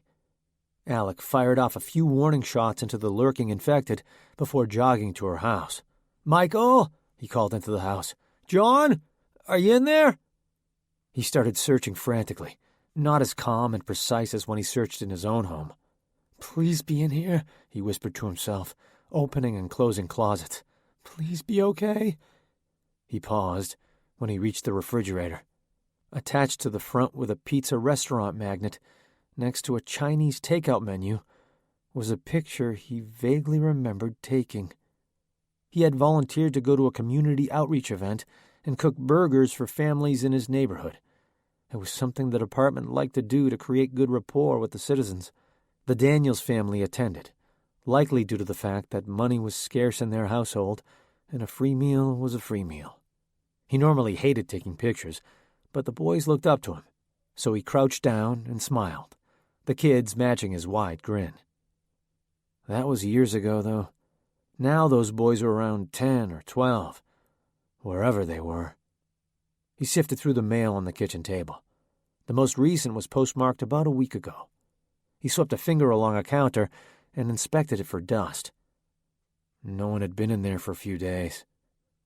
In order to believe that nothing bad had happened to the kids, he needed a little more evidence. He searched for something, anything, that would tell him that their mother had sent them away to a relative out of state, or at the very least, they were in protective custody. He found nothing, so he kept searching. He looked in their bedrooms for any written account of what they were going through, or maybe even a packed bag. Then he searched to make sure there was no hint that something had gone terribly wrong. There were no bodies, and there was no blood. It was like they had vanished without a trace, but their mother had returned to the home she once shared with them. Then he saw something that made his breath catch in his throat. Michael had approached him one day to show him a baseball card that he had acquired. Alec couldn't remember who was on the card, but he realized that it was a big deal to the kid. Alec had endured a rough day at work, but seeing Mrs. Daniels' kids made him feel a little better. As the years went on, he learned that Michael never went anywhere without it. When a kid at his school stole it from his book bag, he enlisted Alec's help to get it back. He laughed at how startled that kid was when he showed up at his house to get it back. Alec was professional and kind to the little thief, and he hoped that he had learned a lesson. Mrs. Daniels was horrified that her son had bothered a real police officer with his playground problems, but it was no problem for Alec. It was as if he were getting justice from his own playground bullies. From then on, he always saw that baseball card on Michael, either in his hand or tucked into his pocket. It was his lucky charm.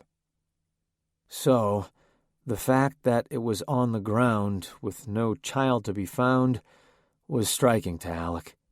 He wanted to drop everything and piece together the mystery of the missing boys. Then he heard the screaming again. The weight of his responsibility was crushing to Alec. There were just too many innocent people to save, and not enough people to help. Alec was just one man. He couldn't take on more than one case. He couldn't protect them all. He tucked his mouth into his hoodie and took a few quick breaths. The heat from his accelerated breathing made his face feel moist and clammy. He closed his eyes and tried to focus on something that would calm him down, at least enough to make him stop hyperventilating. Elaina came to mind, and instead of forcing her out, he focused on her piercing eyes and pink lips. He imagined sitting with her, just talking, nothing more. Finally, he calmed down enough to catch his breath. There was nothing left for him in that house, but outside there were two girls who needed his help. He was going to get into his truck, find them, and take them to safety. That he could do. He marched out of the child's bedroom, a renewed feeling of confidence in him. He turned the corner and opened the door when he heard quiet rustling behind him. He paused for a moment and expected to turn around and see one of the boys laughing. Maybe it had all been a game of hide-and-seek, and they had become too eager to properly hide. The next sound he heard was a loud crack, and then his ears started ringing. Alec felt a weird, sudden pressure on the crown of his head. His scalp and neck felt warm and wet. He touched a hand to the back of his head and brought it back to examine. Hot, sticky blood covered his fingertips. He slowly wiggled his fingers in front of his eyes, unable to comprehend what was on them. Then, dread struck him. Before he could understand what had happened to cause the blood and pain, everything went black. He fell, and in his mind, it was like drifting off to sleep. He leaned backward and hit the carpet of his neighbor's house, floating off into the darkness. Natalia and Elaina continued to scream and plead for help, but it was no use. Before everything went dark and silent, Alec could have sworn he heard Elaina call his name, and that he called hers too. Once I wake up, he thought as he lost consciousness, I'll be with her. Chapter 18. Elena's legs were starting to burn. She wanted to stop running, but every time they stopped, they spotted someone who could be infected. After a while, she wasn't sure if the people she saw were real or imaginary. The girls just kept running until they found something better. They had been on the move for about an hour and a half when they finally stopped to rest at a campground. It had started to rain again, so the girls found shelter underneath a weathered picnic shelter. Elaina swished the contents from her last jar of water around her mouth before setting the container outside. It was a futile practice, seeing as they couldn't stay long enough to collect enough fluids, but every drop counted. I don't know about you, Natalia said, but I'm starting to feel really guilty about leaving Alec behind. Elaina nervously cracked her knuckles. I'm sure he's fine. I'm not. Did you see how many infected were in the area by the time we got out of there? I know he's a police officer and all, but that's a lot of people to fight off without backup. You heard the gunshot. I'm sure he's in his truck right now, driving around town. Maybe he's even looking for us. Maybe, the younger girl said, swinging her legs from the bench at the table, just sweeping the ground with the tips of her toes. Do you think that was his gun that went off? Whose gun would it be if not Alec's? Elaina asked, shivering. The police aren't the only ones with guns, she said darkly. Those rednecks who took me had them. I'm certain a lot of the infected do, too. Everyone does. Except for us, Elaina added. Except for us. Call me crazy, Natalia said after a few moments of quiet. But I was starting to like Alec. He's not a bad guy. No, he's not, Elaina mused. But that's only because he didn't know who I was. If he paid a little more attention to the wanted posters, it would have been a different story. I'd like to think that even if he did know, he would help you out. Elaina scoffed. Yeah, right. Why do you think that? I don't know, she said dreamily. I think he has a strong sense of justice. Not like he always has to follow the rules. You don't give him enough credit. I think that if you would have told him what you were up to, he would have helped us. Elaina bit her lip. She wasn't as sure of their companion as Natalia was, but she wondered if there were more to him than just the clean-cut cop she saw. Would he help them? It didn't matter now. She didn't want to spoil Natalia's hopes that he would rejoin them, but it didn't look good for him. But if she could boost her spirits by telling her everything would be fine, then it was worth lying to herself. All of Natalia's doubts were warranted. He had been outnumbered. It would be one thing to go up against a group of healthy people. However, there was something about the virus that made adults a lot more violent than any one person could be. It was like taking on a bunch of bodybuilders who had taken too many steroids, if those bodybuilders also contained a lethal dose of poison in their bodies. And while she would have never admitted it to Natalia, she was sad that she would probably never see him again. Even if he did survive, which would be miraculous, he wouldn't be able to find them again. They lived in a large city, and there were too many places to hide. It just wasn't practical for them to search for him. nor was it for him to search for the girls. If circumstances were different, Elaina wondered if she would have pursued a friendship with Alec. She wasn't great at meeting or keeping friends, but he seemed different from other friends she'd let drift away. Her problem with maintaining relationships was that no one seemed to understand that her work would always come first in her life. When she had to decline coffee dates or girls' nights out because she had a big project to work on or was writing a journal article, it always sounded like an excuse. Eventually, after declining too many invitations, the invitations would cease altogether. One by one, friends turned into acquaintances, who turned into strangers. Alec seemed like he was a bit of a loner, too. That was one type that could fit into her busy work schedule. It would be nice to have a friend who understood that she had important work to do, and that she'd hang out when she could. That could possibly work with the right kind of friend, but that setup would never be successful for anything more than casual friendship. Dating was out of the question for Elaina. First, she refused to sacrifice her work or study time for anything else. Secondly, she had yet to meet anyone who changed her mind about the first point.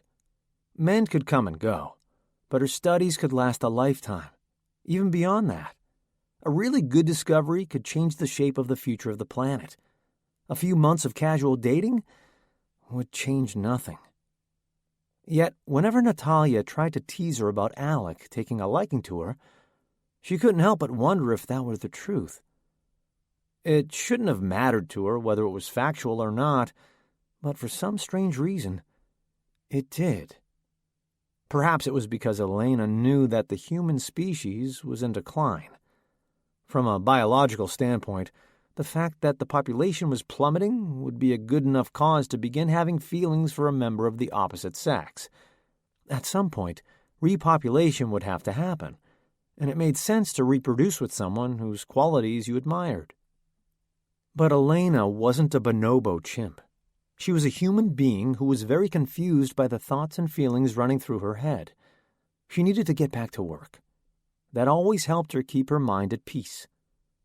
"Should we go back and check on him at least?" Natalia asked. She entertained the idea in her head for a moment. While it would be a nice gesture, by the time they got back to his house, he would certainly be gone. Then they would have wasted an entire day on a walk that would most likely be dangerous.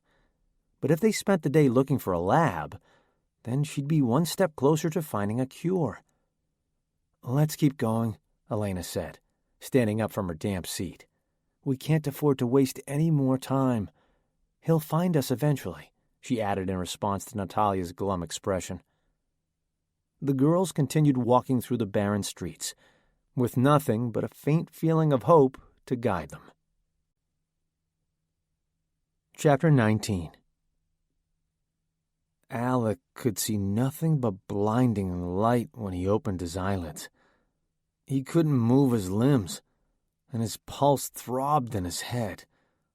He felt nauseated and sweaty. He tried to open his mouth, not sure if he could speak, and tasted the metallic flavor of blood. He tried to form words, but it all came out as one loud groan. "Oh, sorry," a male voice said, clicking off his flashlight. Alec's eyes adjusted to the change in light and surveyed his surroundings. He was lying on a couch in a home he didn't recognize. His arms and legs were bound around his body with what looked like neckties. He felt like death. So the fact that he was alive in the mortal world and not experiencing some strange form of purgatory was a wonder to him. "I thought that when someone had a concussion, you're supposed to shine a light into their eyes and see if their pupils dilate," the young man said. "That's what the trainers did in high school football when someone got hit really hard." "Who the hell are you?" Alec hollered at the boy, who looked to be around the same age as Natalia. The kid jumped, as if he were surprised that the police officer would be upset about being tied up in a strange house. Alec struggled against the bindings, finding the strength returning to his arms and legs. "My name is Will Domenica," he answered. He was short, slender, and had big brown eyes with long lashes. He held his hand to Alec's as if he were trying to formally introduce himself. Then he awkwardly dropped it back to his side when he realized that Alec was incapable of that kind of movement in his current condition. "I guess I should untie those? You can never be too careful nowadays, you know," he said cheerfully, working at the knots. "You're not gonna hurt me, right?" he added, leaning down close to Alec's face. "That's to be determined," Alec muttered. The boy was too cheery for the headache he was currently experiencing. It was like a hangover times a million. "But if you're asking if I'm infected or a criminal, I'm neither," he said. "That's great to hear. I've seen too many of both types lately. It's a crazy world we're living in." "I know. I'm a police officer," Alec said, rubbing the marks where the restraints touched his flesh. "I've seen some crazy shit in the past few weeks." "So have I," Will said. "I try not to think about those things, though. It distracts me from moving forward." Alec could see sadness in his eyes, even though he masked it with a toothy smile. Something traumatic had happened to Will, but he knew better than to pry in other people's private business. Alec hated when people made him talk about things he didn't want to talk about. "So," Alec said, changing the subject, "how are my pupils?" "What?" Will said, snapping out of a trance. "Oh, I think they're fine. I'm not exactly sure what they're supposed to look like, I guess, but you're awake now. That's good." "About that," Alec said. "Can you tell me anything about how I got here? What happened to me?" "It's a long story," Will muttered, playing with his dark brown hair. "I've got time. I'd really like to know what happened to me." Alec reached his hand toward the site of the searing pain, and Will's eyes opened wide. "I wouldn't," he said quickly, trying to stop Alec from touching his head wound. But it was too late. Alec felt the crusted blood of his swollen head around the haphazardly placed bandages. "How did this happen?" Alec asked, feeling panicky. "The last thing I remember, I was walking around Mrs. Daniels' house looking for her boys. Then I woke up here. You were with me for at least some of the time in between. What happened?" He stuttered. "I may have hit you in the head with a baseball bat."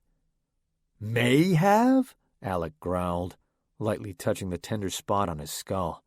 "I'm really sorry about that. I guess you could say that I was a little on edge with everything that was happening." "Just start from the beginning," Alec said, getting irritated. "Okay, so I had been hopping from house to house looking for supplies. I wasn't breaking into homes where anyone lived or anything. I was careful to make sure that people were gone and not coming back before collecting the things I needed. Things like food, water, clothes, that sort of stuff." "I'm not going to arrest you for theft if that's what you're worried about." Will seemed to relax a little. "Thanks. I appreciate it," he said softly. "This has all been a bit of a moral dilemma." "I know," Alex said wearily. He had also been thinking about how the line between right and wrong was blurred in times of chaos. Rules that society adhered to for hundreds and thousands of years were suddenly put on the back burner. "Go on." "I was in that house you were searching through, but I didn't know what you were doing. I'd seen sick people in the area, and I was looking for a place to hide out for a while before moving on. So I tucked myself underneath the table and waited until they left." "But then I came in," Alex said, filling in the blanks. "Exactly. You were searching around, but I couldn't get a good look at you. I didn't know who you were and what you were doing in there. You weren't taking anything, so I knew you weren't a thief." "So you thought I was infected?" Will gave him an apologetic look. "It can be hard to tell as it is. It's harder to tell when you don't have a good look at someone. I knew that you were seconds from finding me, and I didn't know what you would do if you did. You started to turn around toward me, so I cracked you over the head with my bat," he said, pointing to the wooden bat propped up in the corner. "You could have killed me with that thing," Alec protested. "That was my intention," he replied grimly. "It's a good thing my swing sucks." Alec sighed. He could hardly be mad at the kid. He probably would have done the same thing in that situation. Will was just a scared kid trying to survive the city. His head hurt like hell, but he couldn't blame him. "Okay," Alex said. "So you hit me in the head, and I went out like a light. What next?" "Once you were down, I took a closer look at you and realized that you were still alive and that you weren't showing signs of infection. I felt so guilty that I dragged you across a few yards to my parents' house and propped you up on the couch. I tried to stop the bleeding and get you cleaned up, but I'm not really good with blood." "Why the ties?" Alec asked, holding up the strips of silk in an array of colors and patterns. Will grinned. "You can never be too careful, right? You didn't appear to be infected, but in case you suddenly hulked out on me, I wanted a little protection." Alec cracked a smile for the first time that afternoon. "It's pretty smart of you. How long was I out?" About an hour and a half. I was pretty worried that you weren't going to make it. I'm glad you did." "Me too. Where's your bathroom? I think I have some more blood to wash off." "Down the hall and to the right," Will answered, turning pale. "We don't have running water, so I have a few jugs by the sink for washing up and flushing." Alec patted down the hall in his socks. Somewhere along the line, Will had taken off his boots. He was a sweet kid, but something was just a little bit off about him. He tried to get a glimpse of his injury, but he couldn't crane his neck far enough to get a good look. The back of his hair felt sharp and spiky, like he'd put too much gel in it. Yet, when he dabbed at it with a damp washcloth, he turned the beige linens red. He worked at the spot until it was rinsed clean. It was the most he had washed in days. Alec opened the medicine cabinet and rummaged through different bottles of shampoo and soap until he found some rubbing alcohol. He drained the contents on a fresh washcloth, and with a deep breath, he pressed the stinging liquid to his wound. He clenched his jaw to keep from screaming out in pain. Once he felt like he had cleaned it enough, he pressed a fresh piece of gauze to his head, which immediately turned red with blood. Tired of dabbing at his head, he took the rest of the roll and wrapped it around his head from crown to chin, and around again. He examined his reflection and knew he looked ridiculous, but the added pressure would stop the bleeding. Next, he looked for something to help with the pain. Behind the over-the-counter pain pills was a little orange bottle with a couple of prescription painkillers. The good stuff. He carefully took 2 from the bottle and placed them in his pocket, just in case he needed them later. He felt terrible stealing from this kid and his family, but he did crack him over the head with a Louisville Slugger. It was the least they could give him. Then he dropped 3 little red ibuprofen tablets into his mouth and swallowed with a swig from the plastic jug. It would hardly take the edge off the pain, but it would keep him sharp until he was allowed to let his guard down. Finally, Alec decided it was best to freshen up while he had the chance. He wiped himself down with a damp towel, rubbed a stick of deodorant under his arms, and squeezed a ribbon of toothpaste on his finger and worked it around a few seconds. He still looked like he hadn't showered in a few days, but at least he kept his natural odors at bay. Feeling the strong urge to snoop around, Alec crept into the adjacent room, the master bedroom, once he finished up in the bathroom. The bed was neatly made, and pictures of 2 smiling parents and their teenaged son, Will, sat on the dresser. For a home that someone was still living in, it looked just as vacant as the others in the area. "Looking for something?" Will asked, popping around the corner out of nowhere. Alec jumped. "Shit, you scared me," he said sheepishly. "Sorry, I was just having a look around. It's an old habit as a cop." "Always watching your back," he nodded. "Is there anything else I can get for you? I still feel really bad about what happened." "Don't worry about it," Alex said, waving him off. "It was an honest mistake." "I have a few beers in the fridge if you want one," he offered. Alex squinted his eyes at Will. "Are you sure you're old enough?" Will laughed. "I'm 19. Let me guess. You've spent a lot of time busting underage drinkers?" "A fair amount," Alec admitted. "But what the hell? It's the end of the world. One won't hurt." Will grinned and pulled 2 beers from a cooler and cracked them open. They tasted a little skunked, but Alec was not one to complain. He had gone a few days without drinking. It was a cause for celebration. "Where are your folks?" Alec asked, taking a sip of the lukewarm drink. "Gone," Will said flatly. "They left you here?" Alec sputtered. "Sorry, man. That's rough. I wouldn't take it personally. People do strange things in an emergency." "No, I mean they're gone. They're dead." Will's head fell. His eyes stared fixed on a spot on the floor. Alec felt uncomfortable, but he needed to say something to break the tension. "I'm really sorry. That's terrible." "It really is." "Did they get sick?" Alec asked, throwing him an easy question. He could basically guarantee that anyone who died in the last few weeks was a virus victim. It claimed lives so quickly. "My mom did," he said after clearing his throat. "But that seems like a lifetime ago. In reality, it was less than a month ago." Will's voice sounded thick, as if he were on the verge of tears. "You don't have to talk about it if you don't want to," Alec said. No, it's all good. In fact, I haven't said the words out loud. I think it would help me process some of it if I told someone what happened." "Okay," Alec said gently. "I'll listen." "I think my mom was one of the early cases," he said, his voice steadying. "She was a nurse, so when she started feeling under the weather, she assumed it was something she picked up from a patient. That kind of thing happened all the time. She had a high fever and was really achy, so she called into work and said she needed a few days off. No big deal." "But then she got worse?" Will nodded. "She started having terrible headaches and stomach pain.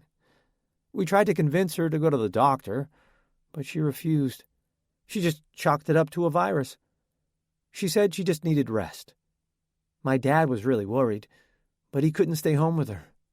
I was taking prerequisite classes at the community college, so I took a week off and came home to take care of her."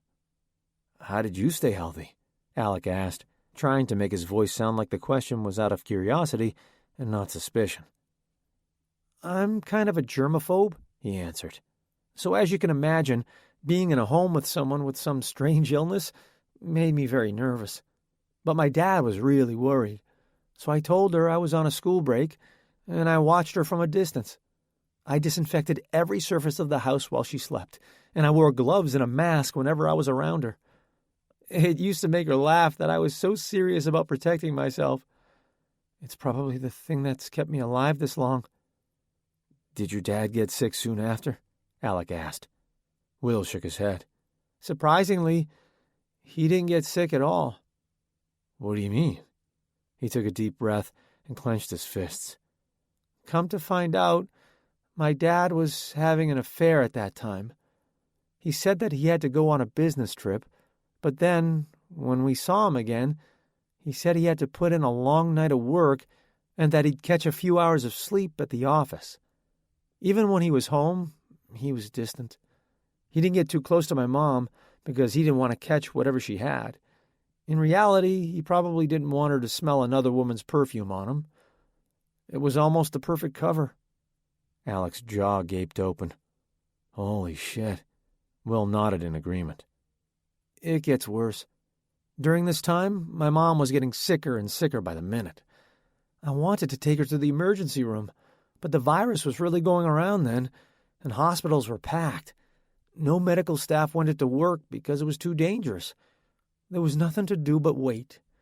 I was trying to keep my mom comfortable because she looked like death." Will took a long drink before setting his empty can on the table.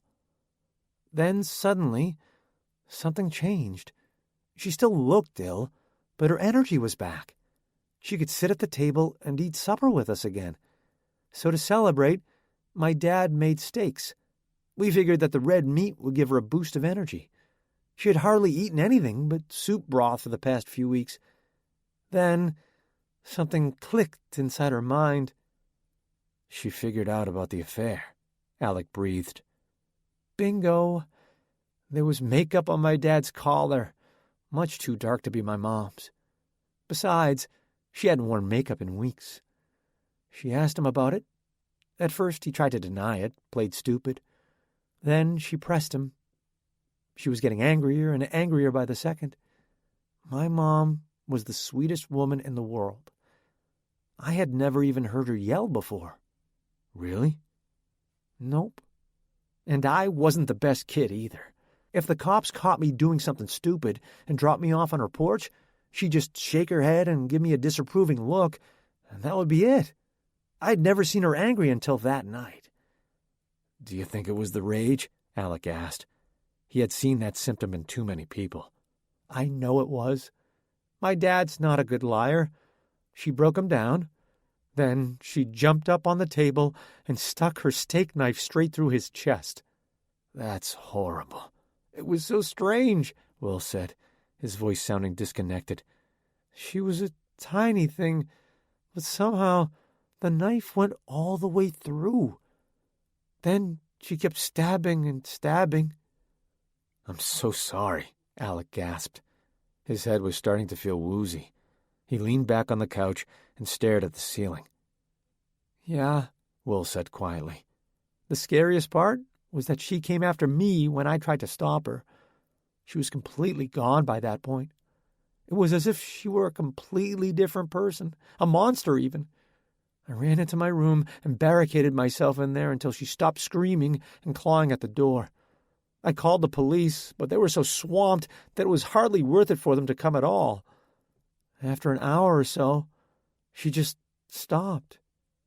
The two were silent for a moment, Alec focusing on muddy shoe prints on the floor. He thought Will had finished his story, but he continued. I think she had tired herself out, he said weakly. She didn't have a lot of strength left. I think her rage just burned through the rest of the life she had in her. I found her on her bed. Blood was coming out of her mouth. She was just gone. There was no one to tell and nowhere to go. I cleaned the place up, completely sterilized everything, and put everything back in its place. I've been trying to keep this place stocked, but it's been tough. I know I'm not the only one who's gone through something like this. Another drink? Alec offered, walking to the cooler. If he couldn't keep this young man from witnessing terrible tragedy, then at the very least he could try to be of some comfort to him. Why not? Will said, wiping a tear from his cheek. You know what? It feels good to get that off my chest. Thanks, he started, realizing that he knew nothing about the man he'd told his story to. Alec, he said, offering his hand to shake. It's really nice to meet you, Alec. It's been lonely here. It's nice to be around someone who hasn't completely lost his mind. Cheers to that, Alec said, tapping can against Will's. Have you been out on your own? Will asked, jogging Alec's broken memory.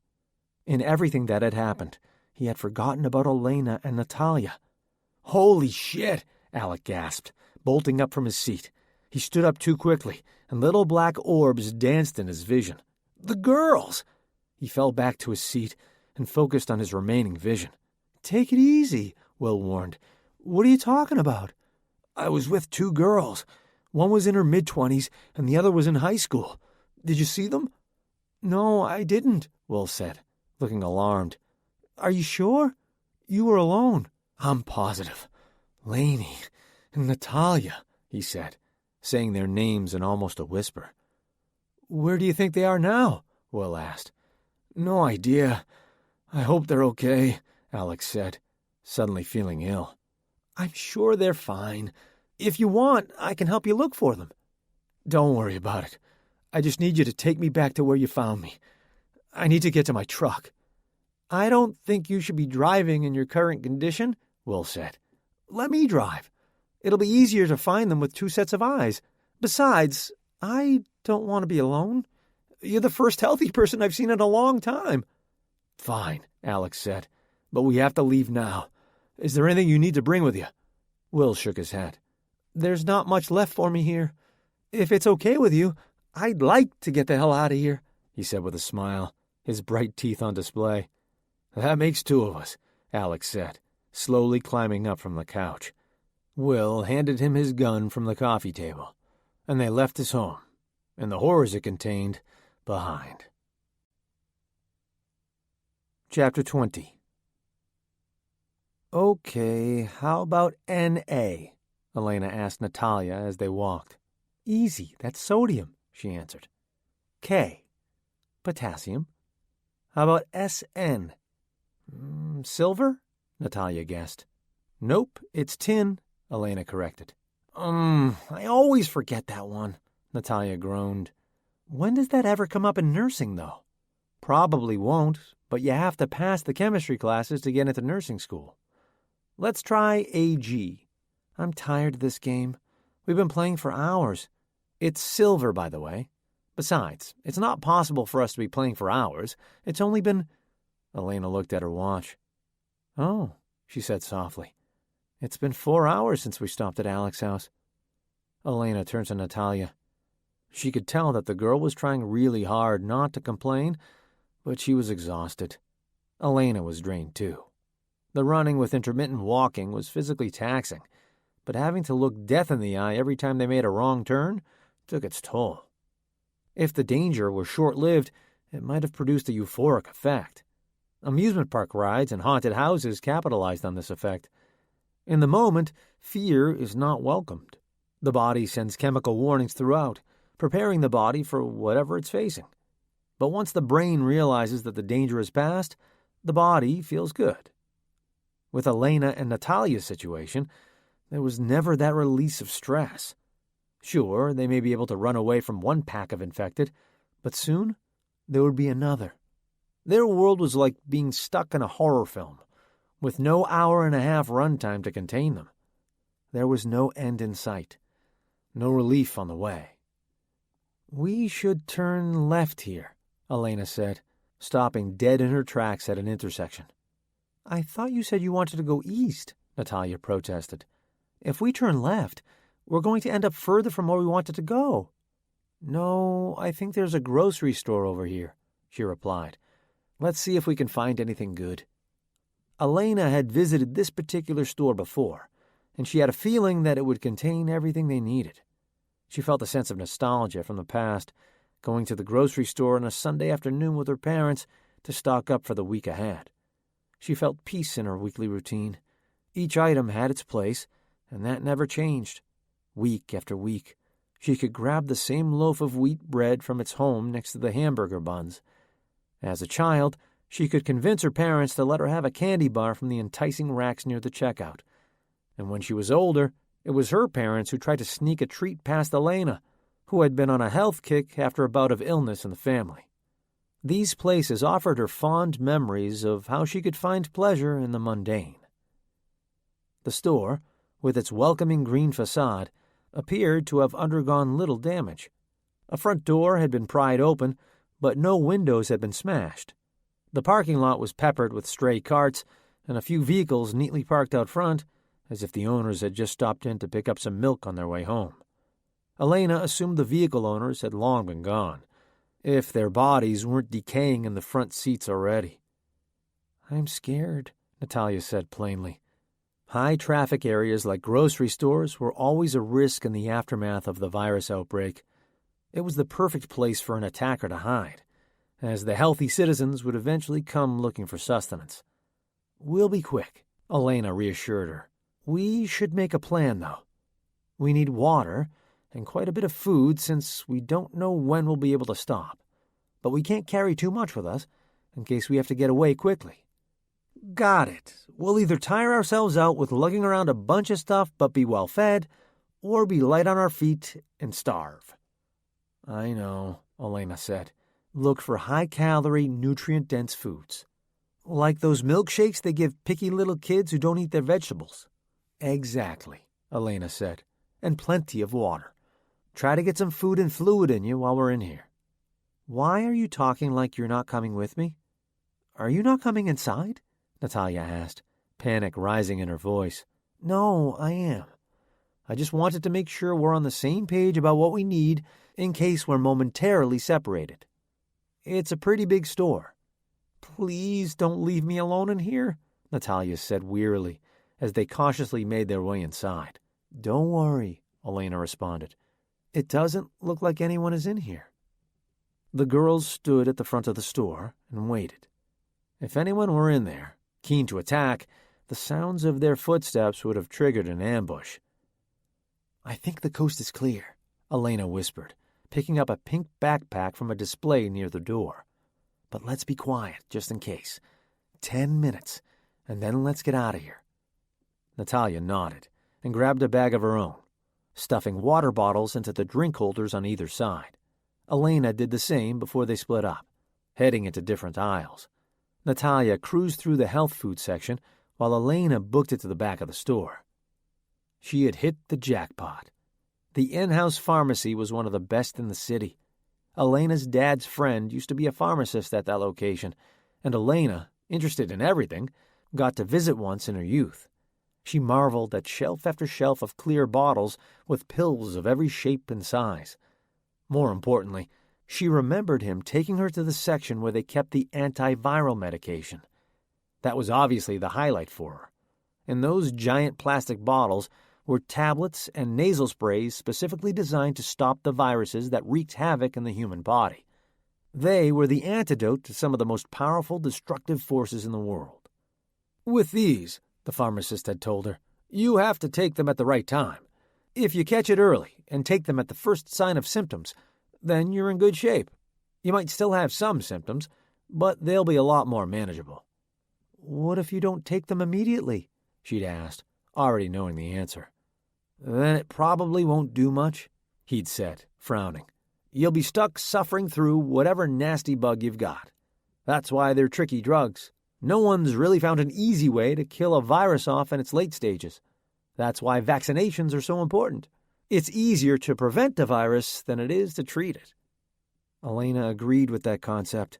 It wasn't too hard to make a vaccine for already well-established and frequently studied viruses.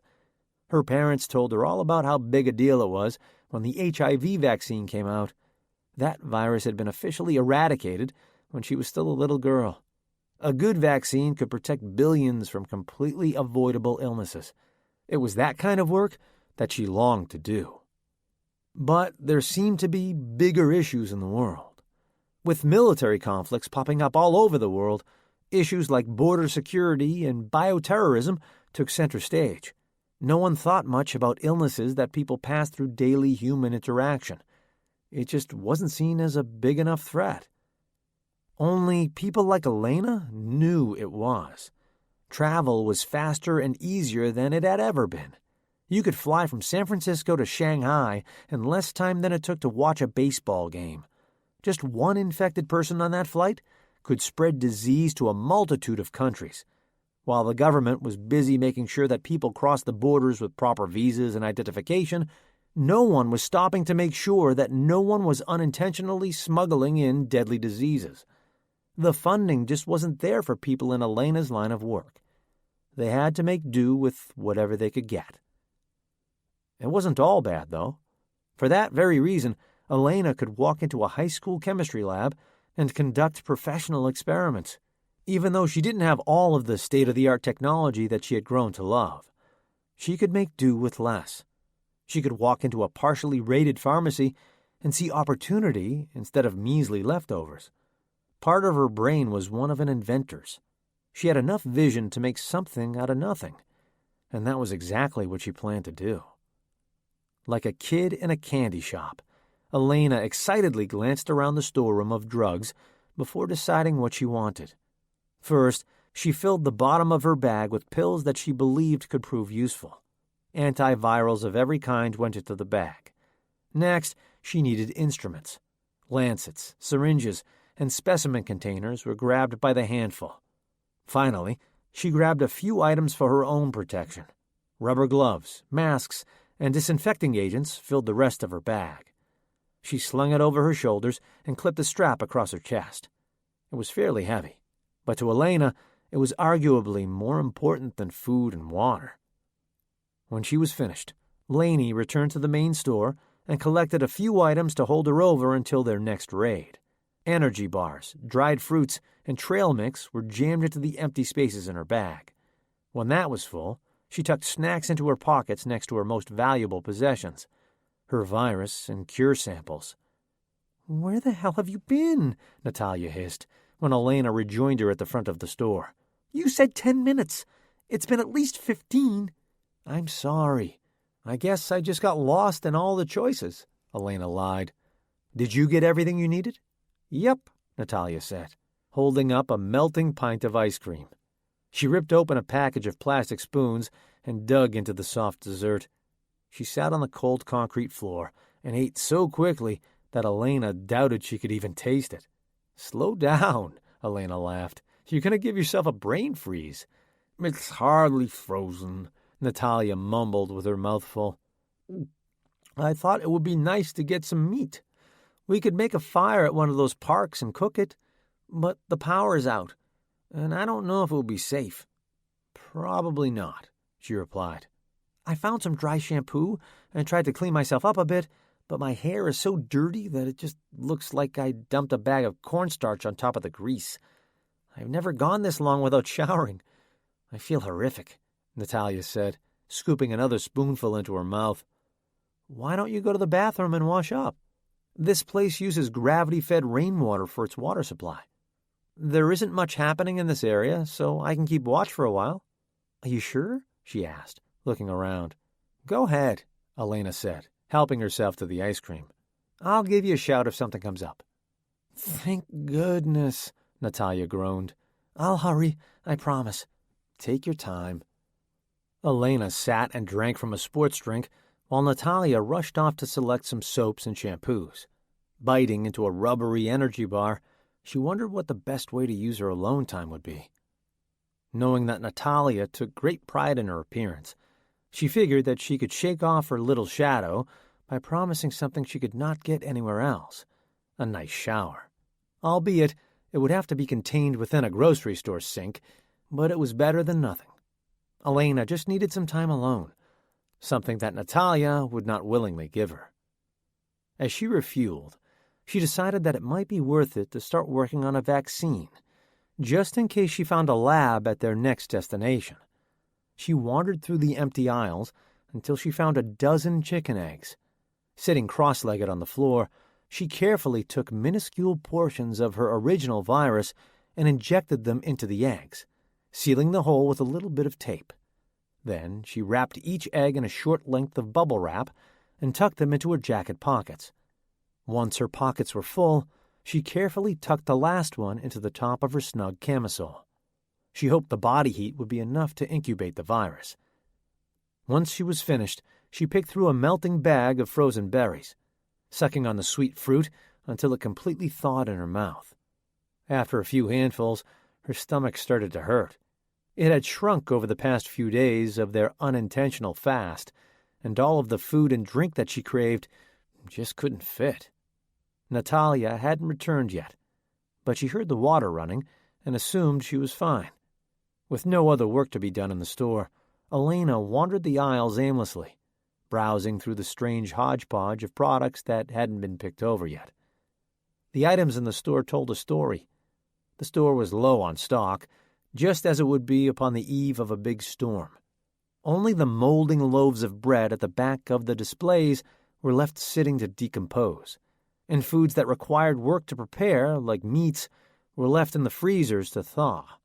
Bags of flour and sugar sat untouched, while ready-to-eat foods like chips and cookies were scarce. Even in the middle of an emergency, people needed their vices. Elaina opened a sad-looking bag of generic chocolate chip cookies, nibbled on one, and tossed the bag back onto the shelf. There you are, Natalia said, patting at her damp hair with a handful of paper towels. Feeling better? She asked the girl. So much better, Natalia gushed. Sorry I took so long. No problem, Elaina said. She was just happy to see Natalia in a better mood. Are you ready to go? Aren't you going to wash up? Natalia asked. Do I smell? No. Then I think I can make it a little while longer, Elaina replied. I'm ready to leave. I couldn't possibly eat anything else right now. Me neither, Natalia replied. The girls picked up their bags and headed back out into the world. Neither could guarantee that there would be adequate food or shelter where they were going, but in that current moment, they felt satisfied. Chapter 21. Dr. Vincent, one of the assistants said, jolting Breton out of a daydream. "I was just informed that you are to meet with the colonel at the end of the day. Can I tell him you'll be in his office at 6? "Oh, yeah, sure," Breton answered hastily. "Did he say what the meeting was about?" "Nothing specific, but I'm sure it's not going to be a big deal," the assistant said kindly. "I think he just wants to be briefed on your progress. If you can explain what you've been working on in terms that the average soldier could understand, then there shouldn't be any breakdowns of communication." "But," Breton stuttered, starting to sweat. "I understand," he said softly. "It can sometimes be, intimidating to talk to your superiors, especially when they're the no-nonsense type.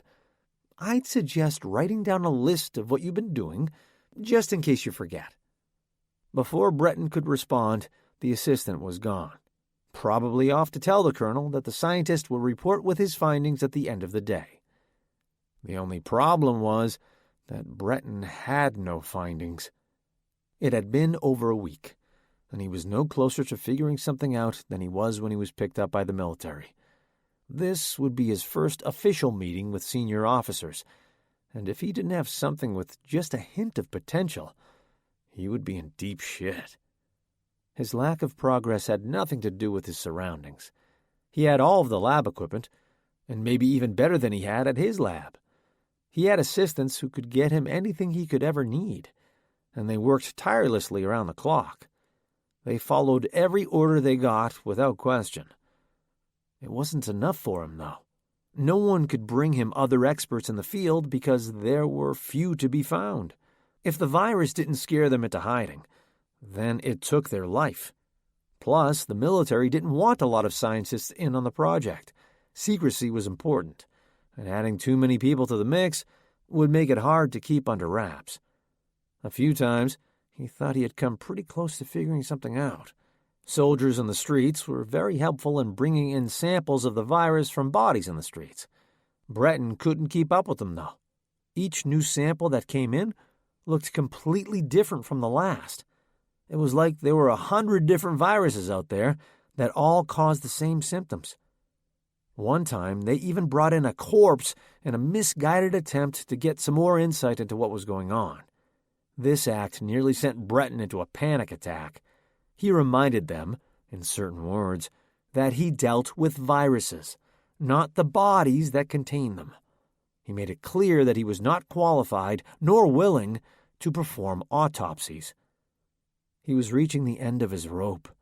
He worked long hours with no results, and was becoming increasingly paranoid that others were starting to figure out that he had nothing to show for his work.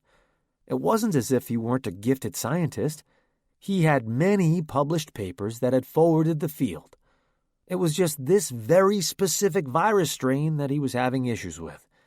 He felt like his entire reputation and body of work were going down the tubes just because of Elaina Morgan's stupid new strain. Elaina Morgan was still a touchy subject. Sometimes he even found himself wishing she would get picked up so she could come into work and figure out how to stop it. Breton would be completely humiliated and would have to drop off the face of the earth, but at the very least, the crisis would be over. He still hung on to a shred of hope that he would still somehow manage to pull something together that would work. Maybe the government would send him someone useful to help him, like someone in pharmacology.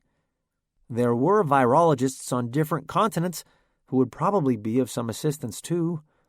Where were they when he needed them? After another long day of making absolutely no progress, Breton sheepishly marched into the colonel's office. He waited for the colonel to be seated before sitting in the smaller leather chair. "Dr. Vincent, I hope you have some good news for us," the large man said gruffly. There are a few challenges with this particular virus." "You don't need to go into detail," the colonel interrupted. "Just tell me what you've accomplished this far. Is this project worth continuing, or should we find someone else to take over?" "No," he exclaimed. "I have a vaccine." The colonel paused, rubbing his chin. "You do?" "Yes. It's not quite ready yet, but I believe it should be fairly effective in a few different mutations." "But it's not a cure." No. And it won't protect against all forms of the virus? I don't believe so, no. The colonel sighed. If you had to guess, in what percentage of cases will it work? We have very important people who need to be protected. The commander-in-chief is going to need something to keep her safe. How effective is your vaccine? Breton gulped. If he had to guess, he figured that it would work in about 0.1% of cases. And that was only if it were administered immediately and there was no incubation period involved. That wasn't good enough. Not for the president, not for the military, not even for himself. Maybe 20, 30%? He lied, wincing. The colonel sat back in his chair, slightly rocking back and forth. He thought for a moment. Breton held his breath. He was overestimating by a lot, but it still wouldn't be the right answer. I'm just not sure if that's good enough. What seems to be the problem? Breton could have rattled off a long list of problems, but it would have made him appear incompetent. He wanted to whine that he was basically set up to fail, but he couldn't do so in front of a senior member of the military. They wouldn't accept any excuses, so he would give none. It's just that this is the most complex virus I've ever seen in my life, he admitted. In most cases, this kind of thing would be studied by a whole team, maybe multiple teams around the world. Remember when the Ebola vaccine became available? Scientists all over the world had been working on that, trying to be the first to complete it. It took decades.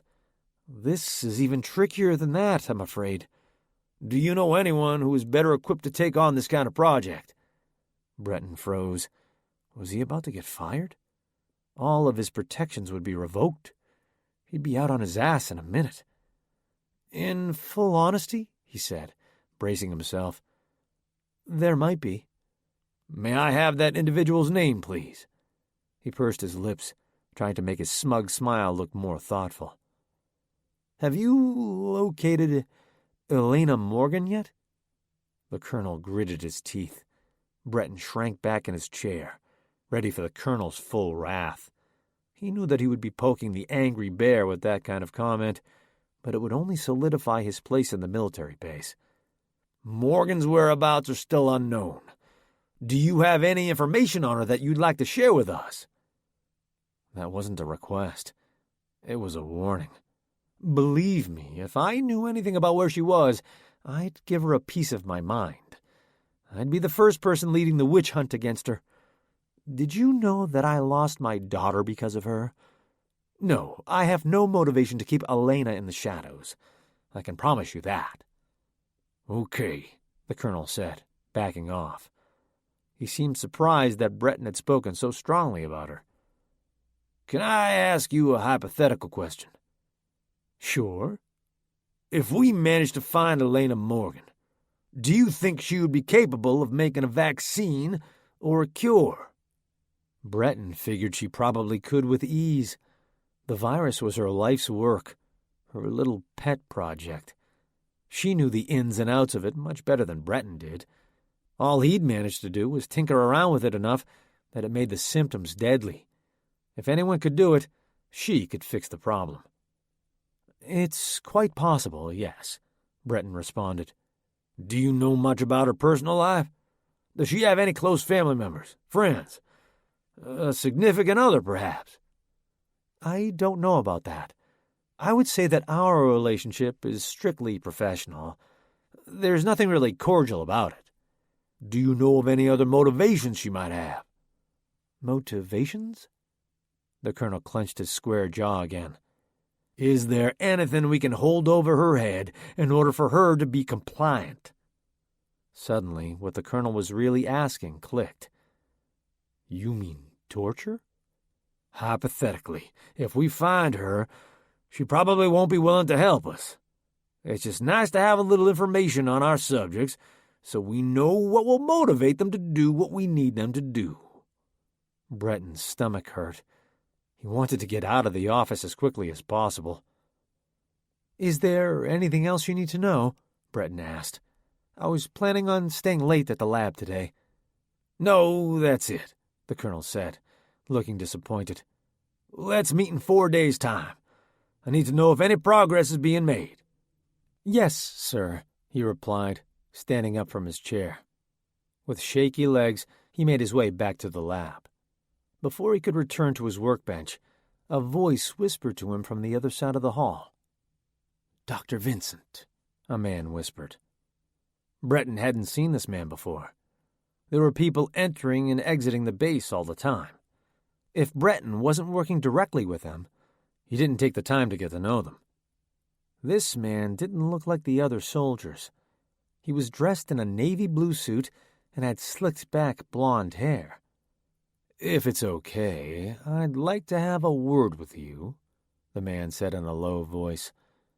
It was suspicious to Breton that the man seemed so secretive, but they were working on a secret operation. There was a lot that Breton didn't understand about military work.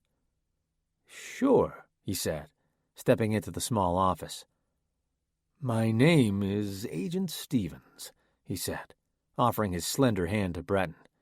He shook it and sat down in his chair. "I understand that you're working on a vaccine for the Morgan strain, correct?" "Yes," Breton answered shakily. He wasn't sure who was given clearance to know about it, but the man seemed like he knew a lot. He felt like he could probably trust him. "You're not having much luck, are you?" the man said sympathetically. "I wouldn't say that," Breton fired back, trying to defend himself. "It's a difficult subject to work with." "Oh, no doubt. I was wondering about something concerning the virus. Just a few quick questions." "Shoot," Breton said. "In your very professional opinion, would you say that the virus could be altered to become easier to control?" "I'm sure that's possible," Breton said. After all, he had messed with it and made it harder to control. He figured he could mess with it again and have different results. What I had in mind was something practical, something that didn't spread like usual illnesses, something that could maybe even change the body on a DNA level. "Oh, I'm sure of it," Breton said haughtily. "I bet you I could make a strain of this virus that wouldn't do anything but give you the monster strength without the rage. I could probably make it so it only gave the fatigue without the rage. There's no telling what this thing could be." "That sounds very promising," Agent Stevens said. "You're a brilliant scientist, Dr. Vincent. I'd like it if you did a little job for me." Breton beamed. Finally, someone was giving him the attention he deserved. "What is it?" "We'd like to see you make this nasty virus into something the military can use. It will be extremely secret, though, so I'm afraid you won't be able to ever write about it in a journal." Breton frowned. "Then what's in it for me?" "We can offer you protection that's unparalleled, maybe even better than top officials get. Plus, there's money. You might never have to work again." Breton hid his smile. He was ready to sign any contract that he needed to. He could do without the fame for now, as long as he could ensure that he would be safe. Chapter 22. Will eagerly peered over the steering wheel, adjusting the seat for his short stature. Alec was quite a bit taller than him, so he fiddled with the levers until he was ready. "Go ahead and adjust the mirrors, too," Alec reminded him, having seen a few accidents caused by reckless teenagers. His truck wasn't particularly nice, but it was the only one he had. He didn't want it to be totaled while riding along helplessly in the passenger seat. "I used to have a truck like this," Will mentioned as he strapped his seatbelt on. "Yeah?" Alec asked, pouring a few of the pain pills from Will's house into his hand. "It was stolen," he said. "It was the day after my parents died. It just disappeared from the driveway. I guess I have to take some of the blame for it. I left the keys in the ignition." "In our neighborhood?" Alex scoffed. "You should have seen my truck. Trust me, I'm sure whoever stole it is sorry. It probably broke down halfway out of town." Alec didn't know if he should feel offended that the kid was comparing his truck to a run-down piece of crap. Alec didn't have a lot of money, as he was just starting in his career. He didn't really care about status symbols like cars and clothes. He just needed the basics to get by. That's how he was raised, and that's how he planned to live his life. "All righty then," Will said, turning the keys in the ignition. "We have a full tank of gas. That's a promising sign. Where are we going to go?" "What?" Alec asked, unwrapping his bandages. The bleeding had nearly stopped, but the pain had yet to subside, and he still felt a little woozy. "Where should we look first? For the girls, I mean. What were their names again?" "Lainey and Natalia. Natalia's short and scrawny, about your age. Lainey is—" His mind was momentarily lost in thought about the older girl. How could he describe her smooth porcelain skin, gentle eyes, and long, silky hair to Will? How could he do her description justice without sounding like a kid with a crush on someone way out of his league? "Hey," Will said, snapping his fingers. "Are you okay?" "Yeah," Alex said, snapping to attention. "Why do you ask?" "You've been silently staring into space for about a minute now. I asked you what Lainey looks like." "Oh, right. She's pale, kind of freckly, and has long brown hair. She was wearing a Seahawks hat the last time I saw her." "Got it. So basically, if we see two girls walking together and they don't look infected, then it's probably them." "Sure," Alex said. Will put the car into reverse, pulling out of the driveway. "Where to?" I don't know," Alex said. "Oh, God, did I knock your memory loose? Oh, shit, this is bad. Do you remember my name? What's your last name?" "Shut up, smartass," Alec responded. "I'm trying to think." "Well, where were you guys planning on going next?" "We didn't have any plans. We were just going to get in my truck and look for a good opportunity." Alec was furious with himself for not doing any more planning when they still had the chance. All he would have to do was listen to where they wanted to go, and then he'd have a good starting place. But now, they could be anywhere. It had been hours since he had last seen them. "That's not a problem," Will said, sensing Alec's rising frustration. "What do you know about them? Is there somewhere they would want to go? Maybe a favorite part of town? Maybe like a school or a library or something? Or were they trying to get out of town and make a run for it?" Alec shook his head. He didn't know anything about the girls and was a little embarrassed that he didn't know much more about them than Will did. "That's okay, man," he said, giving Alec a reassuring pat on the shoulder. "Why don't we just start looking in the area? If they're on foot, they couldn't have gotten too far. We'll cruise around the area and keep an eye out for them." "Yeah, let's go," Alex said.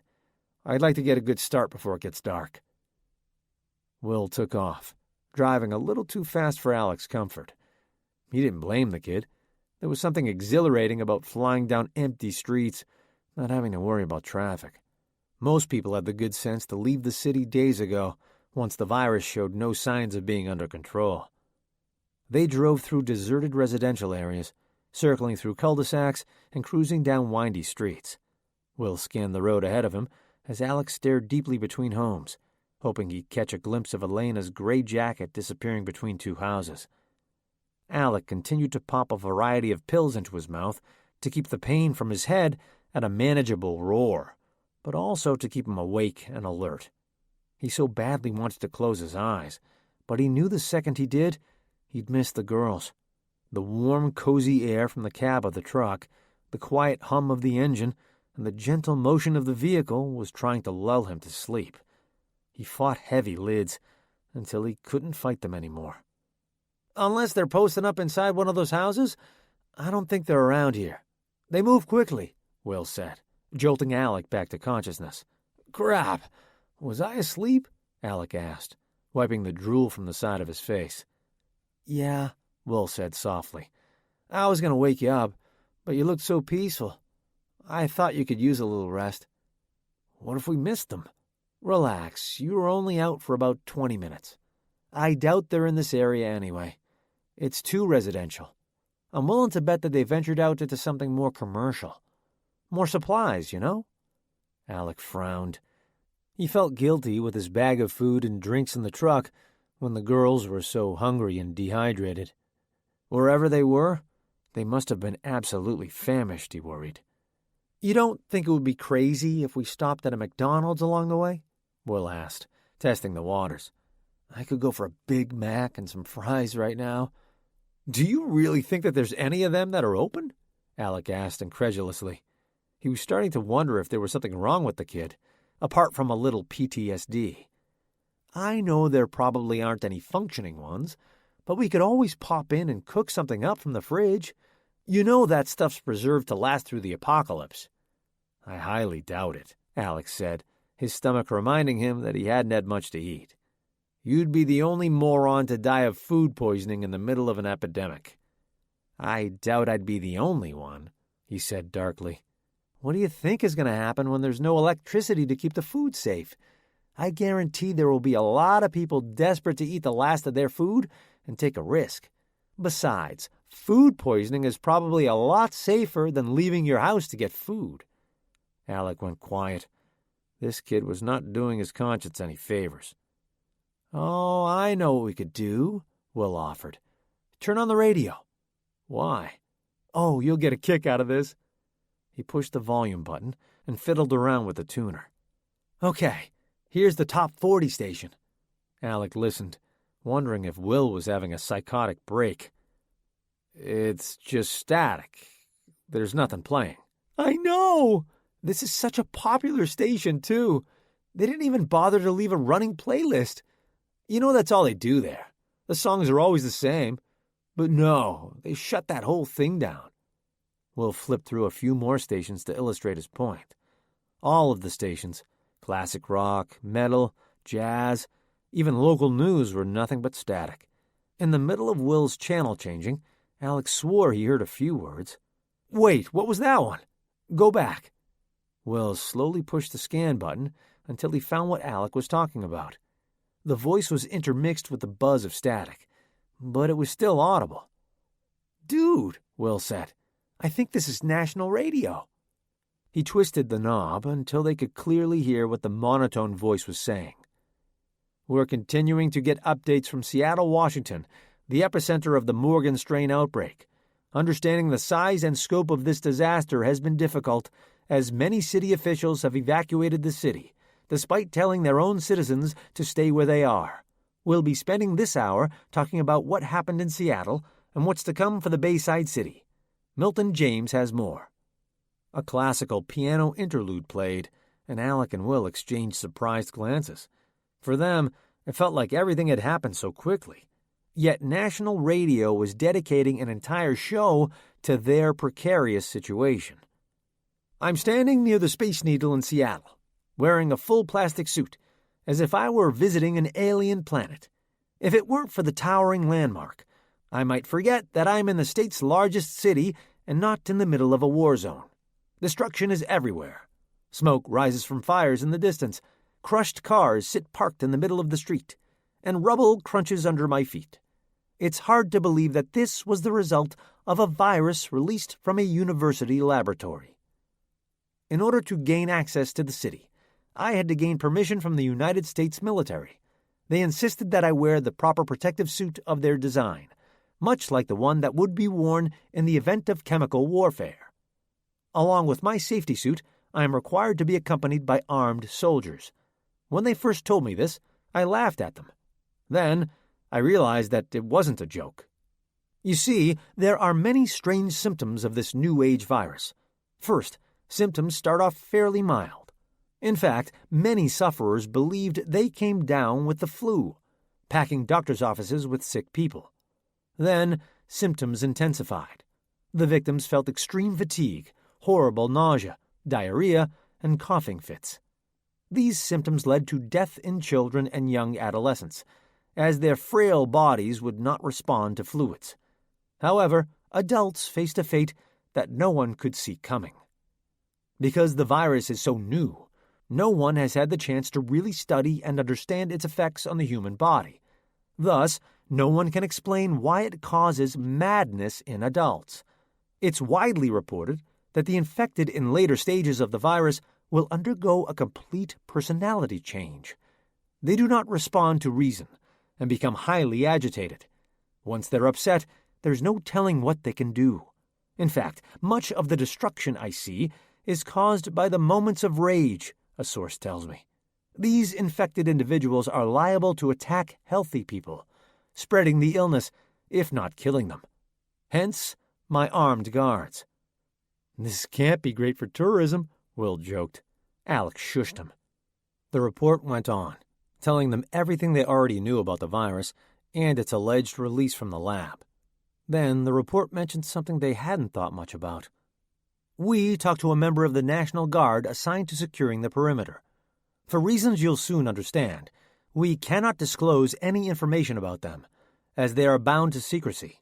So this interview will be read by Derek, an actor. Can you tell us some of the things you've heard about the state of the city at the current moment? Sure, an eager voice replied, no doubt a young actor doing his first gig. The city had strongly recommended its citizens to stay where they are and not evacuate. Yet all citizens of special importance, like the mayor, left weeks ago. But since the spread of the virus, we have now been ordered to make sure that no one enters or exits a 20-mile radius of the city limits. In fact, if you drive down the road, you'll see armed military keeping anyone from going through in either direction. So we're trapped? Will breathed. No, that's not possible, Alec responded, though with little confidence. Though our source says that the perimeter is being guarded, that doesn't mean that rule is being enforced. Money, the actor read. If you have enough money to pay one of the members of the guard, you can get through. Unfortunately for the working class, unless you rob a bank, you're not getting through. Alec put his head in his hands. That explained a lot of the theft in the area and a motive for people to commit crimes, even though they were perfectly healthy. This one was the government's fault. As a public servant, he felt so ashamed of his superiors, whom he'd adamantly defended in times of controversy. But don't think that will continue, the reporter said.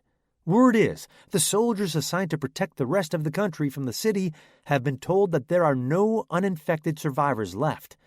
At best, if you venture to the border, you'll be turned away. At worst, you'll be shot on sight, no questions asked. It appears that the world has given up on Seattle, in hopes that diverging more resources to minor breakouts will keep it from spreading beyond control. We're screwed, Will said, slumping over in his seat. You heard that report. What options do we have if we can't leave the city and go somewhere safer? Alec shrugged. The infected will die off eventually. We just have to wait it out. It mutates, though. What if the symptoms change and the rage period lasts months, not days? We'll just keep moving until it clears up. We have to try.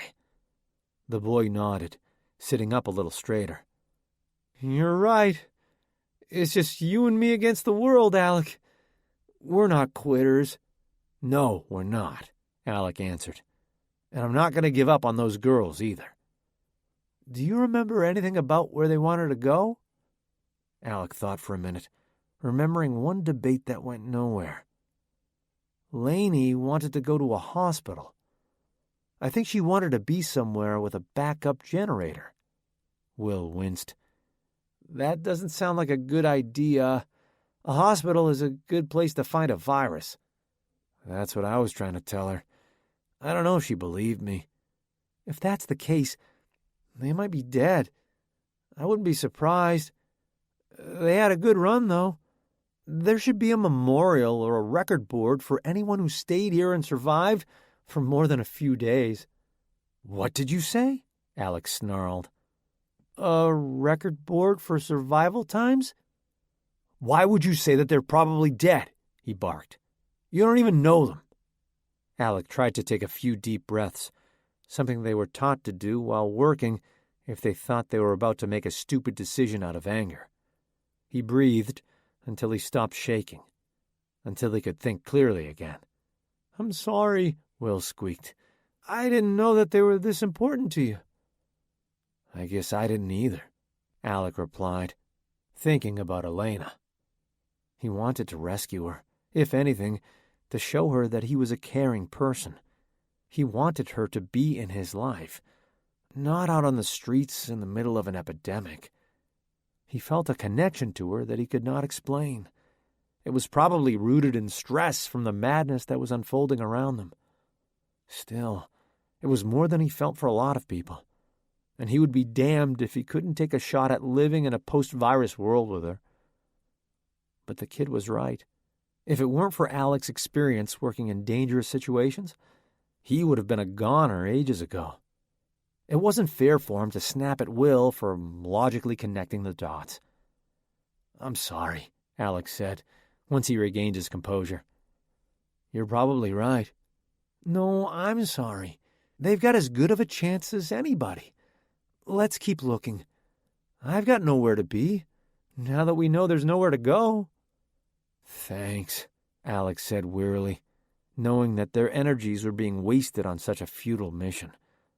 But if there was even a 1 in a million shot of finding them, he would take that chance. Chapter 23.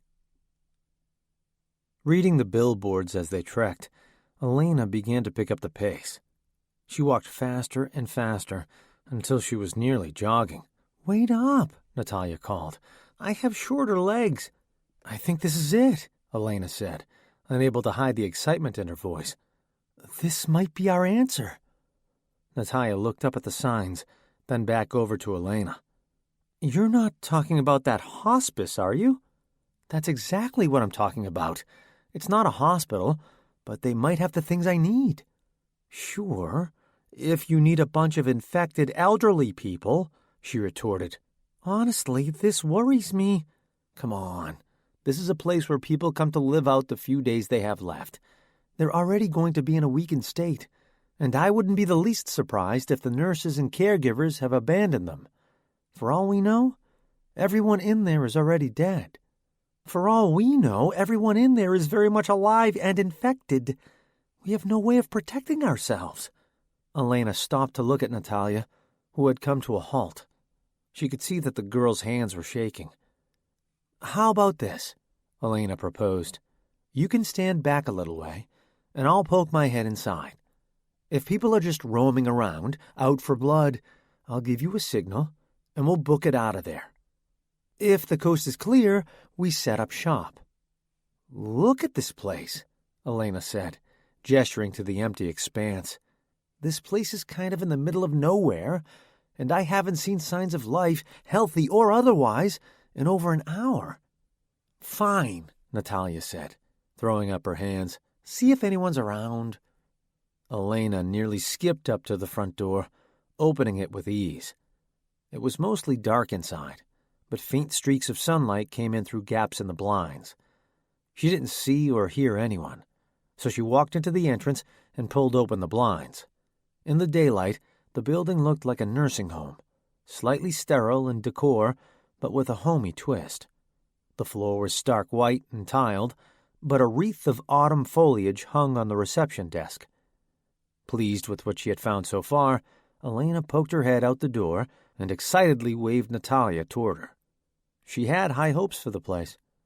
"You think it's empty?" Natalia asked, cautiously looking around corners. "As far as I can tell, this place is huge. I wonder if they have a lab for doing in-house exams." "It smells strongly of alcohol," Natalia said. "I guess that's a good sign. At least it's clean in here."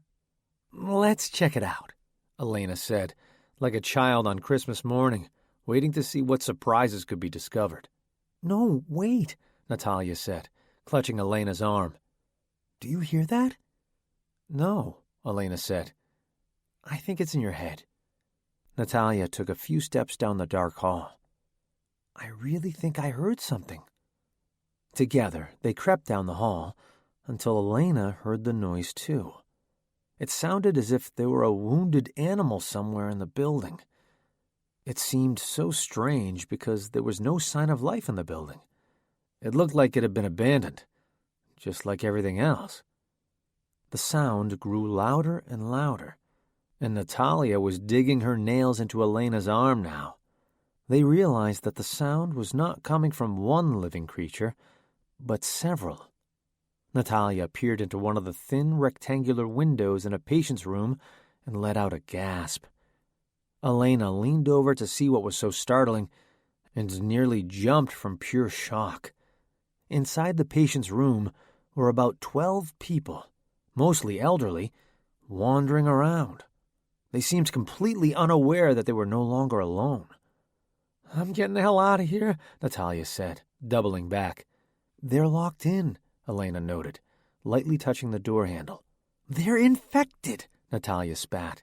"What makes you think they won't break down that door this instant?" "Because they haven't already. How long do you figure they've been in there?" "I'd be willing to guess around a week. They're in bad enough shape that their rage isn't enough to help them blast down that door. At the very most, they're just going to claw at each other and throw the food the staff so graciously left for them," she said sarcastically. "I'd say we're pretty secure. I'm going to find a lab." "I hate everything about this," Natalia said. "What do you think happened?" Elaina looked around. "My guess is that the virus hit and these guys were infected. The staff didn't know what to do with them besides quarantine them. I don't blame them. It will be too easy to infect everyone in the place. Then, once it got bad, the workers split, but these guys were left behind." "That's extremely inhumane," Natalia protested. "How could they just lock them up like that? There's not enough room for everyone in there." "They're infected," Elaina said softly. "There's not much they could do for them. They're already in bad shape anyway. I guess they figured that they would go one way or another." "I guess," Natalia said sullenly. "It just really gives me the creeps." "Me too. But I think this is a fairly safe place to be right now. Would you like to come with me, or would you rather stay outside?" Natalia let go of her arm. "I'll stay with you. But if I hear that door break down, I will not hesitate to leave you behind." "Fine with me." They walked down the long corridor until the terrible howls sounded like faint mules. Elaina peeked into every room they passed, hoping to find something useful. Most of the rooms were for patients. Some of them even had bodies, stiff with rigor mortis, in the beds. "I feel like I'm in a haunted house," Natalia shuddered after finding yet another dead body. Finally, they entered the heart of the hospice, where the employees spent most of their time. Besides a fully stocked break room, there was an infirmary, complete with a small room used for processing samples and minor medical procedures.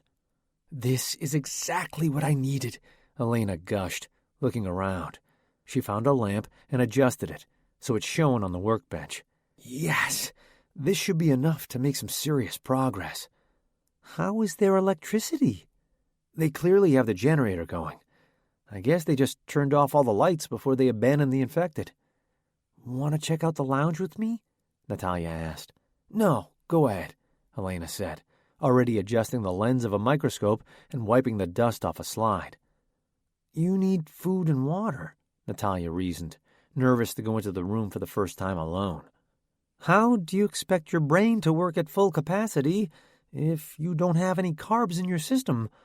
We might even be able to find a little caffeine," she persuaded. You're right," Elaina said, carefully setting a slide on the bench. "Just a quick look, and then I'm going back to work." The lounge had couches, vending machines, and even a little cot for sleeping during long night shifts. Without thinking twice, Natalia picked up a paperweight and hurled it at the glass of the vending machine, shattering the front. "I'm sure there's a key for that around here somewhere," Elaina said, frowning at the mess of broken glass on the carpet. "No time," she said, pulling snack cakes from the wreckage. "You've got to get to work." Natalia filled up a plastic cup from the water cooler and handed it to Elaina, along with a variety of snacks. "Have fun," she said cheerily as she flopped down on the couch, waving at Elaina with her hands full of junk food. "Believe me, I will." Elaina spent a few moments rearranging her new sanctuary until everything was just right. She laid out her test tubes to admire the little samples they contained. She pulled the chicken eggs from their hiding spaces until she found a heating pad warmer to tuck them in. She hoped that they were still in good condition, and that she could hide out in the hospice and work until they were ready. Curiosity had been nagging at her for so long. Taking the blood sample she collected from the scene of Alec's cop car theft, she added a few solvents from the shelf and placed it in the old centrifuge. As it hummed, she prepared a slide of her original virus. Of course, she could probably sketch it from memory, but it was always nice to have for comparison purposes. When the blood had separated, she decanted the plasma and white blood cells into one tube, leaving the thick red liquid behind. Then she added more solvents and separated it down even further. Once that was ready, she prepared another slide of her mystery sample.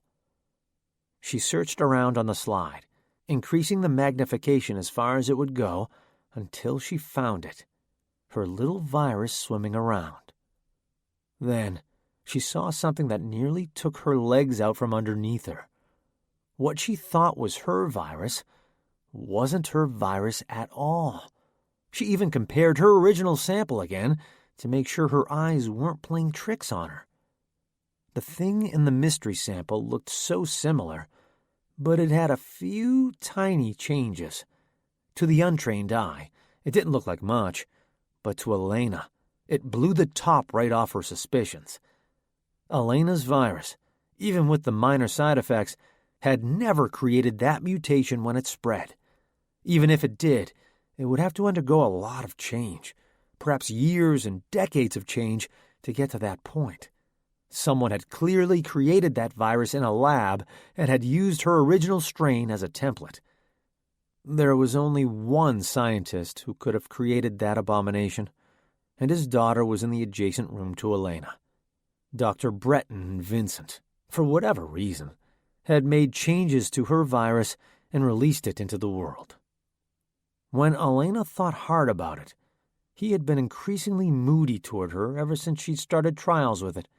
While others were encouraging her progress, he appeared especially sullen. Then she started seeing less and less of him.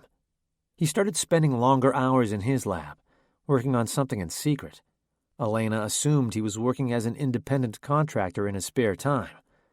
But would it be so outrageous to believe that he was ripping her off? She had no idea what would motivate him to do such a thing, but everything was starting to fall into place. He was just the type to steal another scientist's work, the type to leave his daughter behind as she was being kidnapped. Dr. Vincent was just no good. Elaina tried not to get too hung up on how it happened and just focus on the problem at hand. Even though it wasn't her fault, she was still capable of making things right in the world again. Feeling confident, she relabeled her samples evidence number 1 and evidence number 2.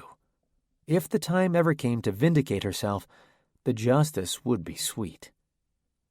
Now, she had a whole new problem. She didn't need vaccines and antidotes for her virus. She needed them for Breton's take on her virus. Out of eggs, she injected some of the new strain into the tiny holes in the shell, hoping that it would incubate that strain as well. Then it was time to work on a form of Lily that could stand up to the new imposter virus. She put a drop of each onto a slide and watched them battle it out. Lily put up a good fight, but it didn't make a perfect fit with the virus in order to take it down. She didn't know much about pharmacology, but Elaina took out the pills she gathered from the pharmacy and lined them up on the desk. If she could separate some of the compounds they contained, she reasoned she could keep the virus at bay long enough for Lily to start working. Elaina would have to look more closely at what Breton had done, but he wasn't that inventive. If anything, he had just made an amalgam of viruses, Frankenstein's monster of viruses. If the antivirals could affect the altered part of her virus, Elaina could fix the rest. Excited with what she was finally able to discover, she wanted to share it with someone. Elaina ran over to the lounge to share her findings with Natalia, but found her asleep on the couch. She shook her head and chuckled quietly to herself. That girl could sleep through the apocalypse. Turning off the main light and flicking on a small lamp instead, Elaina went back to the lab and just marveled in what she knew now, as opposed to the things she wondered for days. The makeshift lab in the hospice was a good starting place, but she needed more if she was going to come up with anything substantial. Elaina longed for the university laboratory with her old familiar equipment. She would do her best with the utensils and chemicals these temporary labs contained, but at some point she wanted to do things right and make medical-grade vaccines and medications. But the sun was setting, and it would be dark soon. It made no sense for her to venture out and find a proper laboratory. Besides, she figured that there was a live stream camera in every advanced lab in the state. The cops would be looking for her in the one place she wanted to be. She couldn't give herself up yet, not without the evidence she needed to prove her case. Until she found a better place to be, she would meddle around with the resources she had. But when the time was right, she would need a few moments in the right lab to put the finishing touches on her work. The rest of the evening, Elaina worked tirelessly, testing new combinations of chemicals against the virus. She wished she had a lab assistant, and she almost woke Natalia to help her, but ultimately she decided to let her rest. Knowing she needed her sleep too, Elaina pulled a throw pillow and blanket from the lounge into the lab and rested underneath her workbench. She closed her eyes, already excited for her next waking moments. She was so close to figuring out how to end a national catastrophe. She just needed a little more time. Chapter 24. Elaina heard footsteps trotting down the corridor, the one that was supposed to be empty. She pulled her head up from under the blanket and listened as they multiplied and came nearer. Moonlight altered the appearance of the room as sinister shadows danced on the walls of the lab. Slowly standing to her feet, Elaina looked for her most valuable test tubes to hide from the intruder, but she realized that the table was bare. Even the syringes and bottles of pills were missing. The realization sent a jolt of electricity through her body. She felt cold and sweaty, yet her brain was on fire. She let out an involuntary wail, and the footsteps stopped in front of the lab door. Holding her breath, she waited as the doorknob creaked open and the door revealed the source of the footsteps. The inhabitants of the quarantine ward stood staring at her, scowls on their faces. Elaina couldn't move. Her legs felt impossibly heavy, and every time she tried to walk, her legs shook so badly that she fell down. She tried to call for Natalia, but her throat was so dry and scratchy that the name came out in soft, hoarse stage whispers. "Help us," the gaunt old man in the front pleaded. The virus had whittled him into a skeleton. His eyelids were drooping, making him look even more pitiful. "I can't," Elaina cried, holding her hands out, ready to defend herself. "All of my medicines are gone." She quickly looked back at the workbench, just to make sure she hadn't overlooked them. The table was still bare, with no indication where her things may be. "You just can't lock us in a room and wait for us to die. We didn't ask for this. We didn't mess with nature and release this on the world. Why do we have to get sick?" "I didn't do this," Elaina argued, tears of frustration in her eyes. "You're Dr. Elaina Morgan." How did you know?" "Everybody knows who you are. Your name will be in every history book from here on out. That is, if there's anyone left to tell our history." "This isn't my fault," she cried, as the infected entered the lab. She scrambled backward, but there was nowhere left to go. "I just wanted to help people." "You didn't help anyone. You can't save us, just like you couldn't save Lily." "Lily! Do you have it?" "No, and you don't either. You'll never have her." As the man's milky white hand reached for her throat, It melted into pink goo and slid down her chest. Elaina yelped and sat up from her spot on the floor, smacking her forehead on the workbench above her. Her heart was racing, and her eyes were wet. She grasped at her throat, expecting the man's melted flesh to still be on her. She was still intact. The dream felt so real that she climbed up to the table to make sure all of her possessions were as she left them. Everything was where it was supposed to be. She slumped back down to the ground and let a few tears fall freely to the floor. Elaina was feeling guilty for her role in the outbreak, even though no one with all the facts would ever fault her for what happened. If the truth never came to the surface, she might forever be known as the one who started the worst epidemic of the century. She took a deep breath to calm herself and turned on the lamp. There was no chance of getting any more sleep. Looking at the clock, she calculated that she had slept for about 4 hours, which wasn't bad for her.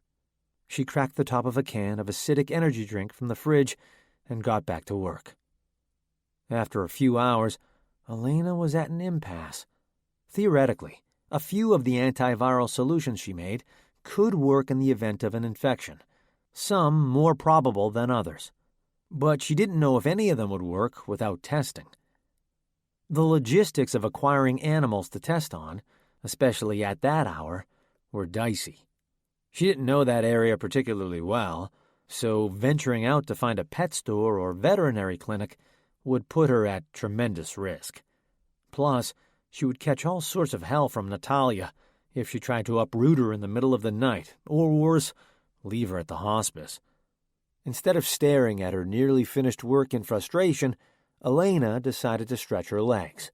Besides, there was always the possibility that one of the residents owned a small animal.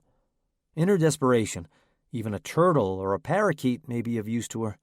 She just needed some living organism to ensure that her drugs wouldn't cause a worse death than the virus. Walking down an unexplored corridor, she heard a low moan, not unlike the one from the quarantine ward. This one was softer and monotone, though. She strode toward the sound and peeked in the window.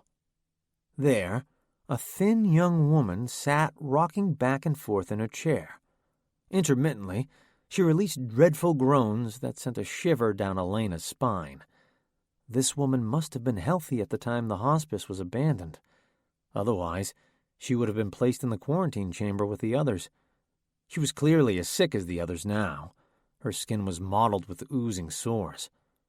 Elaina wondered what a woman her age was doing at a hospice. Her bald head suggested cancer of some sort. She felt nauseated. The woman looked miserable, but she likely didn't have the mental capacity to understand what was happening to her. She appeared to be in a daze, rocking in her metal chair, then angrily pacing. Eventually, she just slumped over in her bed, resigned. Elaina had a sudden desire to help the woman in any way that she could, especially after her nightmare had brought those desires to the forefront of her mind. But seeing the woman in the state that she was, she knew that she couldn't make her well. If the virus didn't kill her, whatever else was ailing her would. That didn't stop Elaina. Fueled partially by the need to help and partially by academic curiosity, she decided that she would start her human trials that night. She had a subject who looked fairly calm, who was also isolated in her own room. She couldn't pass up on such a good opportunity. She took off in a jog down the hallway to the administrative office. She pulled open drawer after drawer, looking for a master key that would let her enter a patient's room. She collected a handful of silver keys of different shapes and sizes and started testing them on an empty room. After her 5th attempt, she found one that worked. Dropping the other keys back into the drawer, she then went looking for something to protect her from the virus. This hospice wasn't equipped to handle serious pathogens, but she rounded up a pair of scrubs, clothing shields, and heavy-duty gloves. She put on protective glasses and placed a mask over her nose and mouth. Then she looked for something to arm herself with in case things didn't go well. Her makeshift laboratory contained vials of different sedatives. If her subject began to lash out, she could inject an overdose and hope that it would be enough to keep her from becoming a homicidal maniac. And if that wasn't enough, Elaina grabbed a knife from the kitchen. She hoped it wouldn't come down to stabbing anyone, but she would defend herself if necessary. Finally, she went back to the break room to see if Natalia had woken from her slumber. Unsurprisingly, she was in the same spot Elaina had left her. Pink sunlight was creeping in through the open windows. The sun was about to rise, their only protection from the mysteries of the night. If her human trial turned out to be a bust, and the patients were too hostile to work with, then they could leave. Elaina debated whether she should wake her traveling companion. If she woke her, she was certain that the girl would protest her plans, being terrified of getting attacked. She would be strong in her protestations too, and it would be hard to keep her out of the way when she carried on with her plan anyway. Worse yet, she may actually succeed in talking Elaina out of conducting her experiments. Then, she wouldn't be any closer to figuring out how to end this mess. Natalia didn't back down from a fight, especially when her safety was involved. On the other hand, if she didn't tell Natalia what she was doing, then she would be completely unprepared in case of emergency. Elaina couldn't run from an infected person and protect Natalia. As much as she wanted to save as many infected as possible, Natalia's safety was much more important to her. She might not be able to cure anyone, but she sure as hell would try to prevent anyone else from falling victim. Plus, it would be nice to have a little help. If she had backup, even just there with a syringe filled with sedatives in hand, it would make her job so much easier. But, knowing that Natalia would never go for that, Elaina chose to let the girl sleep. The break room door locked from the inside, so if Elaina couldn't make it back, she would at least have everything she needed to survive for a few days in the hospice. Then, when she was ready to leave, the girl could unlock the door and venture back into the world, only having lost a small measure of security. Yes, there was no other choice in Elena's mind. She returned to her lab in the adjacent room to gather her supplies. Fully dressed in her protective clothing, she filled her syringes. Standard procedure would have to fall by the wayside. There was no time to sterilize the site of injection or explain to the patient what she was about to do. Instead, she would inject her as quickly as possible and get the hell out of there. As she began to unlock the door, she tried not to think too much about what she was about to do. Otherwise, she may realize how insane it was to willingly go into a room with an infected person and back out at the last moment. Taking a deep breath of clean air, she braced herself and opened the door. Then she closed it behind her. There was nothing separating herself from attack. Upon closer inspection, Elaina figured that the woman wasn't much older than she was. Her pale skin was covered with powdery makeup, her hollow eyes lined with black. Her lips were painted a rusty red, the color of dried blood. She sat back in her chair, knees pulled up to her chest, arms wrapped tightly around them. Elaina wondered if she should aim for the blue veins that snaked through her transparent skin, or go directly for the chemo port in her chest. If she could inject directly into that area, the serum would travel as quickly as she needed it to go. She would give it a shot.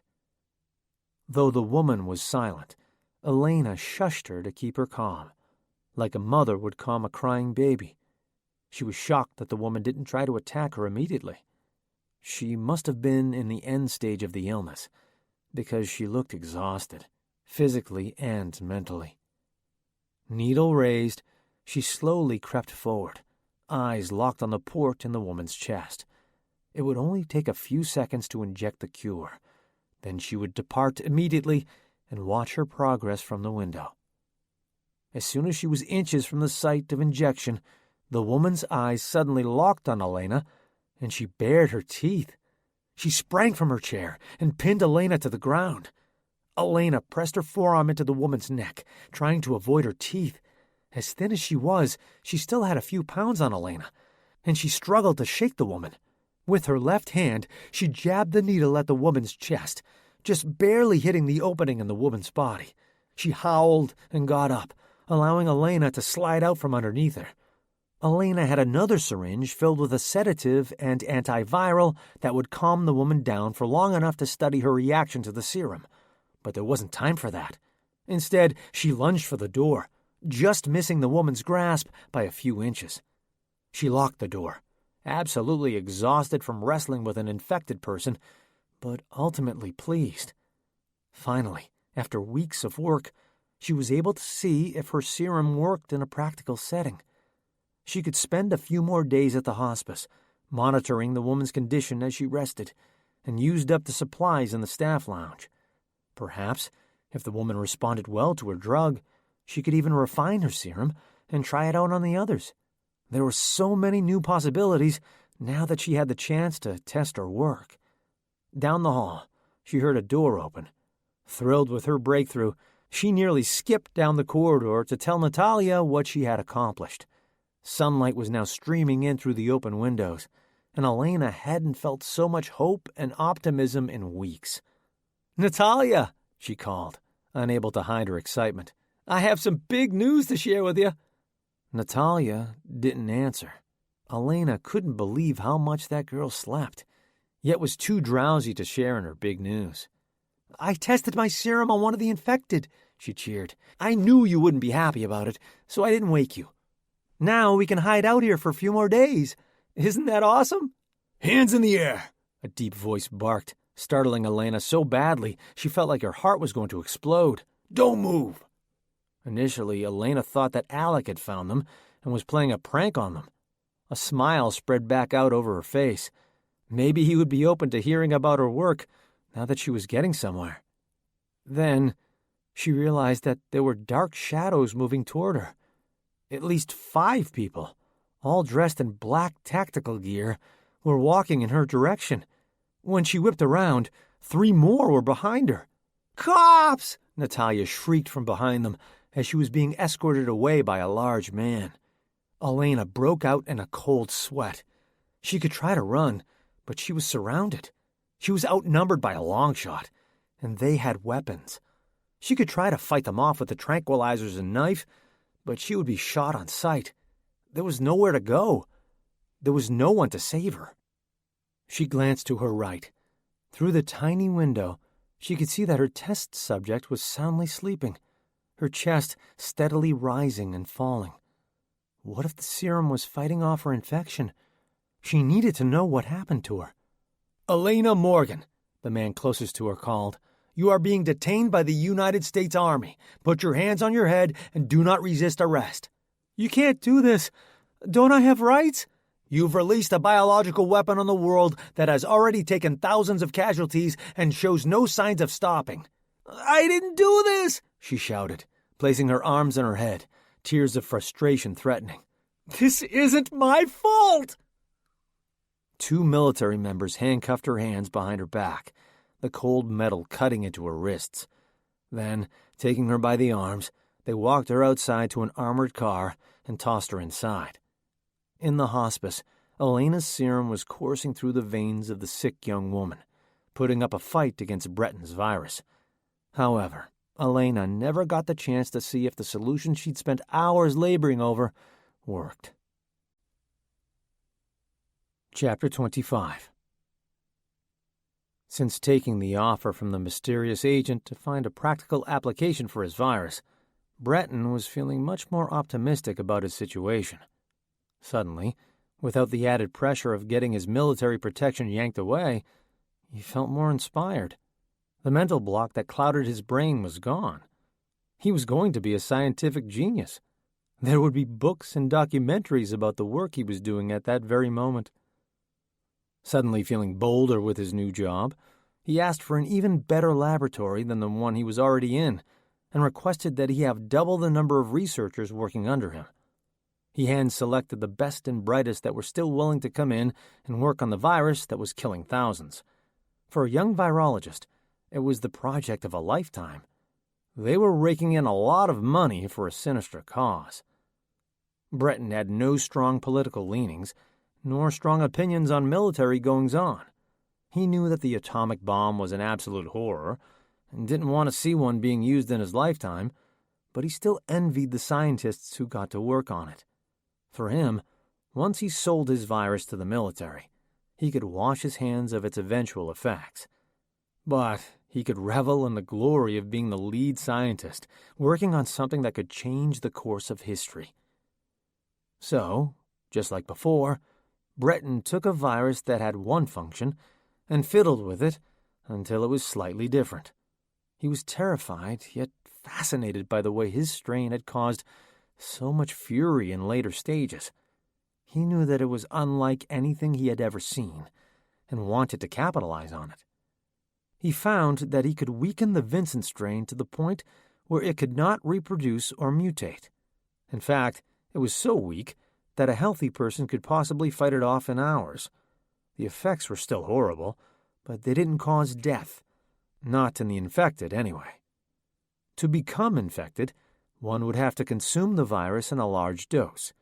It wasn't transmitted from person to person very well, because it couldn't survive without a human host for very long.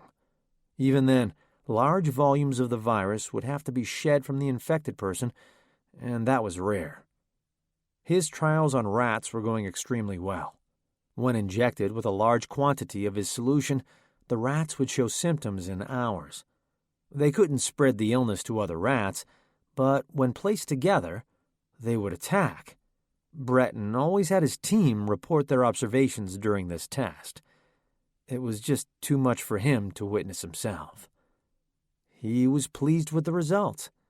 The trials were still in their early stages, but this newest virus showed a lot of promise. He did wonder whatever became of the military's plan to work on a vaccine. He had completely abandoned that project to start on his current one, and couldn't be happier about it.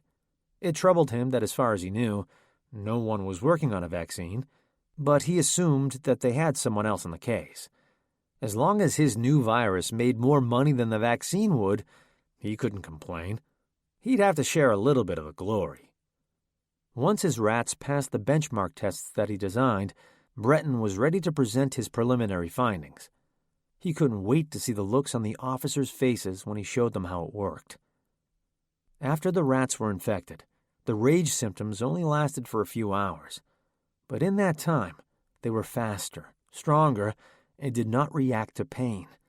When the effect wore off, the rats eventually returned to normal, though they were extremely lethargic. Breton wasn't too concerned with side effects if the main effect was up to snuff. On Friday afternoon, just as the junior members were heading back to their barracks, Breton assembled a demonstration in a conference room. As he stood in front of some of the highest-ranking officials in the military, he beamed with pride. All eyes were on him, and he knew that what he had to share was revolutionary. "Good evening, ladies and gentlemen," he said with a flourish, not sure how to address the mix of military officials. "Over the past week, I have been spearheading a project that will change modern warfare as we know it. Traditionally, biological weapons are used against the enemy to weaken their defenses, making them easier to overtake. But in this case, our armies can use this groundbreaking technology to their aid." Breton's hands were shaking from excitement. All he had been told to do was use the Vincent strain and come up with something more practical. With his creative genius, he'd made something that he assumed the military would want to use immediately. "Is anyone familiar with the story of the Norse berserkers?" he asked his audience. A few heads nodded. These were warriors who showed a characteristic fury in their fighting, unlike anything that had ever been seen. These soldiers would develop so much rage, seemingly out of nowhere, that they could take their opponents by storm. They used their rage as a motivator to come out on top. Afterward, they would calm down and even enter a sort of trance. It was as if the rage had left them altogether. He looked around to see if anyone knew where he was going with that story. There were definitely some puzzled faces in the crowd. No one really knew what caused this fury. Some say that it was a genetic defect. Wires in their brain were crossed, which caused them to be fierce warriors. Mental illness was another possibility. Some think that it was pharmacological. Perhaps some kind of plant or mushroom was ingested, that gave these fighters such strength. The point is, I have created a virus that works like whatever factor caused the berserkers to fight in the manner that they did. That got people interested. He tried to suppress his pleasure from their interest. He didn't want to get ahead of himself, but he knew people were already impressed. In preliminary trials in rats, this new virus presents temporary symptoms. It's like the Morgan strain that's going around, but more refined. With my strain, you don't have any of the other flu-like symptoms. You might have some minor symptoms like muscle aches, but probably nothing big. Then you get the fury that we're looking for. "Pardon my interruption," the colonel said, standing up from his seat in the back. "But why do we want to willingly infect our own army? How will this not end in the disaster that we're currently in? What makes you think that these rage symptoms will be useful to our men and women?" I understand that it's risky, but if you're looking for motivation for your soldiers to fight, this is it. Put it in their MREs, or even call it an energy shot if they don't want to take it willingly, for exhausted or unmotivated soldiers who are having a hard time getting into the fighting spirit. And why can't we just recruit soldiers to do the jobs we need them to do in the manner we need them to do it? I think I can answer this one, Colonel, Agent Stevens said. If you're looking at who you're fighting, it's not your average soldiers from sovereign nations.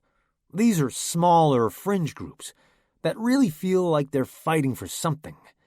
They're pissed as hell, and your soldiers just can't match that intensity, especially when you're fighting on behalf of another nation. It's not their battle to fight, and they're doing their job, but not with the intensity you need. This virus could make them so much more efficient. The colonel sat down, a frown on his face. He didn't look convinced about the proposal, but he didn't look upset about it either.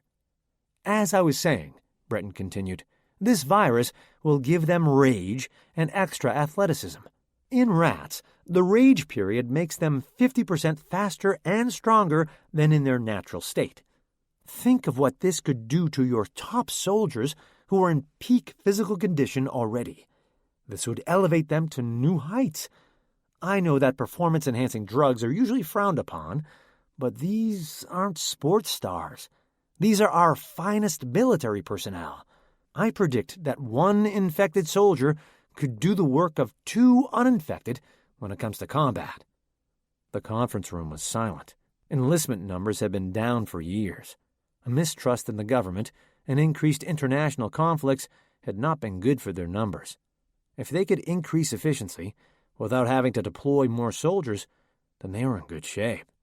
The good thing about this virus is that it is very temporary. It cannot spread through human contact, and it cannot survive for long in the human body either. Within hours, the effects will go away. We're seeing a lot of lethargy after the rage is worn off, but that's something that can be dealt with. It's perhaps the body's way of recovering from such a high-energy consuming state. It's probably good for the soldiers to take it easy during this time to be safe. But you can always try traditional drugs like caffeine to counteract the lethargy. "What's next?" the colonel asked. Breton clenched his fists. He felt like he had everybody in the room on board with what he was working on. He took a shot. "Human trials." "Do you have reason to believe that your new virus will prove fatal to our soldiers?" "I don't think so. Rats are easier to kill, and we haven't lost any of those yet. I'd be shocked to see anything more serious than hangover-like symptoms." "Let's not wait any longer," Agent Stevens said. "Why don't we test this right now? We have no shortage of subjects here. Get one of the privates in here and see what happens." Breton looked at the colonel, expecting and hoping that he would deny his request. Instead, the colonel gave an unmistakable head nod. Before he could even think about what was going on, a small group of the senior-most members gathered in the laboratory. A steel-faced young private entered and stood at attention. "You're going to need to restrain him if you don't want anyone to get hurt," Breton warned. "Make sure he doesn't injure himself either." A straitjacket was obtained, and the man's extremities were bound close to his body. Then his torso was chained to the wall. When he could no longer move, everyone looked to Breton. "Dr. Vincent, go ahead and administer the virus." Breton obliged, plunging the syringe into the crook of the soldier's arm. Minutes passed, and nothing happened. Breton was getting nervous. If this didn't work, then all of the excitement around his virus would fly out the window. Thankfully, after about a half hour, the symptoms started. First, the soldier started to tremor. Then, he snarled and growled like a bear as he fought to break out of the straitjacket. The officers in attendance looked on with interest. Breton's virus was just what he had advertised. The next few hours were painful for Breton to watch. The soldier began to scream like a banshee as his eyes glassed over. The jacket stretched and frayed. Breton was beginning to get nervous that he was going to break free, though it would only help his case if he did. By the time the symptoms finally wore off, the jacket was simply pulled off without having to untie him, it was so loose. He lay on the floor, panting and sweating. "Congratulations, Dr. Vincent," Agent Stevens said, shaking his hand. "You've created something useful from a rogue virus. I'm impressed, and I'll be in contact with you tomorrow about compensation agreements." "Thank you," he said, relieved that everything had worked out for him. He had completed his task, and he only needed to make a few small adjustments to make the virus perfect and marketable. But he had sealed his fate. He would be protected from whatever horrors were present in the outside world. He would be just fine. "Keep him in quarantine for the next 24 hours, just as a precaution," Breton said. "If you don't mind, I'd like to go to bed now." Breton slept better that night than he had in a long time. The relief he felt was more soothing and relaxing than any sleeping pill he could take. Chapter 26. "How long do you think this virus can keep up?" Will asked, as he circled the block for the second time. "Like, there's gotta be more people out there like us who have survived this long." Alec was tired of the boy's constant questions. Companionship was nice from time to time, but this was a little much for Alec. He was tired, in pain, and worried about Elaina and Natalia. Small talk, or even worse, deep discussions, were not a top priority. "I don't know," Alec sighed, looking out the window. "If they are really holding everyone in Seattle hostage, then I'm sure the rest of the world is safe." "Were you not listening to the radio? They said that there are reports of the virus on every continent except for Antarctica now. This doesn't look good for anyone right now. Think about all the flights that went out of here before the airport was closed. Hundreds of people caught the virus in their seats, and it spread exponentially. Give it a few days, and I'm sure what's happening here will start happening all over the world." Alec couldn't even imagine that happening somewhere else. Seattle was a big city, but it had nothing on the populations of other major cities across the globe. In New York City or Beijing, the death toll would be in the millions. Unless everyone in the entire world knew how to prevent the spread of viruses and was committed to staying healthy, there was no way it wouldn't turn into a disaster, especially since there was no surviving it once infected. "Once we find the girls," Will said, "we should get some of those inflatable plastic bubbles. We could make our own little bunker if we found a building and sealed it up tight. We need a ton of food and water, but I'm pretty good at finding resources now. We can all just hang out together and wait it out until the military comes back to clean up the dead. They'll find us, and we'll probably get to go on all the talk shows as the 4 who survived the virus from inside the city. That would be a nice way to cash some checks." Alec rolled his eyes. He couldn't think of anything worse than surviving and becoming a minor celebrity, except for not surviving at all. If Will's fantasy came true, then he would let the kid take his airtime. Alec just wanted to start life over again, without the baggage of his past hanging over his head. Will slammed on the brakes. Alec lurched forward, almost hitting his head on the dashboard. A second concussion would have left him down for the count. "What the hell are you doing?" he chided. Will's face turned pale. his eyes locked on the rearview mirror. Alec craned his neck around to see what was so startling. An armored car was stopped behind them. People in army uniforms and black protective masks and gloves exited the vehicle and were walking toward Alec's truck. "What's going on? What do I do?" Will asked frantically, not knowing if he should keep still or step on the gas. "I think we'd better see what they want," Alec said with little confidence. He was hardwired to believe that government agencies were to be trusted and respected, but they had also been locked in a city that was crumbling. He really didn't know whom to trust. He felt for his gun in his pocket. If these were foes and not friends, then he'd do his best to defend himself. Still, he knew that there was little chance of getting out of that fight alive. Alec rolled down the windows as the masked military men approached. Unsurprisingly, they led with their guns. "We're not infected," Alec said, holding his hands up. "Don't shoot. I'm a police officer with the Seattle Police Department. I'm trying to help, but there's not much I can do by myself." "What's your name?" a masked man asked. "Alec Lawrence." "And I'm Will Domenica," Will chimed in from the driver's seat. "Stay where you are. We're going to run your names in the database." The military personnel left, and Alec quickly rolled up the windows. "I think this is good," Alec said, looking over his shoulder. "Do you think they can help us find the girls?" "Maybe. At the very least, they have some sort of system to keep track of those who have been killed, displaced, or have survived so far. I wonder what their search is going to bring up for us." "I don't think we need to worry," Will said. "We haven't done anything wrong." Alec hoped he was right. Eventually, the men returned with a small tablet in hand. "Do you know Sharon and Pablo Domenica?" the man asked Will. "Yes," he sighed. "They're my parents, both recently deceased." "I'm sorry to hear that," the man said in a monotone voice. "How long ago was that?" "Almost 2 weeks, I believe." "Have you had any symptoms?"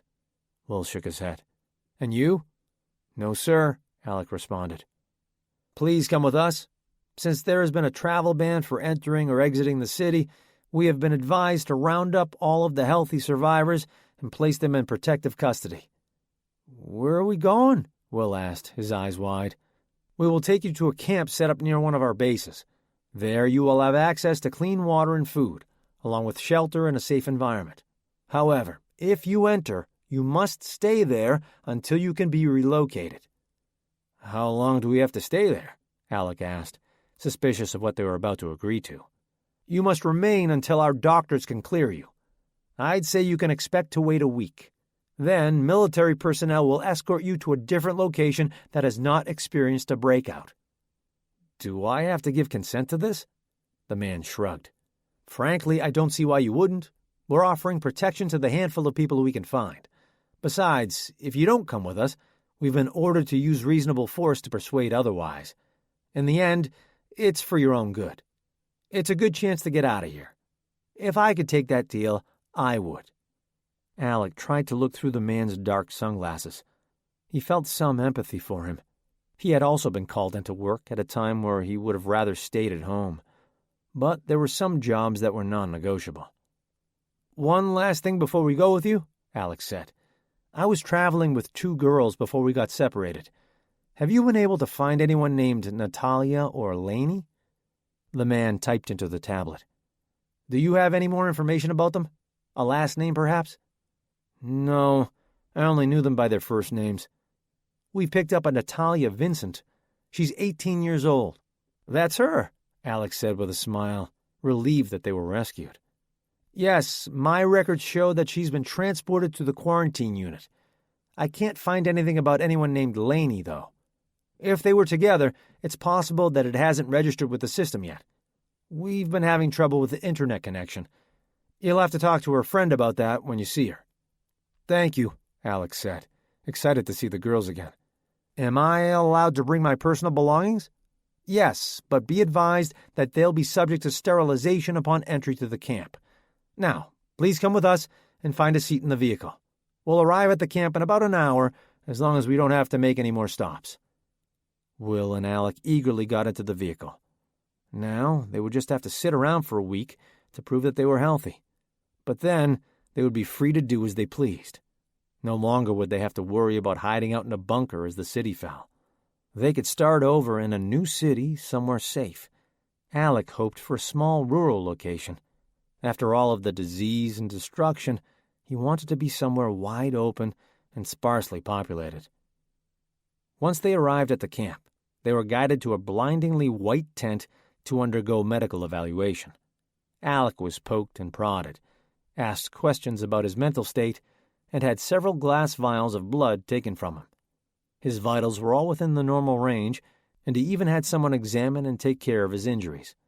Finally, he was given an IV with fluids, nutrients, and a painkiller for his head. Once he was cleared, he was sent to the decontamination center.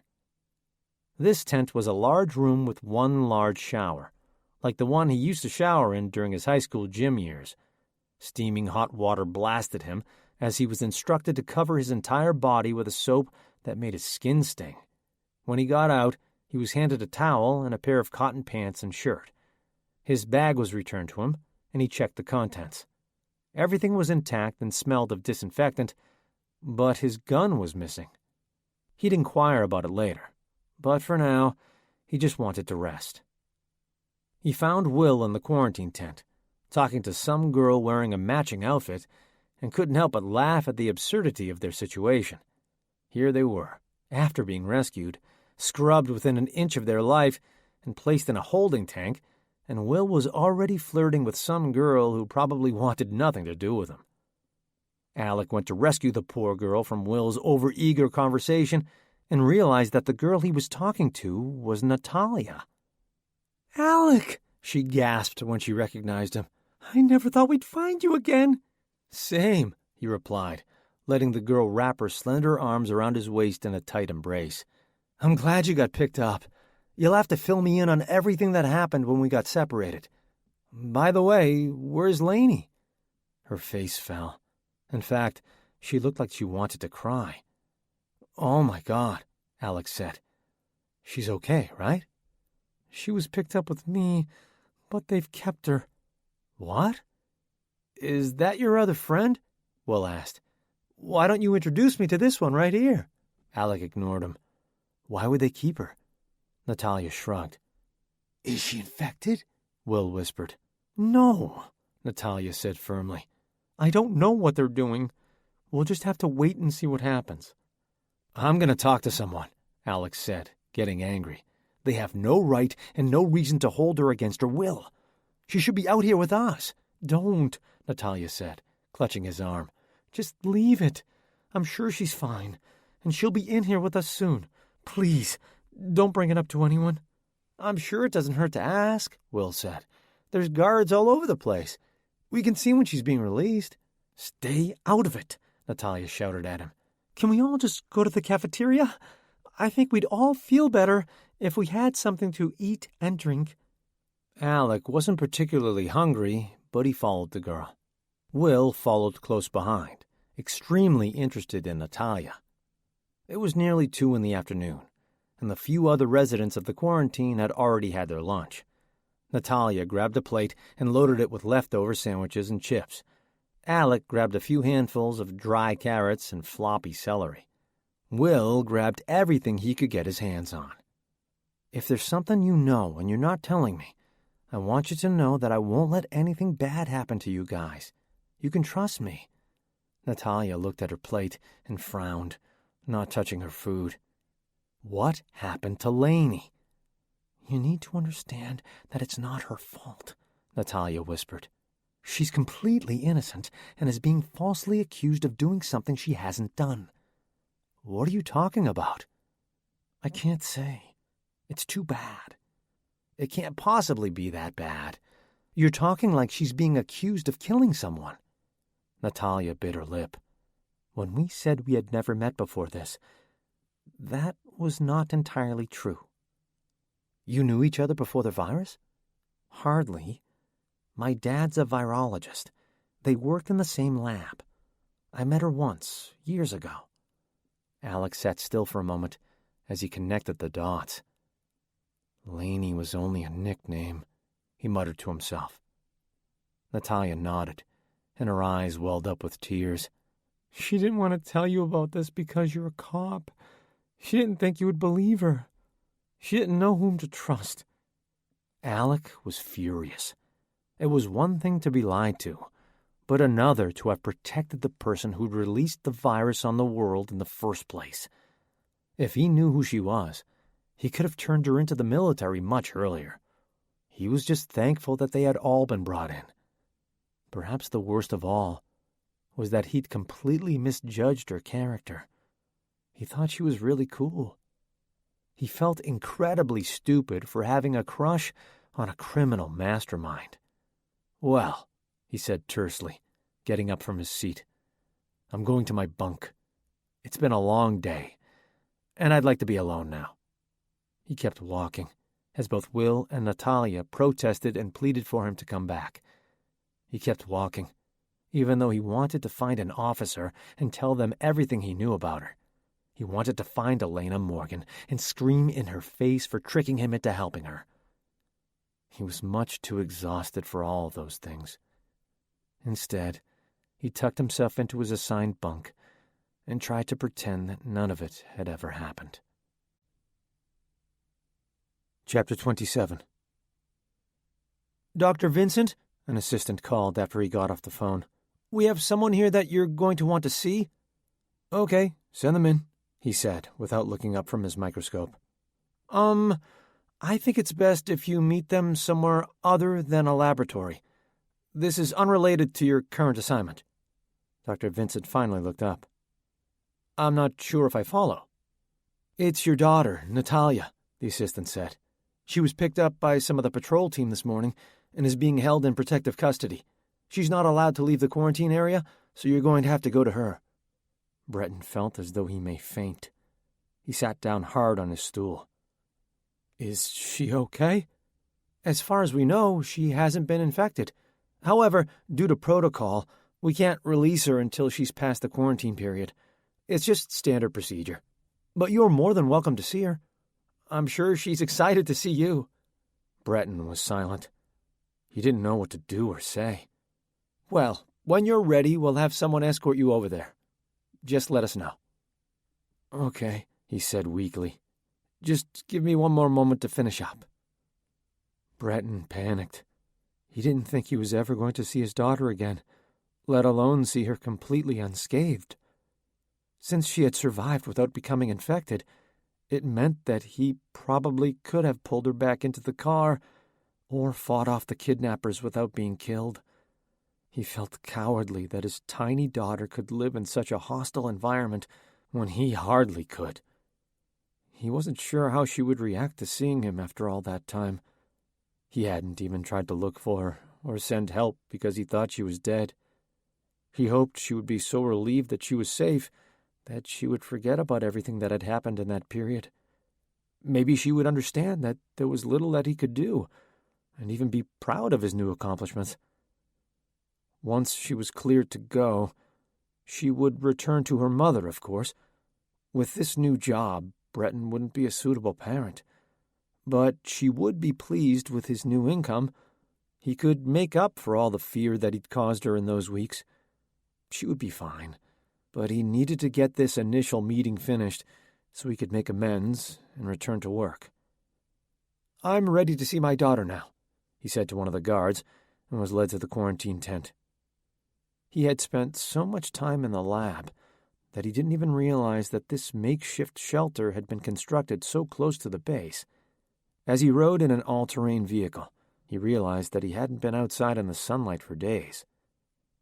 He was led through a door and instructed to close his eyes for 20 seconds as a disinfecting mist blew onto every surface of his body. Once that was over, the next set of doors opened, and he entered into an open recreation area. In the center, sitting at a plastic table with the newspaper in hand, was his daughter. "Natalia," he said softly, tears coming to his eyes. "I thought I'd never see you again." She looked up at the sound of her name. Her eyes widened, then narrowed, as her mouth turned into a scowl. "What are you doing here?" she hissed. It's a long story. I was picked up by the military shortly after you were taken from me. I've been working with the virus at the lab here. I was brought here to make a vaccine." "Oh," she said coldly. "And how's that going for you?" "Fine," he lied, not wanting to tell his daughter that he'd failed at his original task. Plus, secrecy bound him to keep quiet about what he was really working on. He could sense that something was not right about her. She was quiet, and especially moody. "Is something wrong?" he asked. "I'm really happy to see you. Aren't you excited to see me at all?"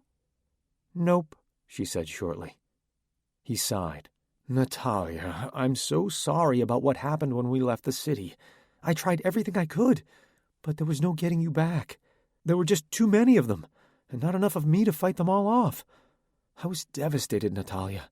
I thought you had been killed or infected. You have no idea how horrible it's been for me, not knowing what happened to you, but fearing the worst." "That's rich," she scoffed. "I've been running for my life. I've seen some of the most horrific things known to man. Oh, but I should be more understanding of your situation," she said sarcastically. "You suffered so much in your cushy little laboratory, while I fought off infected people and slept on the streets." Breton bit his lip. She wasn't hearing his apology. "I don't think you're listening to me, Natalia. I'm sorry. There was nothing I could do." "See, I don't think that's true," she said softly. "What do you mean? You know what happened. They took you away from me. You were gone so fast. I watched you drive away. If you would have waited just another minute, I could have jumped back into the car, and then none of this would have ever happened. You didn't even try." Breton had been caught in a lie. He hadn't realized that Natalia had a chance to free herself from her captors. "Oh, and not to mention, you didn't try to get help. Why didn't you have your new military friends come looking for me the second you got to the lab?" I did what I could. You don't understand what these people are like. They have a very strict agenda, and I didn't have enough power to call the shots." "I can't believe you," she said, shaking her head. Breton thought she seemed a lot older and more mature than the last time he saw her. She didn't act like a little girl anymore. She had grown up a lot in the few weeks since he'd left her on the side of the road. "I need you to accept my apology," Breton said plainly. "No," she replied. "You don't deserve to be forgiven. I can't wait to get on the phone with Mom and tell her about everything that happened. Let me guess. She thinks I'm dead too?" "I haven't talked to her." "You what?" she barked, raising her voice much louder than Breton felt comfortable with. "I haven't had the time." "My mom has probably been worried sick about me. Even if you did think I had died, don't you think it was worth telling her?" "I was afraid," Breton said wearily. "I didn't want her to blame me for what happened." "She should blame you for what happened. It's your fault. I need to call her." "Wait," he said, reaching for her hand. "We don't have to do this. Just tell her that we're both fine. She doesn't need to know the specifics." "You're a horrible person," she scowled. This angered Breton. He had been in a laboratory working for his life for the past 2 weeks. She was being ungrateful for everything he could offer her in the future. Once she told his ex-wife about what happened, that would be the last he would see of her. In fact, he was worried that he would somehow be sued for negligence. "You're being a stubborn brat right now," Breton said, squeezing her wrist. "I've done too much for you to ruin my life. Sit down and listen to me." With her free hand, Natalia slapped her father's face with all the strength she could muster. He fell back into his seat, a red hand-shaped welt forming on his face. The soldiers assigned to guard him raced in and held Natalia back. He watched her struggle against them, his hand pressed to his stinging face. "What do you want us to do with her?" a guard asked. "Take her to the barracks. She can wait out the rest of her quarantine in isolation if she's going to be difficult. It's not up to me anymore. She doesn't want to be my daughter, so I'm not going to tell her what to do." Breton crossed his arms and watched Natalia struggle to break free. She seemed furious, and there was nothing more he could do to change her mind about him. "You're a real bastard. Do you know that?" a voice yelled from across the room. "Alec," Natalia protested. "No, he needs to know that he put you in so much danger," he said to his traveling companion. "You're a coward for leaving her alone like that. I want you to understand what she went through after you ditched her."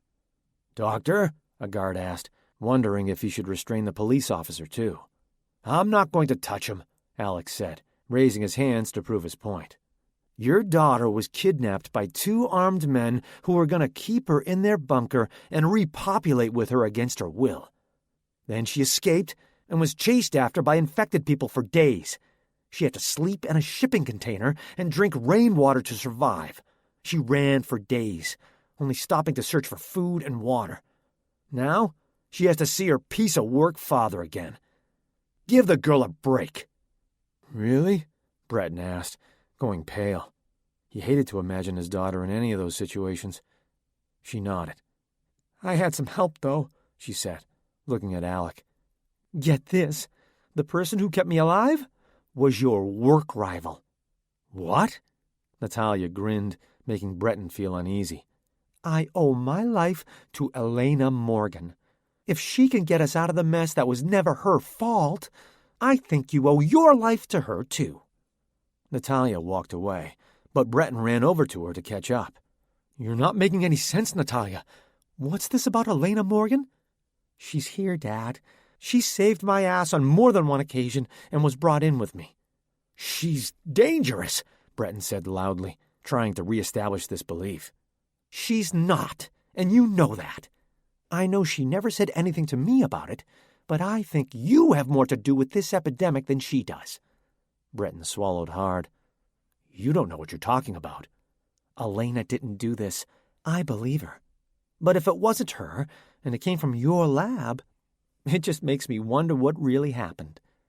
I don't know if we'll ever know the truth, but you need to make sure that Elaina gets whatever she needs to finish her work. I'm sure she's done much more to save this planet than you have." With that, she was gone. She ran back to her barracks, and Breton didn't have the energy to chase after her.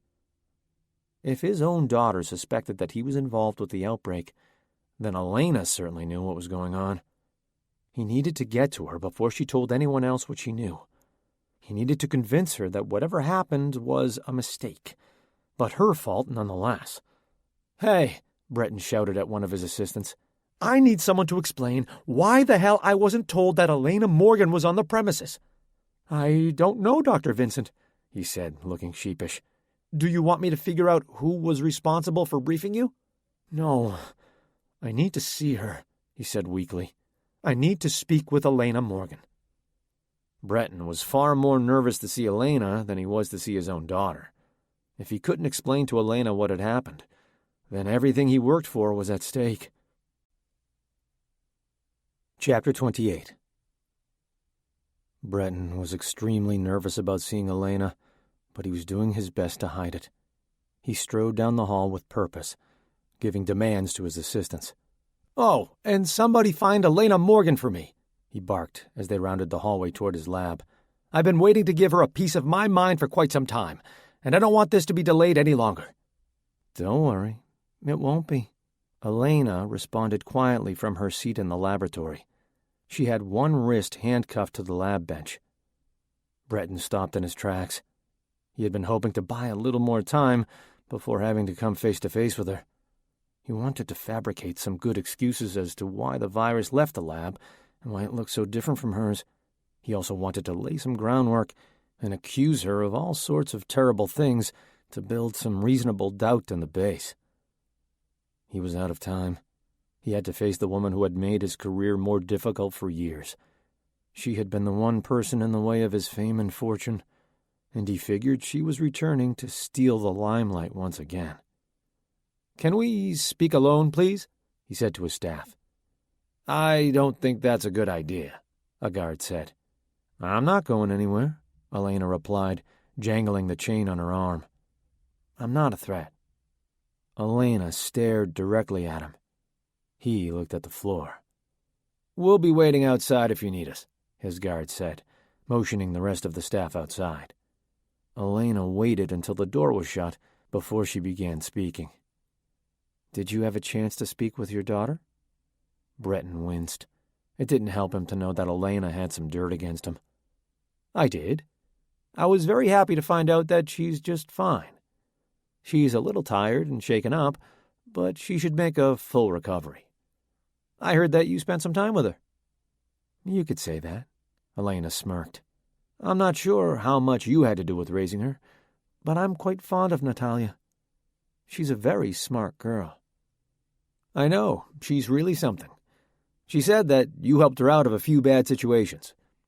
Thanks for that. Of course, she replied. I had the opportunity to help her, so I did. I think anyone would in that situation. Breton knew that she was making a dig at him, but he couldn't fight back on that comment. He decided to let that point go and move on. Let me ask you this, Elaina. What do you think you know about the epidemic? She knew he wasn't asking for his own information. He wanted a heads up about what he needed to deny if he were ever accused of the crimes she attributed to him. She had proof, and any virologist worth a damn could look at their samples and understand that something was fishy. Once she could show her evidence to the world, he wouldn't stand a chance. He would have no proof for which he could use to frame her. She decided to tell him what she believed to be true, just so she could see the look on his face when she revealed that she knew what he was up to. Where shall we begin? I must say, I was truly horrified when I thought there was a chance that my virus was making everybody horribly sick. I hadn't seen any symptoms like that in my research, so it didn't make any sense to me why they would present in humans. Then the mutations happened, and the rage symptom threw me for a major loop. It was so frustrating not having any idea why it was happening. There was no lab for me to go to study. The police heard that I was in charge and were planning to arrest me. I think you know more about that bit than I do. Breton shook his head. They only ever asked me who was working on that kind of virus. I told them what I knew about the Morgan strain. Which was very little, she interjected. I don't think I shared the purpose of my virus with anyone.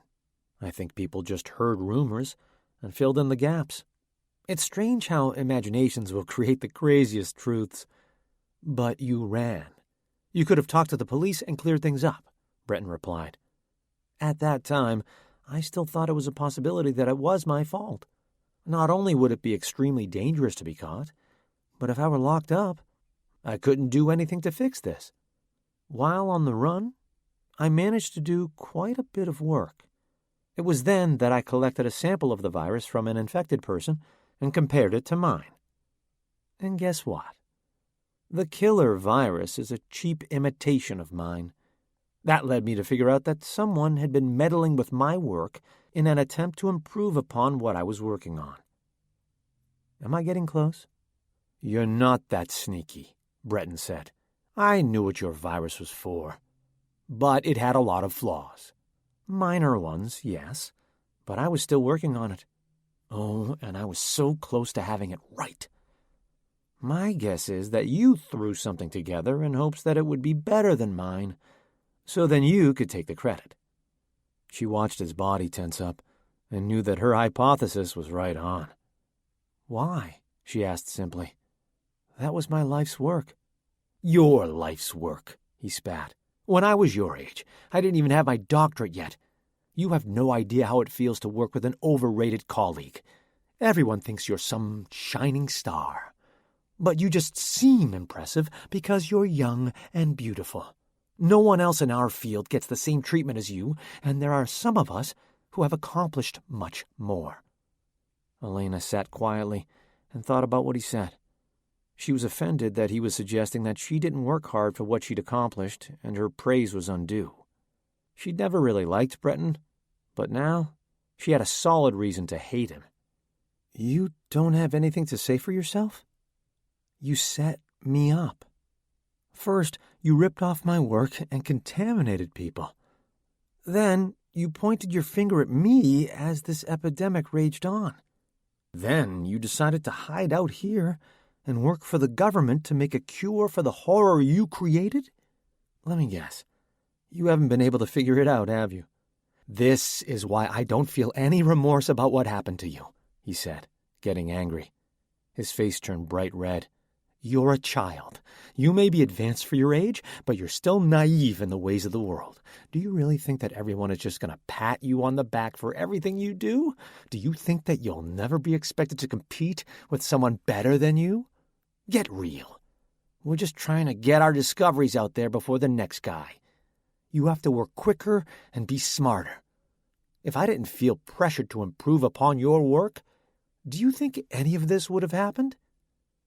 Elaina couldn't believe what he was saying. He was practically admitting guilt, but still putting blame on her. If she weren't chained to the table, she would have gotten up and walked away. She didn't need this. She had more important things to do. You don't think I can do this? Why? Because I'm young? Because I'm a female? You underestimate your daughter, too, and she's 10 times braver than you could ever be. You're nothing but a coward. You're selfish and weak. This struck a nerve with Breton. Channeling his daughter's fury from earlier, he raised his hand and struck Elaina across the face. She took her blow and blinked back tears as she stared him in the eye.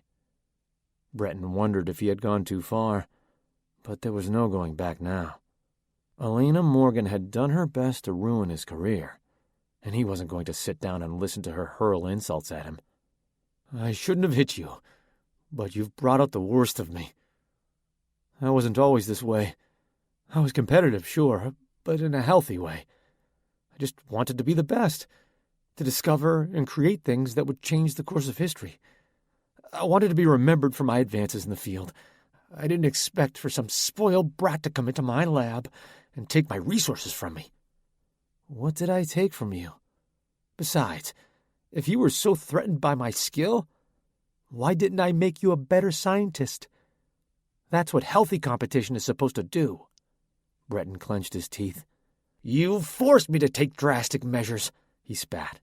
If you would have just let me do my work without trying to be a superstar, then I wouldn't have had to work so quickly and recklessly. I'm sure you tell yourself whatever you need to so you can sleep at night, but you need to know that you're responsible for what has happened to this city.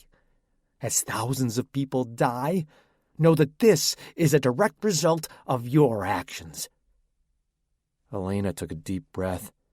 She wasn't sure if Breton was ever a rational person, but he certainly took a dive off the deep end. She wanted to make sure that justice was served, even if it meant that she had to put her virus studies on the back burner. She could not work in a field where Dr. Vincent could carry on as he pleased. Elaina had had enough of his insane accusations.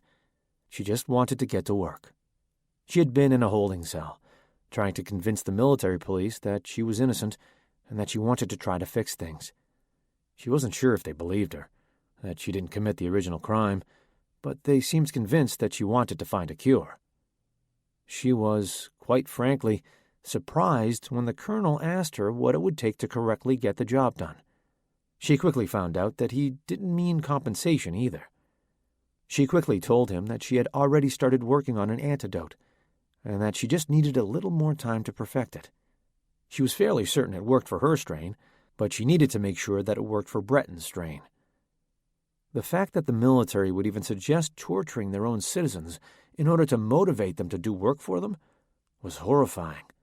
Elaina didn't want to work for an employer who treated their employees poorly, but she didn't think of working on the cure in their labs as actually working for them. She was working for herself and the rest of humanity. What the military wanted to do with her cure once it left the lab was beyond her concern, as long as everyone who needed it could get it.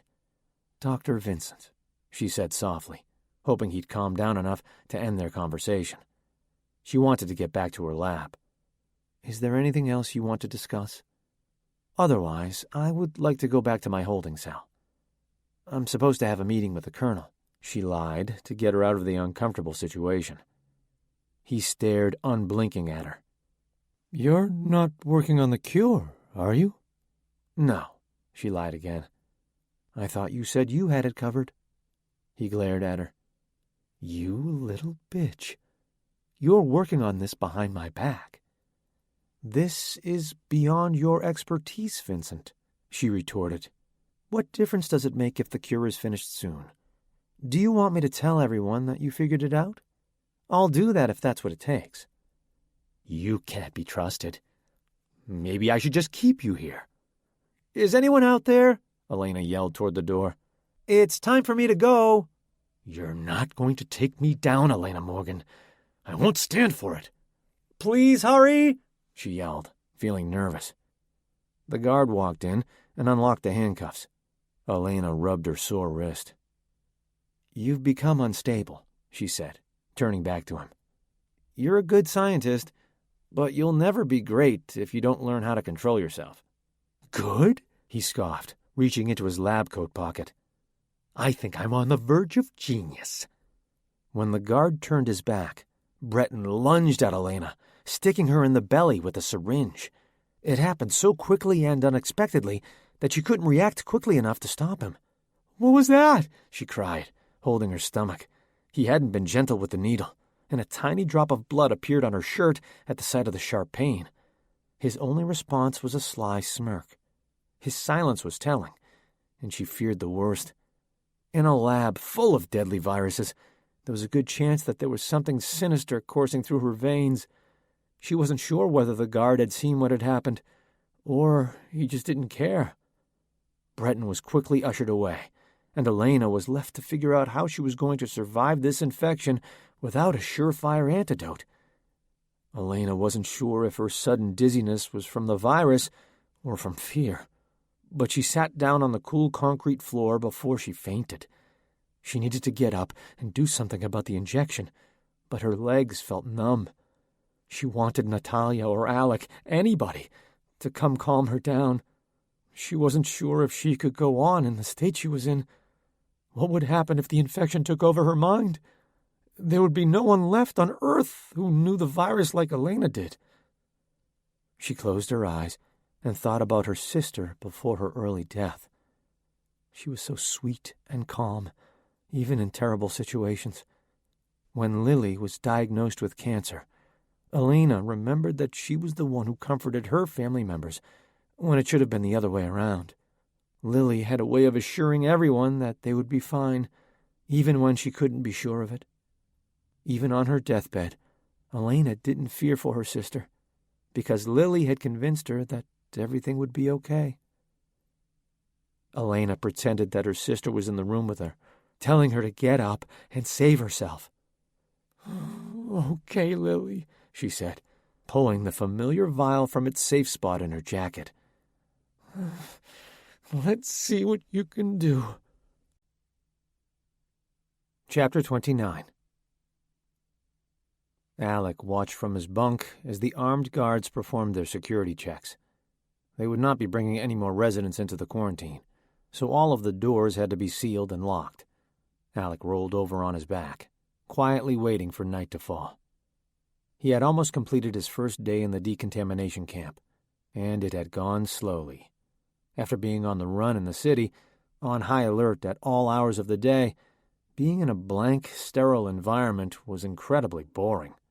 He couldn't stand having nothing productive to do. It was strange watching the soldiers mill about, something that he had experience doing in his line of work. But there was something he didn't trust about them.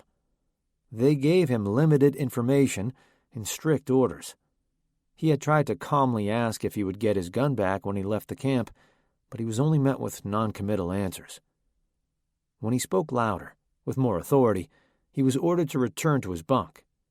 If he could not comply with orders, he would be segregated from the group and placed in a solitary cell, as opposed to the group cells their bunks were in. He obeyed, annoyed and defeated. He didn't want to fight with anyone.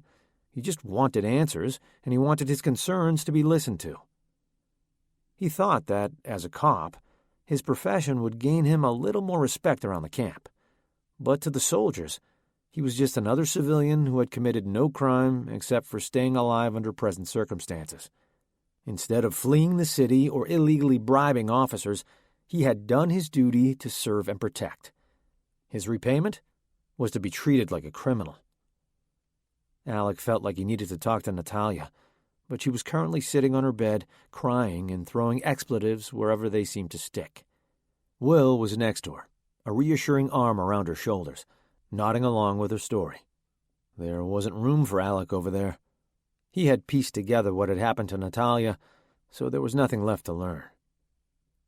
What he really wanted was for Natalia to tell him that she had made a mistake, and that the girl he knew as Lainey was not Elaina Morgan, mass murderer after all. He once had a girlfriend who lied about all sorts of stupid things. She would tell him that he couldn't go over to her place because they were in the middle of fumigating and it would be too dangerous to go in. In reality, she was hiding the fact that she would have other men over at late hours of the night. She'd tell him that she was deathly allergic to leafy greens and to make sure that none of her food contained any. Later, he found out that she was just a picky eater and didn't want to have to pretend to like vegetables. The list of petty lies went on, but even then, Alec struggled to part ways with her. He knew that she was no good for him, but he couldn't help but hang onto every word and try to keep up. When she eventually dumped him because he worked too much and couldn't devote enough time to her, he was devastated. But with time, he felt great relief. He was relieved that there was nothing keeping him in a toxic relationship and that he no longer felt the desire to be with someone who made him feel terrible. Alec hoped that he would soon feel that way about Elaina. He hated the fact that he had grown attached to her in the first place, but he despised himself for continuing to have feelings for her that he just couldn't shake. As he waited out his time in quarantine, he waited for time to heal the wounds left by her lies. Natalia seemed sure that Elaina hadn't done anything wrong. Natalia was a child, though, so he wasn't convinced that he could trust her judgment. She was a bright girl, but she had gone through a lot with Elaina. It would make sense that she would side with the person who saved her from a few scary situations. What he really needed was to hear Elaina tell him the truth. It probably wouldn't change his current perception of her, but it would give him the closure he needed. He needed to know why she would do something so careless and dangerous, because the Elaina he knew wasn't like that at all. She was intelligent, independent, and caring. He saw the way she'd cared for a girl that she didn't know very well, and wondered why there was such a disconnect between the girl he'd tried to protect and the one on the news. Alec got up to walk around, as he was starting to go stir-crazy in the confinements of the bunks. But there was really nowhere for him to go. The cafeteria had closed until breakfast. The tiny recreation room had been sealed, and even the bathrooms only had 2 tiny stalls and a shower. There was nowhere to go but his own bed. After stretching out, he returned to his bunk and tried to will himself to sleep. But rest didn't come for Alec, who had spent the last few days in and out of consciousness. It was much too early in the evening to go to bed, and Natalia and Will's discussions from the corner weren't helping.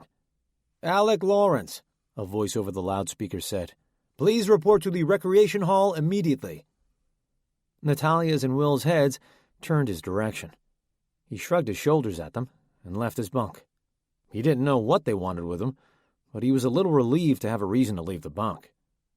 An officer met him in the open space and escorted him to a small office off the side of the decontamination unit. He gestured to a short chair, and Alec sat down, his knees rising above his waist. The man, who later introduced himself as the Colonel, peered down at him from his elevated seat behind the desk. Alec felt small, but he wouldn't let them play mind games with him. "Officer Lawrence," the Colonel boomed, "I understand that you are one of Elaina Morgan's accomplices." "Accomplices?" he interrupted. "Hell no. I didn't even know she was Elaina Morgan until I got here. I thought she was just some woman who got left behind in the virus and needed a little help." "So you weren't helping her escape?" "I only wanted to help her escape the virus, not the law. You know it's part of my job description to capture criminals. If I knew what I know now, I would have never let her get away. I was on duty when things really got bad. I could have arrested her and brought her down to the station days ago. I just didn't know." The Colonel studied Alec's face, searching for a hint of a lie. When he seemed satisfied with his answer, he continued. "We need all the information you have about Elaina. I understand that you were made to believe that she was someone else, but there's a good chance she let some information about herself slip out along the way. What do you know about her?" Alec thought hard. They'd had a few long discussions, but they didn't have anything to say about personal details. When he thought about it, Elaina had been very careful to conceal anything that could identify her. I didn't learn much about her, to be honest. She seemed like a very nice, normal person. She met up with Natalia when she saved her from being attacked. I thought they were sisters. Elaina just seemed so protective of her and wanted to make sure she was okay. I remember her being very anxious to move on from our shelters. She came from a school, but wanted to get to a hospital. I didn't think that was a good idea, so we stayed in a shipping container instead. I see, the colonel said, writing down a few notes. How else might you describe Miss Morgan? From the back of his mind, words like quiet, sweet, and beautiful came to the forefront, as did liar and traitor. I don't know. She never gave me any reason to doubt her during the time we spent together. She was a fine person and a good travel companion. I was just trying to do my job and save as many innocent lives as possible. And did you engage in a romantic or a physical relationship with Miss Morgan in this time? Alec blushed hard. No, he said quickly. It was strictly cordial. Thank you for your honesty, the colonel said, shutting his notebook. Now, I'd like to ask you a question from one professional to another. Sure. Given everything you know about Elaina Morgan now, what do you think should be done with her? You've seen a lot of criminals in your line of work. She's got to be the most dangerous of them all. We have a lot of people out there who want justice, and it'll be impossible to get her in a courtroom for a very long time to come. What, in your opinion, would be a reasonable punishment for her until then? Alec knew where he was going with this and felt sick. He hated Elaina, but he didn't want to think about the cruel and unusual punishment that would probably be inflicted upon her. If she were found guilty of her crimes, it seems reasonable for her to sit in jail for the next few decades. But he didn't want her to get hurt. If the Elaina he met was even remotely her genuine self, she didn't deserve poor treatment. "I'm afraid I'm not qualified to speak on these matters," Alec answered, standing up from his chair. "Is that all you need from me?" The colonel looked back at his notes, disappointed that he couldn't get more from Alec. "Yes, that is all. Thank you for your cooperation." Before Alec left, he made one last request. "Can I talk to her?" "To Elaina? I don't think so. If you want her to know you're disappointed in her, I'm sure she's already figured that out. Besides, she's meeting with our head of the research department. She'll have to be back in her cell soon. There are reports of infected citizens moving closer to the area. Of course, it's nothing that we can't handle, but we'll be under lockdown just to be safe." "Really?" "It's nothing to worry about. Just sit tight and keep our conversation between us. I know I can trust you to keep the others calm in case things get noisy out there." "Sure," Alec said softly. "Let me know if I can be of further service to you." He walked back to the bunks, shaking. He needed to get out of captivity. He didn't want to know the dark and dirty secrets behind the people who ran the country. It was too much for him to bear. "What was that about?" Will asked once he returned. "Nothing. Just some simple questions." "About Elaina?" Natalia asked. He nodded. "What did they say?" Natalia sat up a little straighter and balled up her fists. "Not much. I told them the very little I knew about her, and that was it." "She's innocent, you know," Will said. "Stay out of it," Alec warned. "You don't know anything about this." Natalia frowned. "There's no use, Will," she said softly. "Just leave him alone. He will never understand." Alec felt like everyone had turned against him. First, Elaina had deceived him. Then, Natalia convinced Will of her lies and was trying to act like he was the unreasonable one. He'd had enough. Alec pulled the covers over his head to block out the dim light and placed the pillow over his ears. He wanted to have some peace and quiet for once. In the distance, sirens blared. The others stood at attention, fearful expressions on their faces. Alec was prepared for a potential situation, so he didn't feel concerned with the ruckus happening outside their cell. "What was that?" Will squeaked, grabbing Natalia's arm. "I'm sure it's nothing," Alec replied. "We're safe here."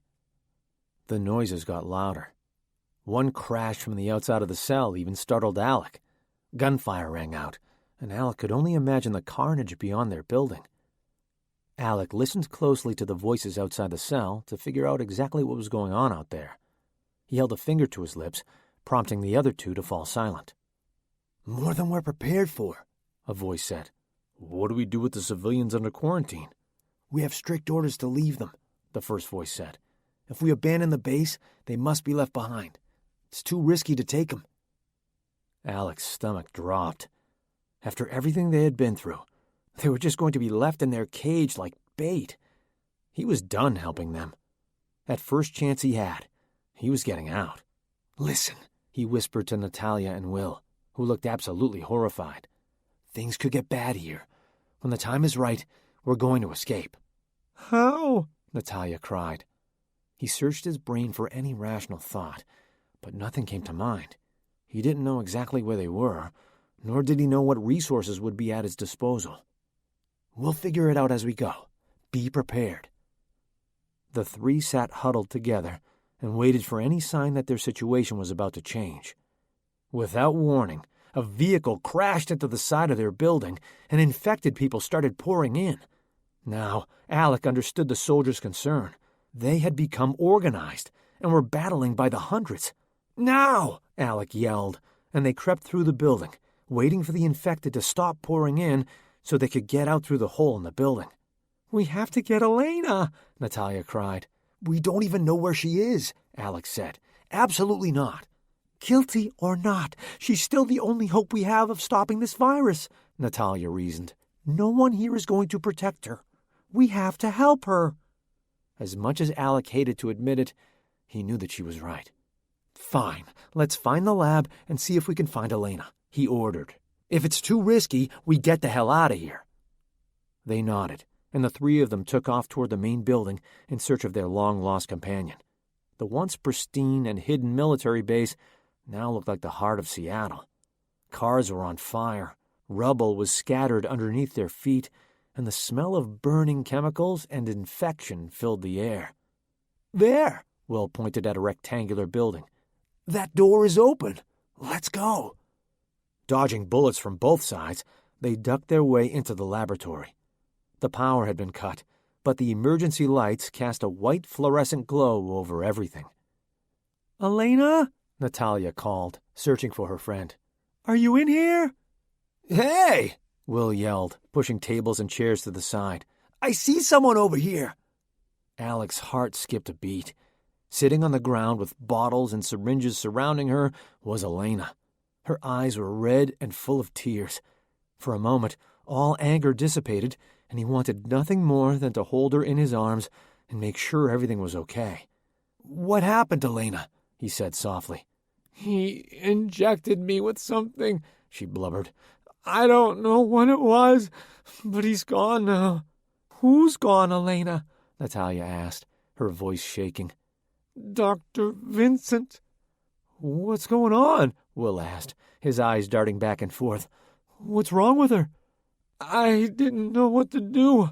I don't know if it works yet," Elaina said, a small object gripped tightly in her hand.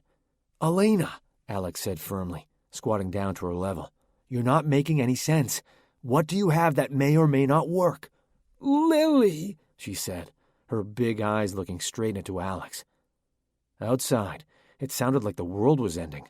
The only organization that Alec figured could keep him safe was losing their battle. There was no law, no protection. All he had was his gang of unlikely characters working together to stay alive. It was all he had left. "Okay," he said softly, helping her up off the floor. "Let's get out of here." Chapter 30. Elaina wouldn't budge. Even Will tried lifting her up, but her body fell back to the ground like dead weight. "Come on, Elaina," Alec urged. "We have to go now if we want to survive." "You don't understand," she sniffled. "It's not safe." Elaina had seen the progression of the virus in a reasonably healthy person. She knew that the incubation period was short, and symptoms progressed rapidly. Even if she did escape with the others, she would be sure to infect the others. Then, if she couldn't separate herself quickly enough, she may even turn against them. She cared about them too much to give them a death sentence. They needed to go on without her. "Listen," Alec said, holding her face so she was looking him in the eyes. "This base is being taken over by the infected. If you stay here, you will certainly be killed. I don't care about what you did. I just need you to come with me." Elaina didn't know how to admit the fact that she may very well be a loaded weapon. She so desperately wanted to go with them and escape the military base, but she would be putting herself and others at risk if she went on the run again. She was stuck. "I'm sorry," she started, getting ready to tell them about what she believed she was injected with.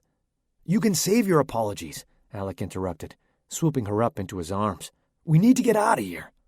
The blood from her injection sites left tiny dots on Alec's sweatshirt, though he didn't notice. He was too busy dodging gunfire. "Can you run?" he asked.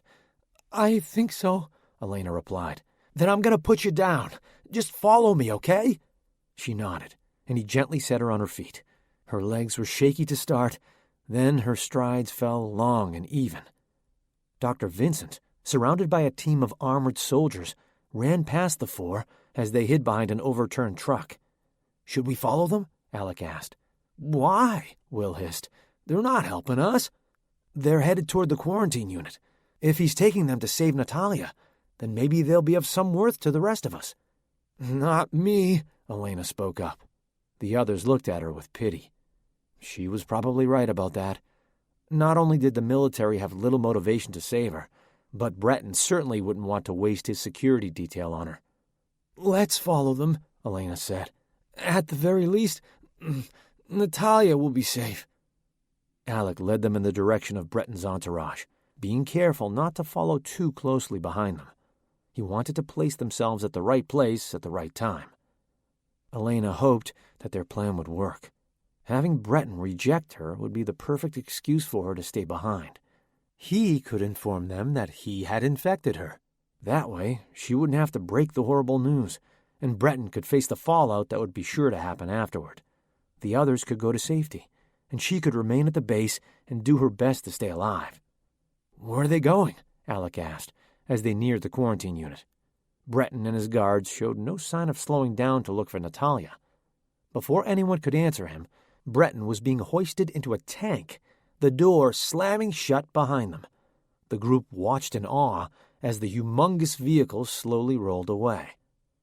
They looked at Natalia, worried about how she would react to being left behind by her father for the second time. Instead of complete despair, she looked unsurprised. "We need a car," Natalia said. "There's an open garage full of military vehicles. Let's pick one and get the hell out of here." They ran toward a truck and piled inside, Alec in the driver's seat and Natalia and Will in the back. A vehicle was coming straight for them, and it wasn't clear if the occupants were military personnel or infected civilians. Either way, everyone was an enemy. Elaina knew that she couldn't go with them. They were smart and resourceful. They would make it to safety with no problem. They were all so young still, and had so much life ahead of them. She couldn't hold them back. Even if her serum worked and fought off the virus as she had hoped, she was still in a lot of trouble. Everyone knew her secret, and she wasn't sure anyone would be willing to help her. Alec started the truck and put it into drive. He nearly pulled away before he realized that they were short one passenger. "Get in!" he shouted over the roar of the engine. "Someone's coming!" "I'm not going with you," Elaina said, tears forming in her eyes.